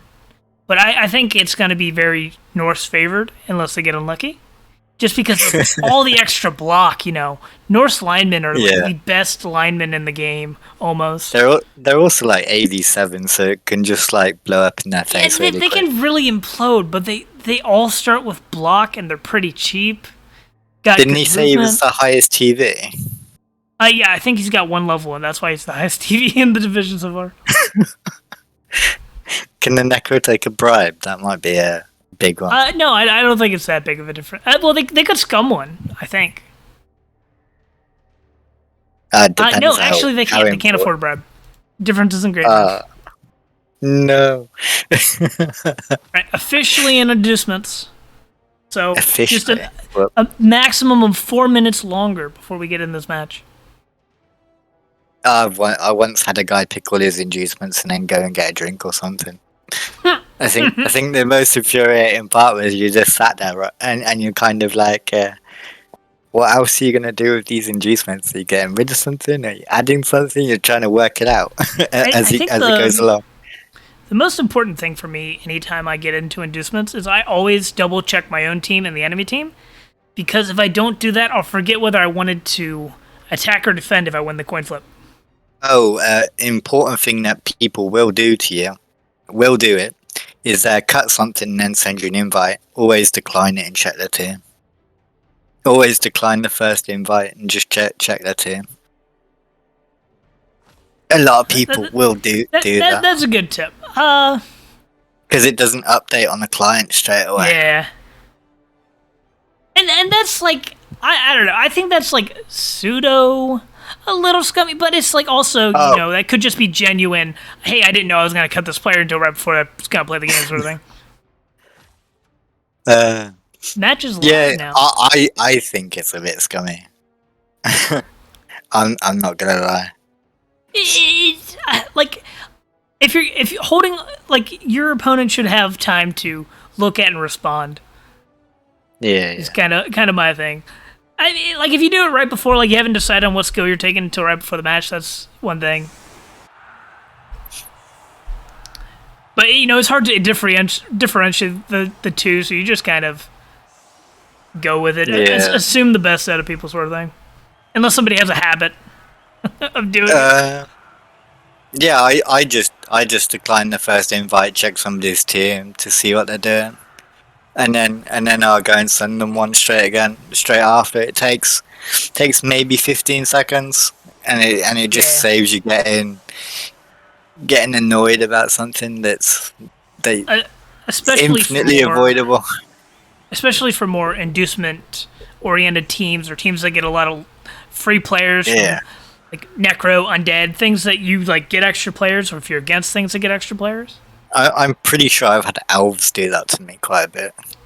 Elves, yeah. Yeah, just I know- to cut something to get like Eldril or something as well. I'm generally playing Chaos, so it's like, you know, butter knife, go through everything like butter anyways, whatever. It punches all the same.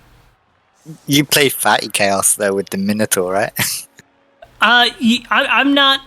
I'm playing morally better Chaos, where I'm refusing to take Morally better. claw and piling on the same player.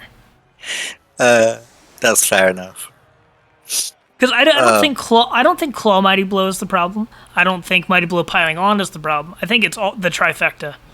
The trifecta's the problem, 100%.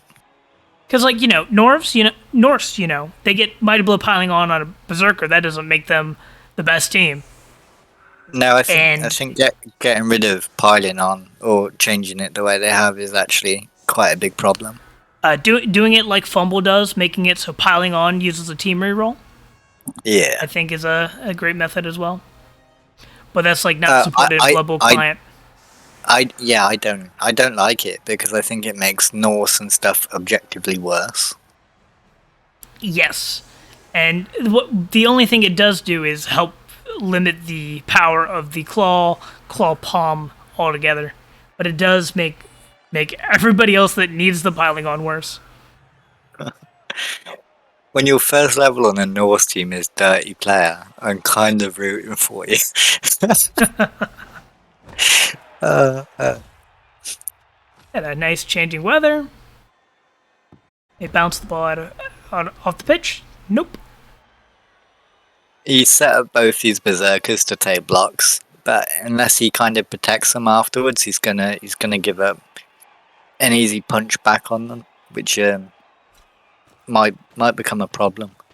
Yeah, I agree.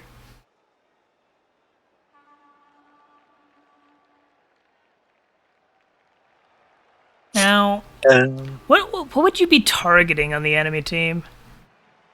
Definitely the werewolf. Definitely the ghoul. Ghoul probably ahead of the werewolf because it doesn't have regen.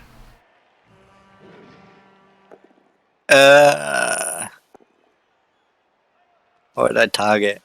I'd see where he moves the golems, because if I isolate the golems, and that's kind of his pivot of what he's going to base his team around.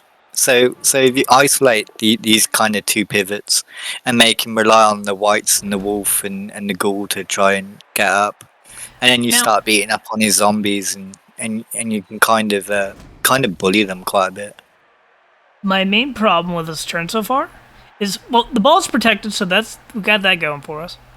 But you have 3 pieces without block on your team. Don't set up to take all 3 non-block blocks. Get a berserker or get a lineman in position to take a block. I think that's much better. I don't mind him taking one of them, like... Yeah, one is fine. Last. Last. But I'm with you. I'd want that berserker to take the block. You have 8 players with block.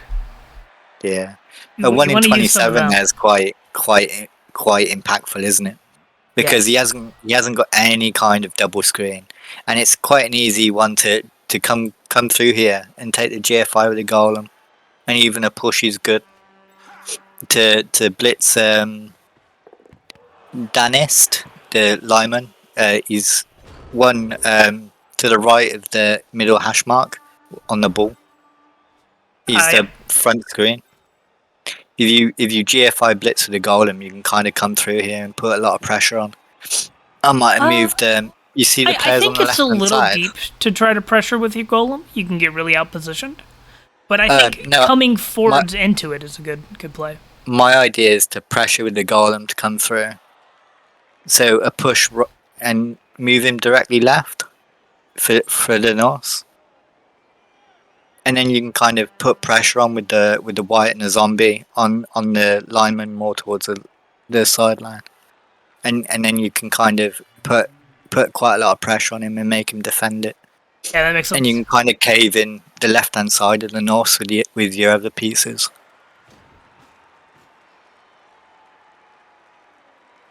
So you can kind of see like where that turn ordering is going to kind of cost him, because these 2 players on the left are pretty out of position. I don't think it's the worst though. You know, like the ghoul and the werewolf are really far back, so there's not pressure from them on this exact turn. No. If you had to reroll to pick up the ball in the next turn, though, it's going to be horrible. Yeah. What I would have liked to see is the lineman furthest left, the one called Dane. If you just bring him across, I think his max movement, it would be a GFI. No, I'd be bringing the Dirty Player across then to cover up that blitz that I was on about, and then I'd make him go. If he was to try and take that kind of blitz, it would be all the way around the outside, which is an awful lot longer. And now I think the main concern for Poikus is that all his positionals are a little exposed here. a berserker definitely seems like it's gonna get punched. I think the Necro should base, but I think they should base wisely. Like put double marks on stuff. Yeah, and especially as we were talking about earlier, not putting all the basing Yeah. pieces right next to each other to be removed by one activation. Yeah.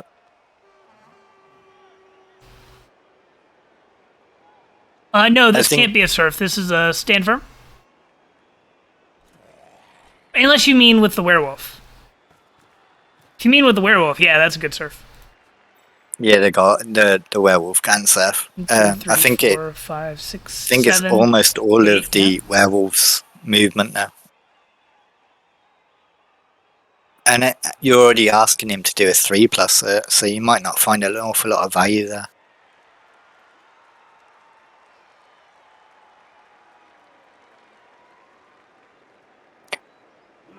You know the zombie. You know the zombie moved on the far left, and where the golems took that blitz.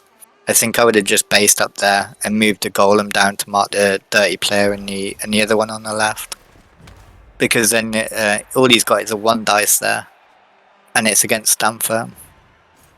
Obviously, it's no block, but you're asking him to roll dice that aren't necessarily going to end well.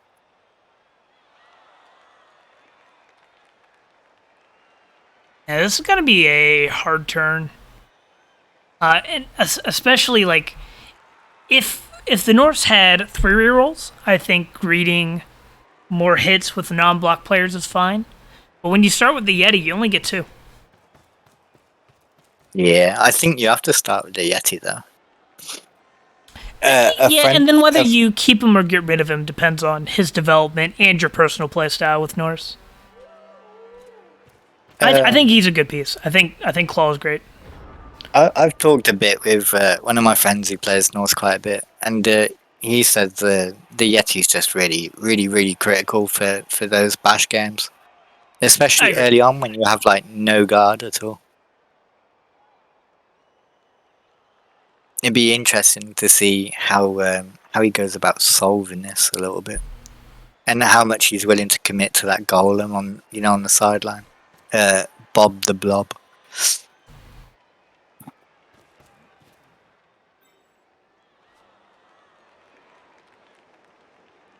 So I'm liking to see the movement first. It's good turn ordering. Take the 3 moves that you're not gonna, because I don't think you're gonna use the dirty player or the lineman on that far left. Yeah, I would have moved both of those secure players back towards the center of the pitch, screen off a little bit more. Yeah, this could have ended very poorly on the frenzy. Frenzy block, no, without block. I don't know. I don't like it personally. You see how he's I just think isolated his Ulf Warner as well. He's isolated this Ulf now, and it's kind of on an island. And if he doesn't support it, it's just pardon me. You're gonna foul it with a zombie because there's just too much value in there. Now, removing a strength. It is only an 11-player zombie team or Necro team, so they might not actually be able to afford to foul it quite yet. I'd foul it. I'd barely have to think about it, but that's just how I play as a coach. I'd be pretty aggressive about doing it because there's so much value tied up into that piece. Even trading it for a KO with a zombie, it just allows me to do so much more on this drive. Yeah, that's right.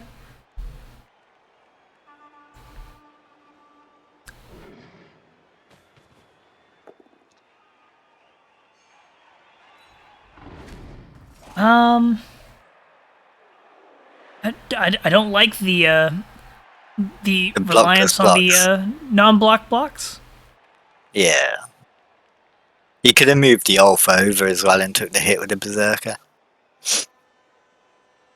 Yeah, and that would have been just better. Safer. all that jazz. the And also, problem, the ball's still not safe. the problem is that this golem takes a hit, right, and it just opens up that entire channel for the wolf. Where he's been so conservative with the wolf, though, it kind of that kind of threat's a lot less.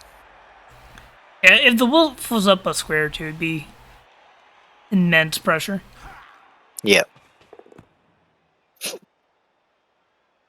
Something for the Necro to start thinking about already is maybe last action you're gonna take the red dice on the Yeti because it's like I think it's like it's pretty good odds just because all you need is a ever push. so slightly better than a 3+. Yeah. Red dice are ever so slightly better than a 3+ if you have block. I know it's better than a 3+.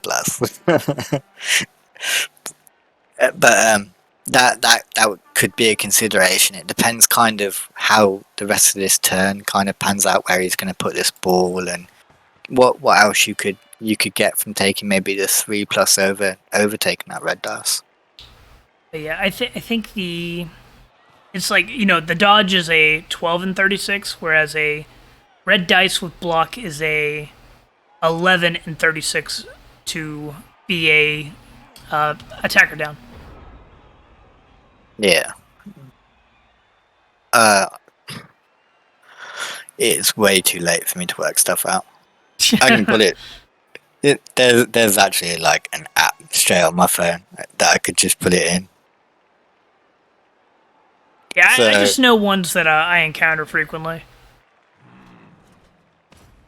Red dice needing anything but a skull is 69.4% without a reroll. Which is 11 and 36. Yeah. Yeah. You be correct. I'm just lazy.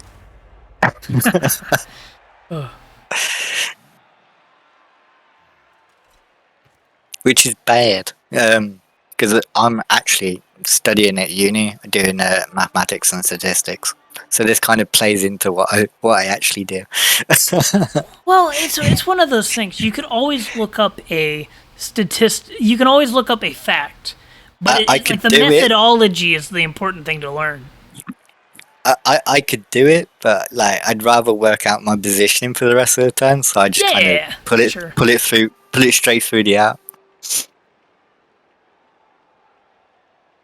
Which is no, it's really handy just having even having Samba up on the side of your screen or something. Like a lot of people would do it to work out like the more complicated sequences on what they want to try and do. It's worthwhile just having it kind of in the background if you're going to play a game and just. I think the thing for me is as long as you aren't taking 4-minute turns every turn, like do whatever. But if you take 4-minute turns every turn, I'm just gonna cry of boredom. Because like it is like if you have to think through every permutation of a play for 4 minutes every single turn, it gets really draining. Like I like 4-minute turns because it makes it so on hard turns you have all that time you need, but on the easy turns, like it doesn't take much thinking to click ball, click end zone. Like please don't take 4 minutes. Why did we take a 1 die?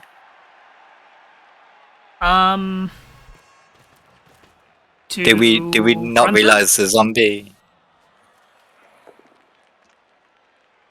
To give an assist to take another 1 die, I don't see the problem.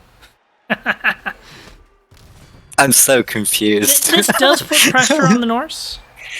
Yeah, the end result's really good, right?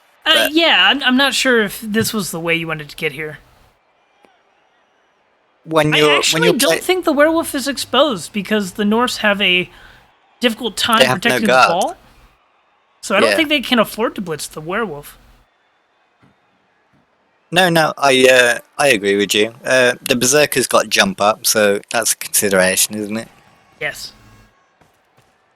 So the problem is, how do you cut off this kind of midsection straight through the middle of the pitch on the right? Because the wolf's now on that on that right sideline, along with 4 of your players. Good 1 die. A great 1 die. That was a lucky removal. this has been the turn of one dice. Yeah, I worry about what if one of those did go wrong. It opens up the field massively for sure. Because it's not that unlikely for your wolf to go one die skull, one die both down, and end your turn straight away. Now, there's not much else for the Necro to do this turn. I think what I would be looking to do on this turn as the Norse, take a jump up hit. Oh, didn't use jump up. Maybe Poikuz is not familiar with how jump up works, or like via the UI, or it was an intentional decision. The other way of playing this is to take the blitz of the dirty player onto the zombie. On a result that gets the zombie down, you can kind of take the left hand side of the field, and you've kind of got rid of 6 necro players. Oh, whether I can't count. Yeah, 6 necro players. No, yeah, I'm not judging. Like, jump up's one of the weirder ones to get used to. It actually looks like this is going to be a potato pass. I never have to deal with jump up unless I roll a doubles on a claw bomber. In which case, well, yeah, totally. And, people don't want to jump up hit your Nurgles. They want to stay on the ground where it's safe. I've had people do that, and then they roll foul appearance, and then they re-roll it because they're so frustrated by it. It's not a good play, but it is awfully funny if it's not happening to you. That's one I think an underrated skill, right? Is just it's one that you don't want to pay the for. mental game of Blood Bowl of just don't get frustrated, stay level-headed, make good decisions. It can be really hard. Especially, like, I don't know about you, but, like, whenever it gets to, like, turn 13 to 16, my brain is, like, powering down, going on autopilot. Powering down. I've got to a point where I played too many games for a while, and then I played too little, not enough games, so I wasn't getting better, I was, like, getting worse. That's fair. So, I've got to a point where I play in Rebbl clan, I play in Rebbl, and I play in DVLA, which is another league, and that's my lot. That's enough Blood Bowl to keep getting a little bit better, hopefully. But not enough Blood Bowl where I'm just like totally burnt out by it. And I think finding your balance, whatever that is, whether that's one game a week or whether that's a couple of games a week, is almost as important as learning the game. I think the most draining part about League play for me is just scheduling, because some people are really bad at scheduling. Just like, it's got 2 days till rollover. Hey, I'm free now, want to play? It's like, I sent you a message like 5 days ago. Oh, I don't even entertain people like that. I don't play on the day ever. Oh no, me neither. Because I get frustrated by it, and then it puts me in a bad state of mind when I go play it, and I'd rather have like a clear head. I'm like, I can't play tonight, but we can do tomorrow. Like, I'm pretty flexible usually. Yeah, and I'm fine with that, but like I don't day of stuff. It's like, nah, I'm not in the mood. Like I need to. You need to warm me up. You need to butter me up. I need to okay this with the missus. You've got no chance. Now, if you ask me, hey, I'm free tonight, do you want to play? And it's like the day the schedule popped up, I might say yeah, but that's different. That's different. That's not like hey, I waited till the last minute to contact you. Oh yeah. That's very much different. But I just don't entertain people like that usually. I'm just like, I'll arrange it with you, but the problem is I need to okay this with the missus. I need her to be on side about it. I know, I think my sweet spot is like 1.5 games a week, so, Rebbl main league and Rebbl clans works pretty great for me that way. But I I remember play. I had a point where I was in Rebbl and 2 other leagues, and I just burnt out a little bit I until was one of those in. ended. I was in loads. 1, 2, 3, 4. I was in 4 leagues. One of them every 2 weeks, and clan. At one point, that was just way too many games for me. Yeah. And it's And different I if was it's playing like like I was if they playing were all all different 2 minute teams. turns, it's different. But like especially if you are in multiple 3 minute, 4 minute turns, that's just too much time. I I I genuinely can't. No matter how long the turns are, I can't play 4 or 5 games a week. Yeah, I agree. I like I like playing Blood Bowl a certain amount, and not over it. I like playing at a certain amount at a certain level of thought. Oh, my level of thought's really low. That's never a problem. Uh, uh, so we're now at the point where the Norse have to take a lot of one dies to get out of this situation. um, I think they're still in that situation. I don't think we ever got out of that situation. Oh yeah, but they're like they need to take several one dies this turn in order to potentially not get the ball stolen and scored on, and they have 0 rerolls. Okay, so what has to happen this turn? This ball needs to be able to get away. Nice, I like that. Getting off the I goal. like that too. You get the Taking 2 a die out of block. the way. Yeah, get the highest. You're gonna have to dodge this away, so you've got to be willing to commit the reroll there. So I think the blitz is with Another option. very Another banish. option Yeah, is you go. blitz the dirty player free and hand off the ball to him, but I don't think that's the right play. I don't think that's the right play. You've still got this wolf, so the aim of the game is probably to knock one of the zombies out. You know, the one on the top left of the Yeti, Yes. or the one straight above the ball carrier. Yes. I feel like you have to knock the hole through that, and probably set up some kind of screen further forward. Or the other option is we need to consolidate our position in this little like necro net we found ourselves in. This should be a little better now. Runner's able to flood out a little bit. This is a really tough position to get yourself in.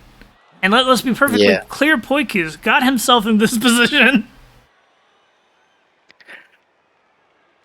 Yeah, you can kind of see how like one decision that maybe wasn't completely ideal, and then you've kind of gone down a route, and it kind of paints you into a position. The important thing is to learn how you ended up there. Yes. So that you know how not to end up there again. Now you definitely move the runner out before doing anything else. You can just straight up hit this with the wolf if you wanted to. I should have moved the runner first. Turn ordering, re. Oh yeah, you should have 100% moved the runner. Where would you put the runner? And then I'll tell you where I'd put the runner. What I would do is I would search for what diagonal that wolf wants to be running on, and put it right in the way of that. Because of the way the ghoul is positioned as well, this zombie can free the ghoul up to come around as well. So the best place for that runner might be the bottom right diagonal of where the ball is. I don't hate that, actually. I don't hate that. Just marking the wolf right out. Yeah. I don't think you use the Yeti here, though. If you use the Yeti, this could end really badly. And I didn't like the dodge. I think you kind of accept that he was just going to get hit. I think the dodge was fine. Like, I don't hate a 3+ dodge at the end of the turn. Right, I'm gonna say why. Because my next plan of action, if I'm not gonna blitz the ball, which you probably should, you should probably take the 3+ and then go for the ball. But you could also just get the goal there as well to get the assist. So you're gonna go 3+, 2D, 2+, 2+, 2D, 2D. I think with the wolf, I think that's the best play. But you could also before you take the wolf dodge, is you can bring the white and the golem up from where that guy dodged from. You can bring it up to the Yeti and the dirty player so that they can't I'd see that. come across.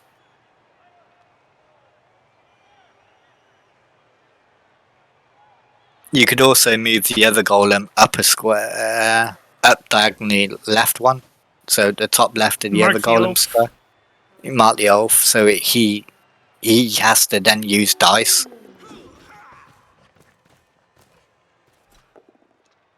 So we don't get him on the first one.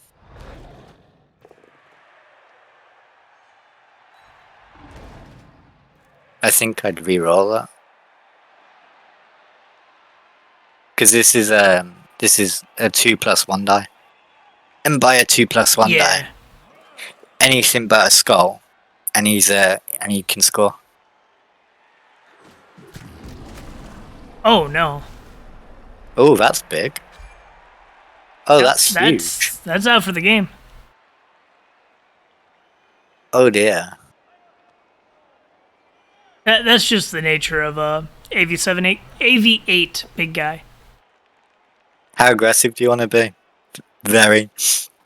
There you go. You power Appo, do what you got to do. I don't think the Norse have anything else worth protecting. I think power Appoing is fine if you want to win games. You bring the zombie across and double mark, but would you take the GFI so he can't blitz himself free on a red dice? I think I would.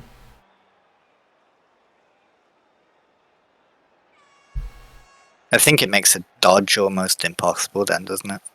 Yes. Yeah, it's probably worth it. I don't even think there's a good way of... Oh, you could chain it from the... No, you really couldn't. No, I think the GFI was worth it. That was maybe a gamble worth taking.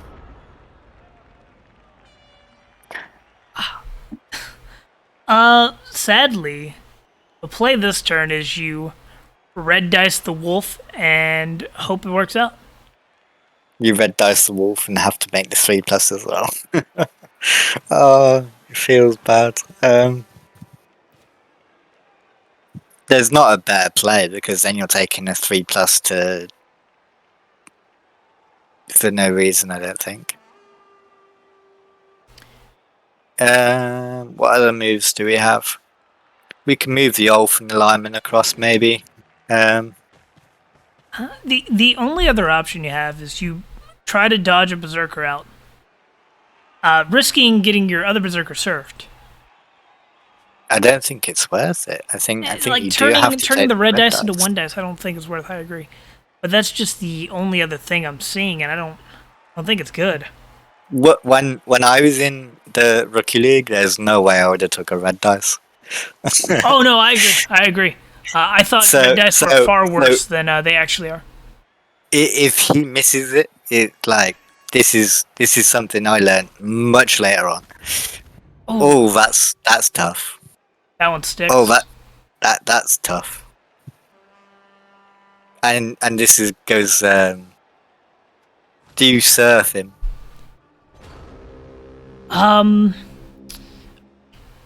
Well, you could go for the werewolf double hit. Go for some SPP. Surf is fine though. Surf.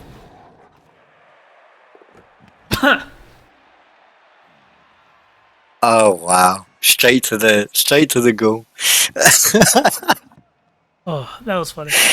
Oh yeah, this is one of those games. The red dice were better.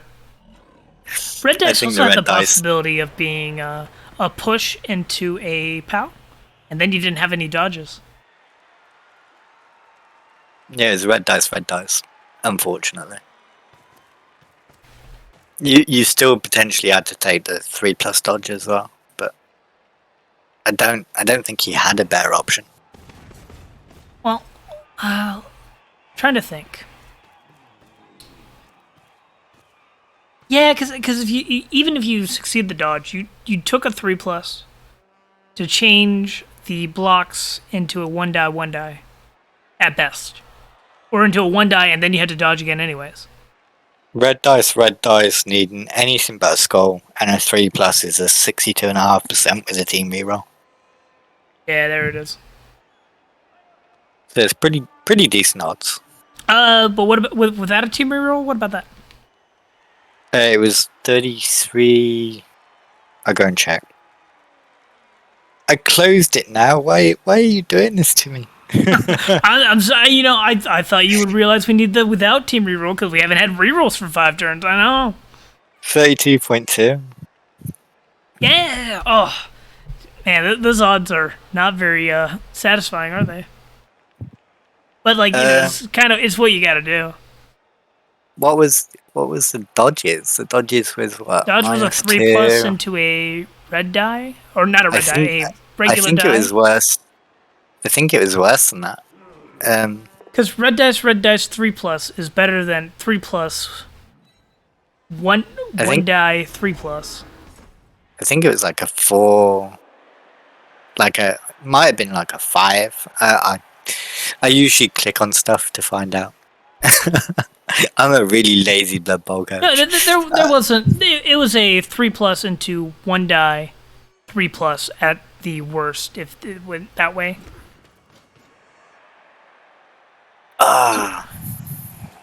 I don't know. He only had horrible options. Yeah, it's pretty bad. This white needed to be upper square towards the LOS to create that screen, because at the moment he's got a little bit of a hole through it if the Norse take the 1 dice. Norse have had 1 casualty, and then they appoed the casualty on the Yeti. But they've had a lot of KOs. I didn't hate him taking the apple on the Yeti. I didn't either. I think that's I want to win the game. Absolutely.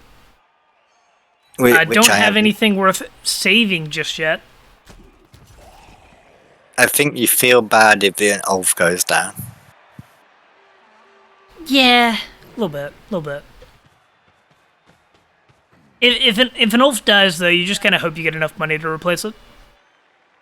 Yeah.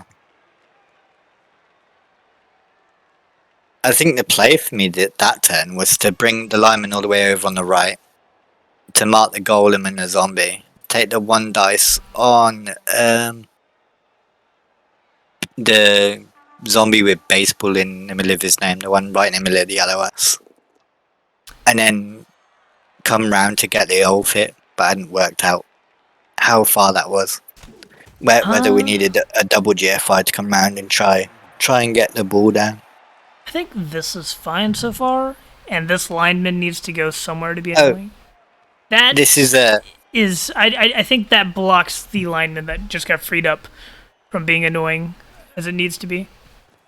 I don't like marking zombies. That's kind of what the Necro want you to do. And he's kind of left this white free in the middle as well. He's left him on a little island where he's not really marked anywhere, and he's not zoned out either. He can kind of go wherever he wants for free. But this is gonna form a base cage. I hope not. I hope not. I think we can have an unbase cage. I feel like Necro could have had an unbase cage, but they chose to do that for right now. Hopefully that lineman gets blitzed. What I would like to see. I think he has to get blitzed. but can we make this a bit safer? You can bring a zombie over to mark the cage. You can bring the other zombie over to mark the lineman in the middle of the LOS. You can bring the white up as well, just in case. What else could you do? You can pick the zombie up off the floor before you roll any dice. You could also last action take the hit with the golem on the far right, Yeah, I agree. because that's a 1 in 9able action. And then it'll open up another 1 in 9 with a zombie if it's a knockdown. Yep. The zombie just got picked up, so he's inactive. Oh, you're right. But picking him up just to have the mark is all right, because even if he wants to free up the dirty player, he's gonna have to take the 2+ kind of block. Which, if you ask somebody to take enough of them, they're fair one.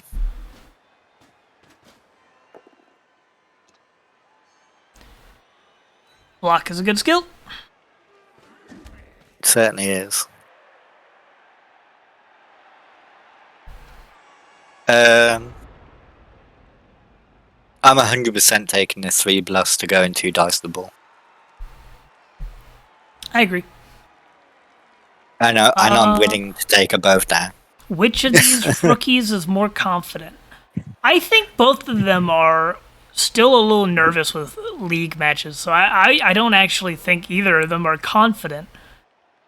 Unless you mean like, unless that's not what you're actually asking. The Norse coach said he had the highest TV in the division, so I'll give the confidence award to him for sure. He's got like 20 more than anybody else. Yep. But don't you forget that 20 is very important. I will say that Poiku's against me and spins has been the most willing to throw red dice with blocks of rookies I've seen. Like I played Kemri against his North spin team, and he was 100% willing to throw berserker blocks against my my Kemri. It's good that he's going into spin and using the same race as what he's using in college. Like, because a lot of people that go through like different races and not learn the kind of ins and outs. And with different teams and different strengths, they play slightly differently. Like, for me anyway, when I was trying to learn the basics, like mixing it up too much was probably another mistake that I made. Learn from all my mistakes. You could also argue that you gain a little bit more understanding of the other races as well. Actually, not to the same level, but there's a little bit of that. But also just not getting burnt out on the team you're playing all the time. Yeah. For me, that was a good one. No, I did kind of because I played Chorfs all the way through Rebbl, and I just found like I just didn't enjoy it. And then I played Nurgle for ages in G-Man, which they all enjoyed and thanked me for thoroughly. I can agree with that, Tasteless. But it was only after playing Nurgle for ages and then going to go play other teams where I felt like I gained a lot from it, because I kind of got like the basics down, because you get super punished as Nurgle if you miss position, because most of your stuff's like movement 4, movement 5. Like you go too far over one side of the pitch, they're like it's 2-3 turns to get it back. Well, that's why you just wait a couple more games until your Chaos Warriors level and get injured, and then they're movement 3, and you can be punching harder. Has that happened to you? I know. I just like every Nurgle team I see always has like one movement down Nurgle warrior, and it's just like I feel that pain. Like I have a movement 5 Beastman that I've been wanting to die for like 20 games, but I gave him Wrestle Fend, so he's really bad at dying right now. I had a niggled killer Claw Pommer for 3 seasons. Actually, he's still alive. I retired the team. He's still alive, and he got niggled in like my 2nd season, And I'm just like, I'll keep him until he dies. And he died and regened and died and regened. It was like some kind of sick joke. Like, oh man, this player got... I hate movement down so much. It feels so bad. Like, and I'm like, I'll just give him wrestle for now, and, he'll die on the line of scrimmage. Oh, he's still alive. I'll give him fend, and he'll be better on the line of scrimmage, but he'll still die. And it's been like 20 games. He's still alive. He upsets me. He has one job. I like the way you put that. He upsets me. It's true. It's like, oh wait, I can go for the sec. I have my wrestle piece just in. No, he's not. And now you have to take a GFI. You're like, I don't even have to take a GFI, and then you're like, I have to take a GFI. I don't like this. I kind of I like what the Nurgle coach has done now. He's created a screen for his ball carrier. Yep. And I like this target selection. Ooh, going for the high value wolf and getting it. You gotta take the square. There you go. Yeah, definitely worth it. And now you just trust in the 1 in 9 to fail, whether that's the block blitz or the dodge. 1 in 27. You can make it 3 dice. You're right. You can make it 3 dice and blitz with a golem. But also, it's not a 1 in 9 when the white right there has block. So I'm actually just factually incorrect. Oh, we could bring the other white across, couldn't we? And make that 3 dice. 1, 2, 3, 4. That's also strength 7, wolf. Oh, it's strength 4, isn't it? Yeah, I was working out for strength 3. No, you just take the 2-die blitz. You greed the wolf blitz here. 100%. No. That's what I would recommend. No. If he does the wolf blitz and it 1 in 9s, I'm sorry. You gave him bad juju. Oh, there's so many KOs. The other white. You can't surf the Ulf. How are you gonna surf the Ulf? No wait, I think you technically could. Yeah, you could technically surf the Ulf, but why would you do that? It's the wrong direction. Oh no. You wanna hit in a direction where you no longer have to dodge. Because if you push and then you still have to make the dodge, I've 100% done it where I've took the wrong kind of blitz angle and then I've had to get more dice to get out of it, and it's cost me. Yep. Learn from all the mistakes that I made, so you don't have to. Yep. Push directions and all that. Yeah. I think. Good vamp game the other day. But I lost. Like I got sloppy at the end of that one. I watched the start of that, and I was totally on the human side, and then I saw you get the ball. I was like, oh no, this is gonna be like 2-3 now. And then I read the report, and it said 2 went to the humans, and I'm like, what happened? Yeah. What happened in between this and this? A 1 in 8 fireball took down all 3 players in it. And they didn't get taken down. They all 3 got stunned. So I was playing like 4 or 5 players down for like 2 or 3 turns. It was sad. I bet you bit off a few more throws by the end as well. No, I didn't. Oh, you didn't? Jesus. No. I've been watching Lumi games of thralls dying everywhere. No, I just expected fireball took me completely out of the play. Because 3 stuns into a human catcher pickup and hand off to a blitzer, and it's like 16 squares the other direction. But it was a failed pass into a terrible ball location, into a horrible fireball, into really good play by the other coach. I was wondering whether the Norse coach is going to position in a surfable position. And they did. Good job. I know that every 3rd game with Frenzy, I get somebody surf because I forgot about Frenzy. Yep. It happens so often that, just like if you're on defense first, your player gets served because you're just your brain's just Yeah. not caught up to the situation.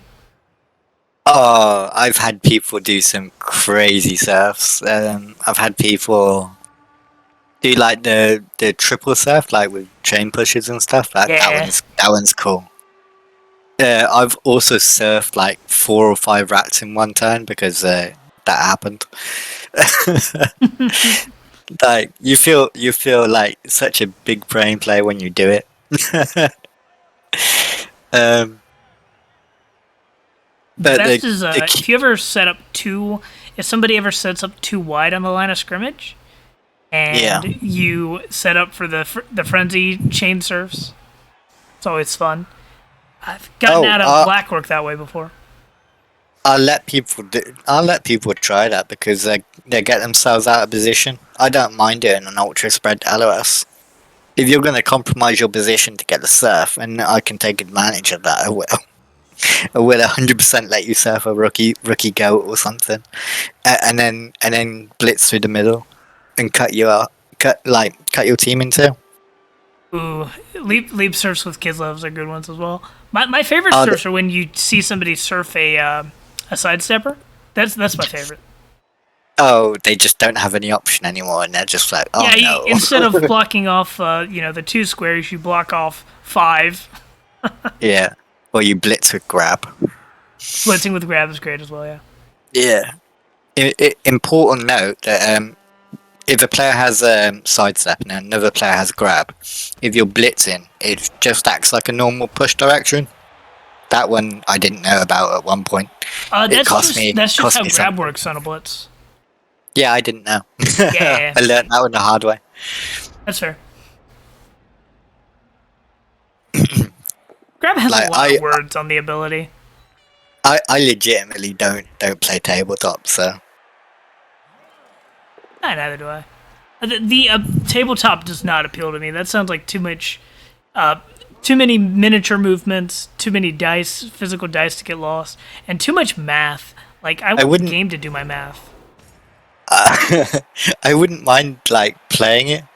I know if I have stuff like that around the house that I'd probably lose it, and then I'd feel bad because they're pretty expensive. I don't know. I think it's also just there is a reputation of people that go to like tabletop tournaments and stuff, and a general hygiene that I think sounds like it sticks pretty well. Like I know somebody was talking about they were at a tournament and they had to like start posting rules on on No general way. hygiene requirements. Oh dear. No, I couldn't do that. I'm just like, no thanks, no thanks. And I'm sure it's a very small subsection of the people that go, but it's yeah. frequent enough that there's a reputation. I'm just not interested. I'm quite happy playing my nerdy game on the computer. Exactly. Um, That being said, that was a decent blitz. Got a KO. 200. Get the Berserker out. No Berserkers this drive. yeah, I'm gonna switch around to necro viewing. I kind of like watching from the offense. Yeah, that's generally the way I do it as well. I'll switch to Necro.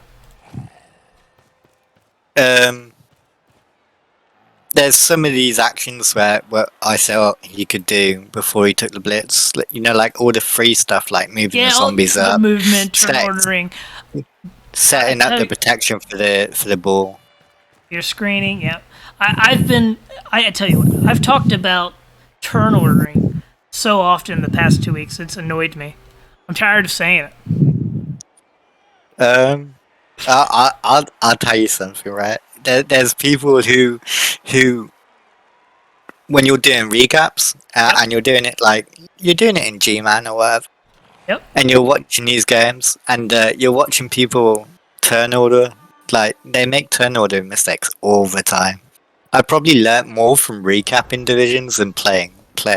Oh no, I I feel think the that's same. I almost feel like there. I learn more by saying turn ordering, watching somebody else's game, and then ignore my own advice in my games. Oh yeah, I'm good at ignoring my own advice. But I'm it's right actually to with the you. point that it annoyed me my last game I played. I played my vampire game that you watched a little bit of. And there's turns where I'm like, well, I should have done it that way. That was stupid because I've been complaining about it for a week, and then I go and do the same thing.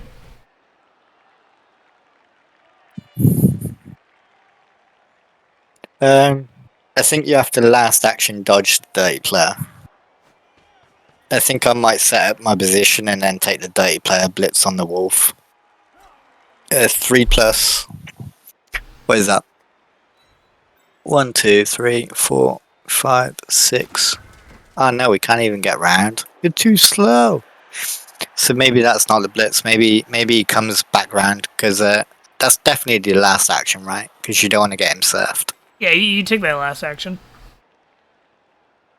So what are we gonna do instead? The Ulf's really marginalized by the zombie, isn't it? Yep. Now you could either take the 3+ dodge, or you can just throw a red die and hope it helps you at all, or at least prevent the surf. You could take the red dice on the zombie and kind of hope for the best. You could take it on the golem. There's more upside to doing it to the zombie because the golem stand firm, and you I could agree. just end up being stuck there. And if you get a pal on the zombie, you get to move away from the golem. Now I don't I usually don't hate this. advocate I don't for hate this. I don't usually advocate for big guy blitzes, but on that one I do. I think that's pretty good value, especially as he's tied up both these golems and he can't free them up without risking the 1 in 9. Yeah, exactly. I think that, and even if the blitz didn't happen, it wasn't super detrimental. Yep. You see how he's kind of split his golems up as well. What you tend to see is you wanna keep them quite close together, like so that they can come across and kind of help each other if needs be. Yeah, and that's generally good advice for strength 4 players. You want to keep them relatively close to one another to provide support. Not necessarily for assists, but just for freeing each other up. The amount of people where I get, I don't know, their killer, their I don't know, their yeti, their ogre, he gets stuck with a rotter for a friend for the game. It's ridiculous. Like it's Even 200 better if TV that's it's stuck. Even better if it's a wrestle rotter, and then you foul them with a dirty player. Oh, wrestle DP, way forward in Yeah, life. wrestle DP. Honestly, wrestle DP is so good together. I Like, never oh, get you to have failed a block, and now I'm going to step on you. I never get to have that stuff because I usually play Nurgle and it's usually got decay. Yeah, So it gets you one never good get to skill the and you then never get to dies. the wrestle.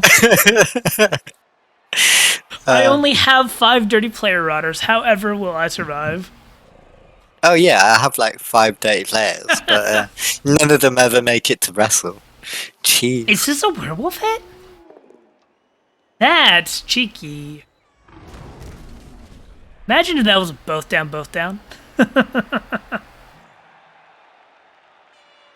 I little don't cheeky. even know what to say. That's a little cheeky. I thought, yeah, I thought wrong. But where are you going to put this ball where it's safe? Because you can't go over the left-hand That's side because not that's safe. a 3+. That's pretend safe. Are we bringing the golem back around? We're gonna have to GFI with a golem, right? To come and Oh, this face the ball bottom, right? is, I think that this ball has to be blitzed, right? I think this ball's going on the ground. I But, think like- I think I take the 1 dice with the runner and then 3+ 1 dice on But the then on again, the like wolf. the Norse are down 4 players. Like, is this mispositioning going to be punished? I'm not sure it is. I'd want to see if the Yeti stands up first. I think you take all your free stuff. Yep, I agree. Yeti standing up ties up players. I wouldn't be taking the Ulf hit on the far left because I don't. But do you it's know how just tempting irrelevant. that looks? That looks so juicy. Oh, I know. That's why I said it. Like, my brain's screaming, surf, surf, surf, surf, surf, surf. Yeah, but you know it's bad. Yeah, I know it's bad, but I would still want it. But now, do you know what the Necro are thinking? You know what the Necro are thinking? Surf, surf, surf, surf, surf, surf. Exactly that. Like you've just trapped your Ulf on the sideline. The only thing to be sad about is that the werewolf can't come all the way and take the blitz again. So How like much value did the Necro get out of that zombie? Like that Ulf being tied up for so long. a lot. Oh, A lot. we did it. We did it the other way around. That's a much better way of doing it. Yeah, I like that. Hmm. Because now that's one Yes. die with the runner. He has to come in from the bottom left of the golem to get the 1 dice. Otherwise, he's still on red dice. I think he can't come in the other way anyway. Yeah, I agree. Stand next to the dirty player. Hit next from Rex to the golem as well. Yep, there it is. Rewarded on the reroll. That's I think generally that was a pretty safe reroll. I think that was worth the reroll. Oh, The only absolutely. failure states roll in the skull. And the success state is so much better. And you gotta go for the pickup. And I keep agree. on running. Just keep running. I dodge out, the denser lineman after you've ran the runner down without taking Yeah. the GFI. I Dodge away from dodge the other out, flesh golem, go mark the white or something. try and come round and cut off, so the Necro couldn't come round and get 2 dice. Runner, no, what are you doing? No! I mean, it's safer, but you're never gonna be able to score. I think that's I don't feel like this is gonna end well. yeah. I feel like you. I think this is just where the Necro wants the ball to be. I think I that don't. Norse just had to keep running. You can, I don't feel like you can make this safe reasonably. I think it's just as safe in the enemy side of the pitch as it is our own. Yeah, I don't. Yeah, the upside is that you might be able to get a score off if he takes a dice and it fails. Whereas if he fails a dice now, you only get back to where you were. All that being said, this is a very tough situation to be in. The 4 removals, 3 of which are on your positionals. Oh yeah, this is horrible for Norse, but that's where I feel like you when you've played a few more games, you learn that you take that risk where you Yeah. kind of play it down the field a little bit. Like it's a educated potato is what I like to call Yes, it. yes, that's a good way of phrasing it. I like that. where you're like, I know this isn't good, but this is my best option. We're just gonna come round with the goal right and pick the ball up. 100%. Is there anything else we can do for free? Yeah, we can bring the white round. Kind of cut these off. Neither of them is jump up.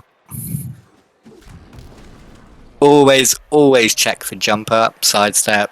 What's the other one? Fend, stand firm.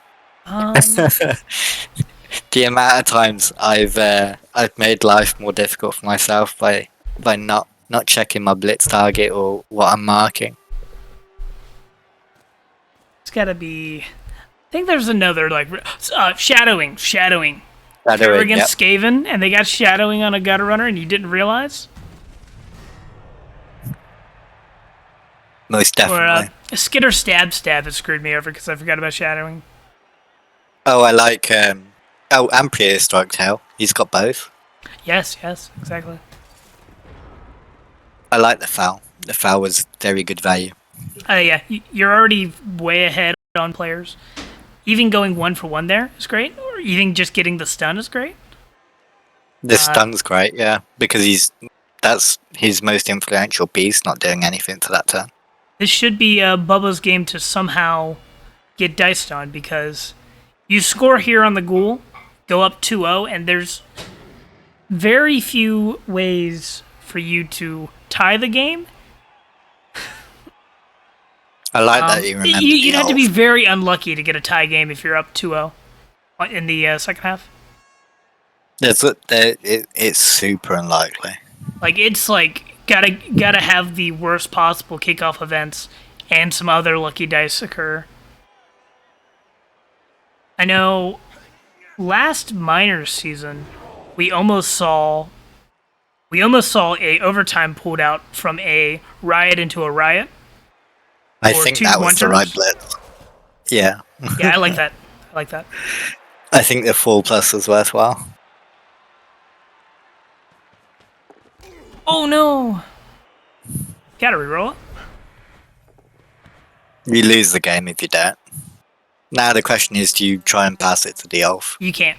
You blitzed. Oh yeah, you blitzed, didn't you? Jeez. Forgot. It's late. That's fair. That's my excuse. No, I get that. Now you It's also a caster syndrome, you know. Those who can't do, teach. Those who can't teach, cast. Yeah, that's pretty accurate, to be fair. That's my favorite little truism from Rebbl so far. It's said a lot in like the mentor Discord or the mentor channel. You kind of want to marginalize the alpha one as well. So I wonder if we can do that for free. Now, the miracle would be Hoiku's pulling off a tie this game. I don't even think it's possible for him to do it. But he has got the ball. It requires dice being on his side without a reroll. And whenever a game's gone like this for me, I've never had that. I agree. It usually just keeps piling on, right?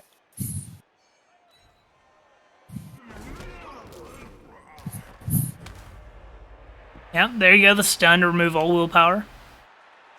Gotta go for the Ulf pickup.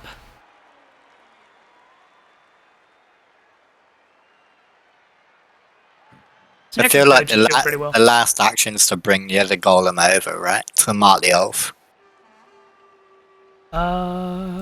It's on a GFI, so you kind of feel bad about it. But... You also have 3 rerolls as the Necro team.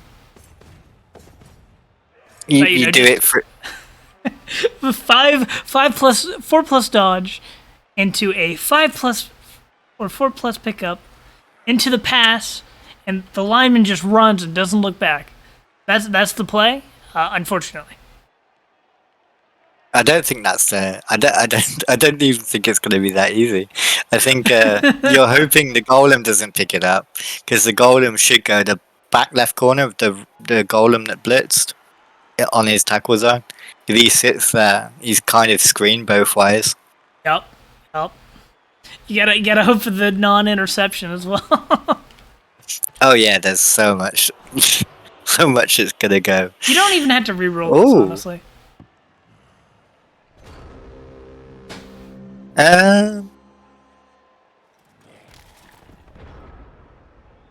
What's the way you save this game?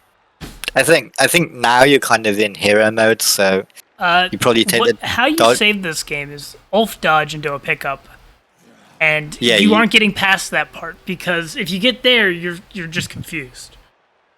Ulf dodge pickup. What's that, like -2 now? Oh, and he's agi 2. Oh, that's bad. So that's 4+, 6+, 6+ pass into something ridiculous catch into dodge, GFI, and if Nuffle has allowed you to do that, you deserve to win the game. But you won't, because you're just gonna. And you've got a dodge to 2+ interception. Typical dice. Oh no, I'm in a tough situation. I better take this 1 die block with block to get out of it. I don't feel like that was gonna gain you anything, but your other option wasn't. But it wasn't any good either. That's the feel better block. Yeah. I get that The one. feel better luck, you know. It's like the. Now I don't even want to score on the ghoul. I want to score on the wolf. Absolutely. And- Honestly, just score this turn. Go for another touchdown. Is it GFI? Yeah, I Yeah, wouldn't it's score. a GFI. Yeah, I wouldn't.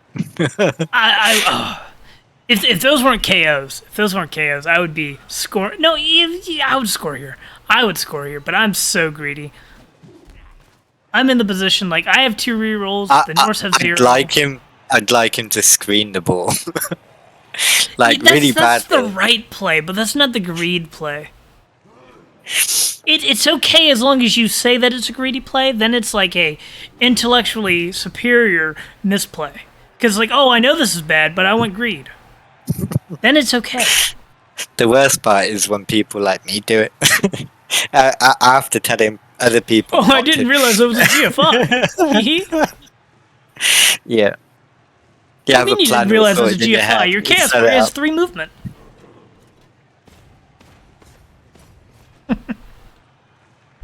Oh. The amount of times I've had to like GFI the beast and Nurgle to Oh, and yeah. and every time I can't even watch. I'm like, oh no. Anytime you roll dice with Beast of Nurgle, anytime I roll dice with loners, I just like, you know, I Yeah. accept whatever comes up. Oh The my people God. that like, they use the loner first and then reroll the action, it pains me. Like, I don't even care if it works, Oh. it pains me to see it. It hurts me, yeah. I'm like, why? You do that, and if you roll a 1 in 9 or roll a double skull, if you're lucky enough to have a loner with block, you go without block. Or if you, yeah. It is I know. greedier than re-rolling for a POW on a killer. Like if you're re-rolling for a POW with your killer, I think that's more beneficial than re-rolling a loner that can still fail, even if you succeed the loner.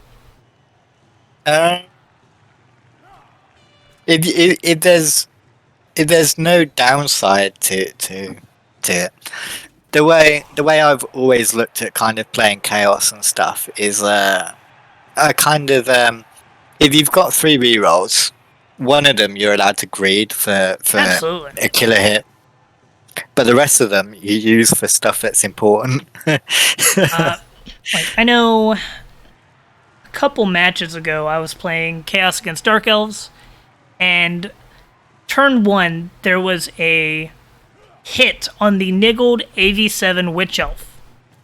Oh, you reroll that. Yeah, I rerolled that 3 die real quickly.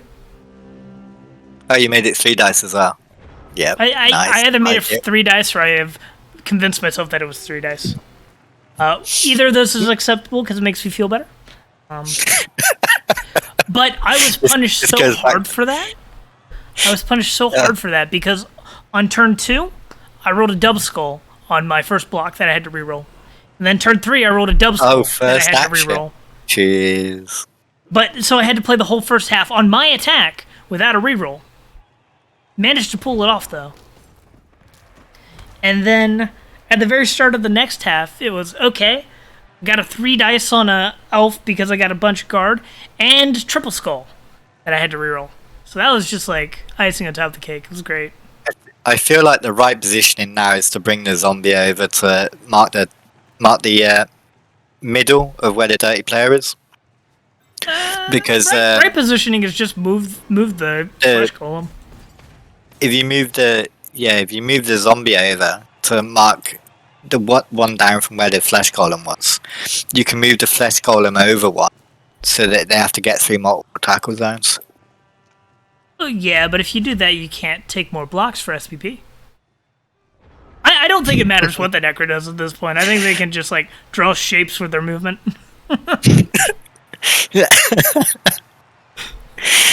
We're getting to casters need to start talking about some ice cream flavors, sort of gameplay. What do you think of pistachio? I like pistachio. What, flavored ice cream?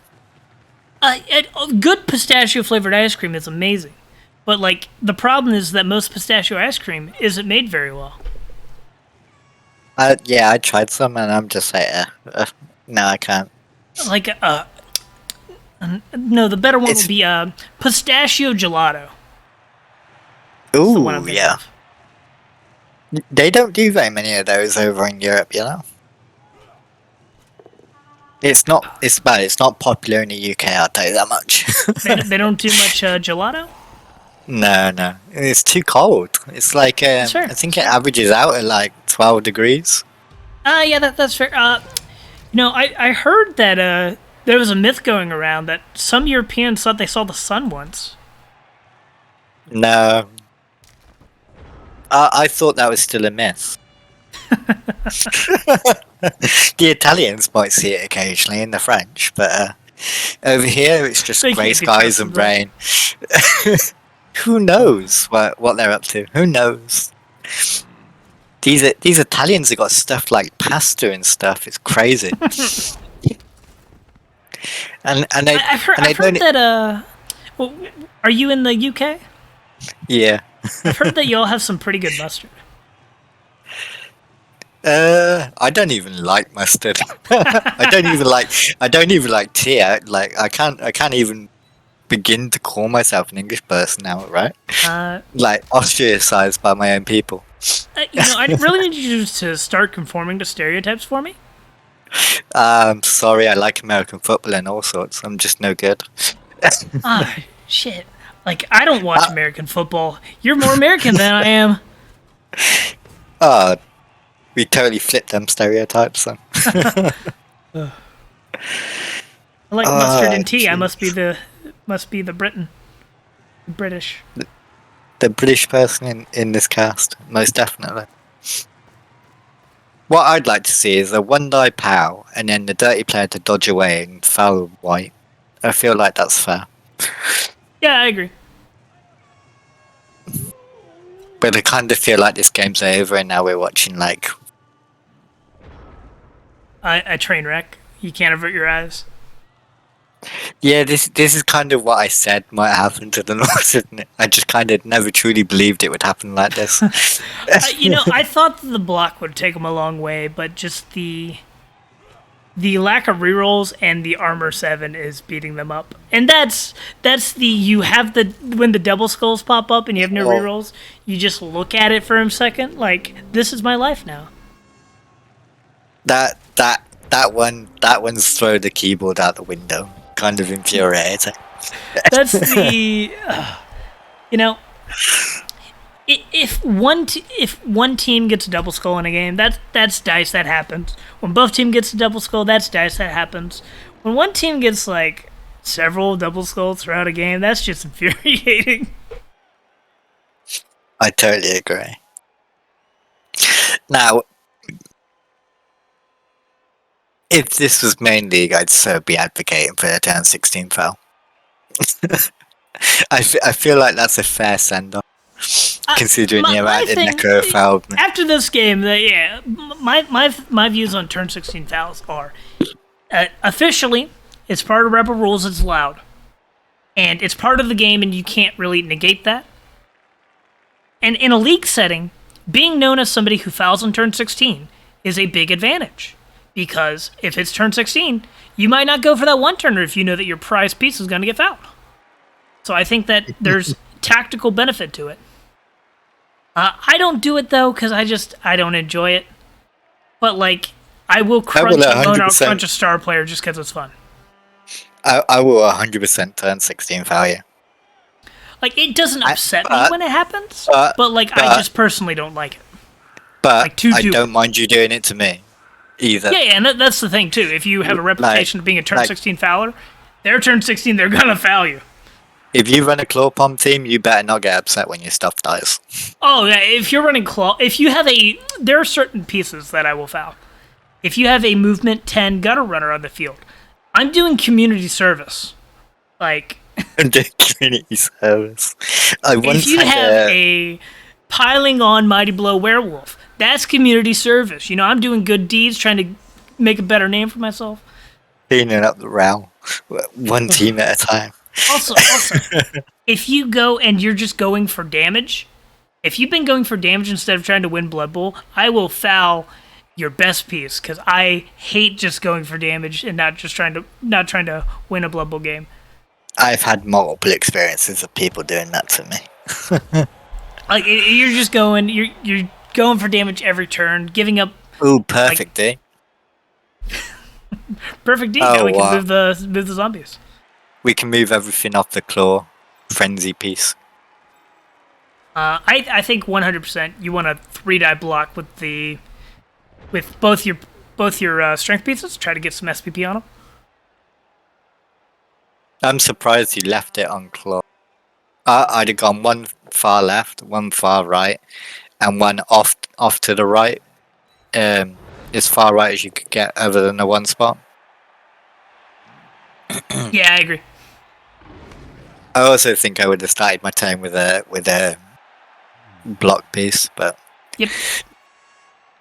it's kind of the same mistake we made on the first bit. But it's like you said, when you're just starting out, learning stuff like this from other people telling you rather than it biting you in the bum is a lot better way to learn. To be fair, It's also one of those, turn 13 to 16, mental fatigue hits in. SPP, woo! yeah. Wow, you took that one out. At least it's not permanently dead. It's Yeah, at least dead. the regen worked, It's fake dead. So then you go for SPP on. It doesn't really matter. I think you go for the pass with the runner. Go for the vanity. You can go with the blitz by the piece next to the dirty player. Oh, this is very good. You can blitz it into the dirty player in case you don't get it. Boyku's caught that. Very good. That's well played. I like that. Maximize. I like little things like that. That's like Boyku's is a decent player. He's got a really good start as far as rookies go. Hell yeah. No, I used to play some Upstart games, and I don't anymore. I just don't. It goes back to what we were talking about earlier. I reached my sweet spot for Blood Bowl games. Yeah, very good MVPs though. Oh, we like it. A Flesh Golem MVP, an Ulf MVP, like. Leveled the Flesh Golem. That's amazing. Oh, he even picked out the good outfit, the green and black squares. I like it. But yeah. Actually, like Dane's had 44 blocks to 39. That's like, just your armor's lower. Didn't get rewarded for him as much. Yeah. Get a mighty blow on. We got more fouls out than Necro as well, right? Yeah. Get mighty blow on the Yeti. Get mighty blow on the Berserkers. This team will take off. One mighty blow and this team starts being able to snowball a little better. I will say generally as well. The first couple of levels like that, like sometimes you do kind of want to take guard. I think the first Berserker's got to be mighty blow. Yeah, the first Berserker's mighty blow.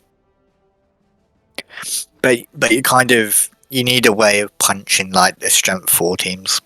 Yeah, that's true. And kind of because that's what the runner's for. That's what the runner's for. I always kind of view Norse as a bit of a more hybrid like Bash team. I think the best way I've heard them described is a flash team where you really gotta come on the enemy team hard with fouls and mighty blow piling on, surfing. And because if you get ahead in those removals early, it's very punishing, even as a strength 4 team, to be down on players like that. The first Berserker, I think I just go mighty blow piling on. Yeah, because you've already got Frenzy. It's like, because Frenzy is known as poor man's tackle just because it gives you an extra set of dice to work with. I would even argue like the second one goes mighty blow then guard. That's just my preference. You know what? I've never played enough Norse to have an educated opinion on it. Phage Ford says he'd go mighty blow piling on them both and guard for the Ulfs. Phage You know, I haven't played enough Norse to know whether that's good or not. I can tell you how to build an Nurgle team, but that's not going to help you. Yeah, but Poikuz, you're here, so this is great. I think the main thing that I notice when Poikuz plays Norse is he could go to play a little bit more on the sidelines because you have so much frenzy and it threatens Surf so much harder than the enemy team can, even against Necro, who have a one werewolf. You did kind of spread your team quite a lot. Like you tried to cover all of the pitch all of the time, and you don't need to do that. Like if you play really wide, you end up thin, so you end up with less protection. So my advice would be to kind of try and keep that team a bit more together, and Yeah. when you're taking those LOS hits, try to your first block take it with a block piece. Especially until you have 3 rerolls. Yeah, because you're playing. You have to play really safe because you're playing 2 reroll Blood Bowl, so you have to put a bit more thought into like doing your safe actions kind of first. And that kind of comes more with experience. You learn what is risky and what is not, kind of thing. It comes by messing it up and then going, this is what I did wrong. If I order it this way next time, it's a lot safer.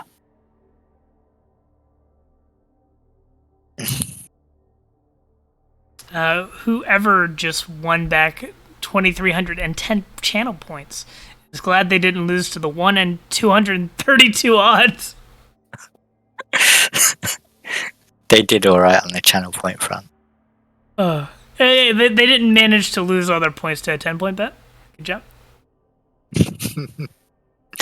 I need to know what their goal is. Yeah, Poikuz, I will agree. You've had replays here that you've done much better. You have games against me that you've done far better. Part of it was just you got it. If you're saying that you got overwhelmed early, it definitely I can understand that. Especially you kind of got like Necro are a intimidating team. Necro are a hard team for like more like. If you're not an elf and you're not like a bash team, like facing Necro is pretty difficult. Like if you're more of a hybrid team, Necro are one of the better hybrid teams. Like they're the hybrid that counters hybrid. Yeah, we are. This was the last game though. It's been a very long stream, but yes, well, still going. I will leave you to shore up your stream and end it in peace. Absolutely. And, thanks so much for joining. That was a lot of fun. I really enjoyed casting with you. No worries. I've always wanted to kind of put something back into Rebbl. It's where I learned a lot from. Need more Kislev. I don't have any Kislev games to cast. The 6 for gold will help you a lot, because are you able to afford a reroll now? Because that should put you at. I don't know how much Norse rerolls cost. They're probably cheap, right? They're 120 or something. If they're 120, then that's a reroll. They might be 140 though.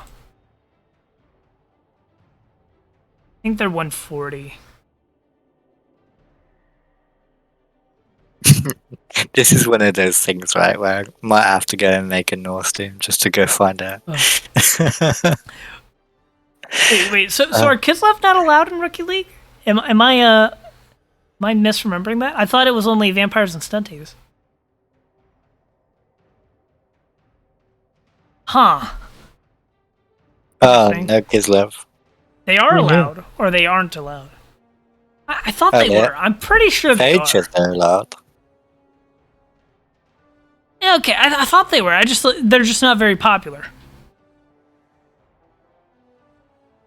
There's some team choices that they allow that I think are really difficult to play early on.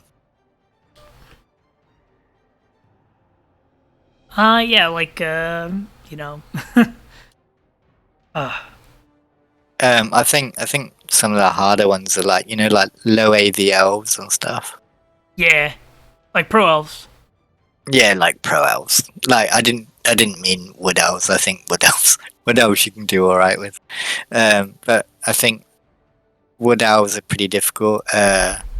Dwarfs can be pretty difficult if you're not sure on how to position and stuff. Like teams that are ultra punishing if you don't know how to like one aspect of it. Yeah, absolutely.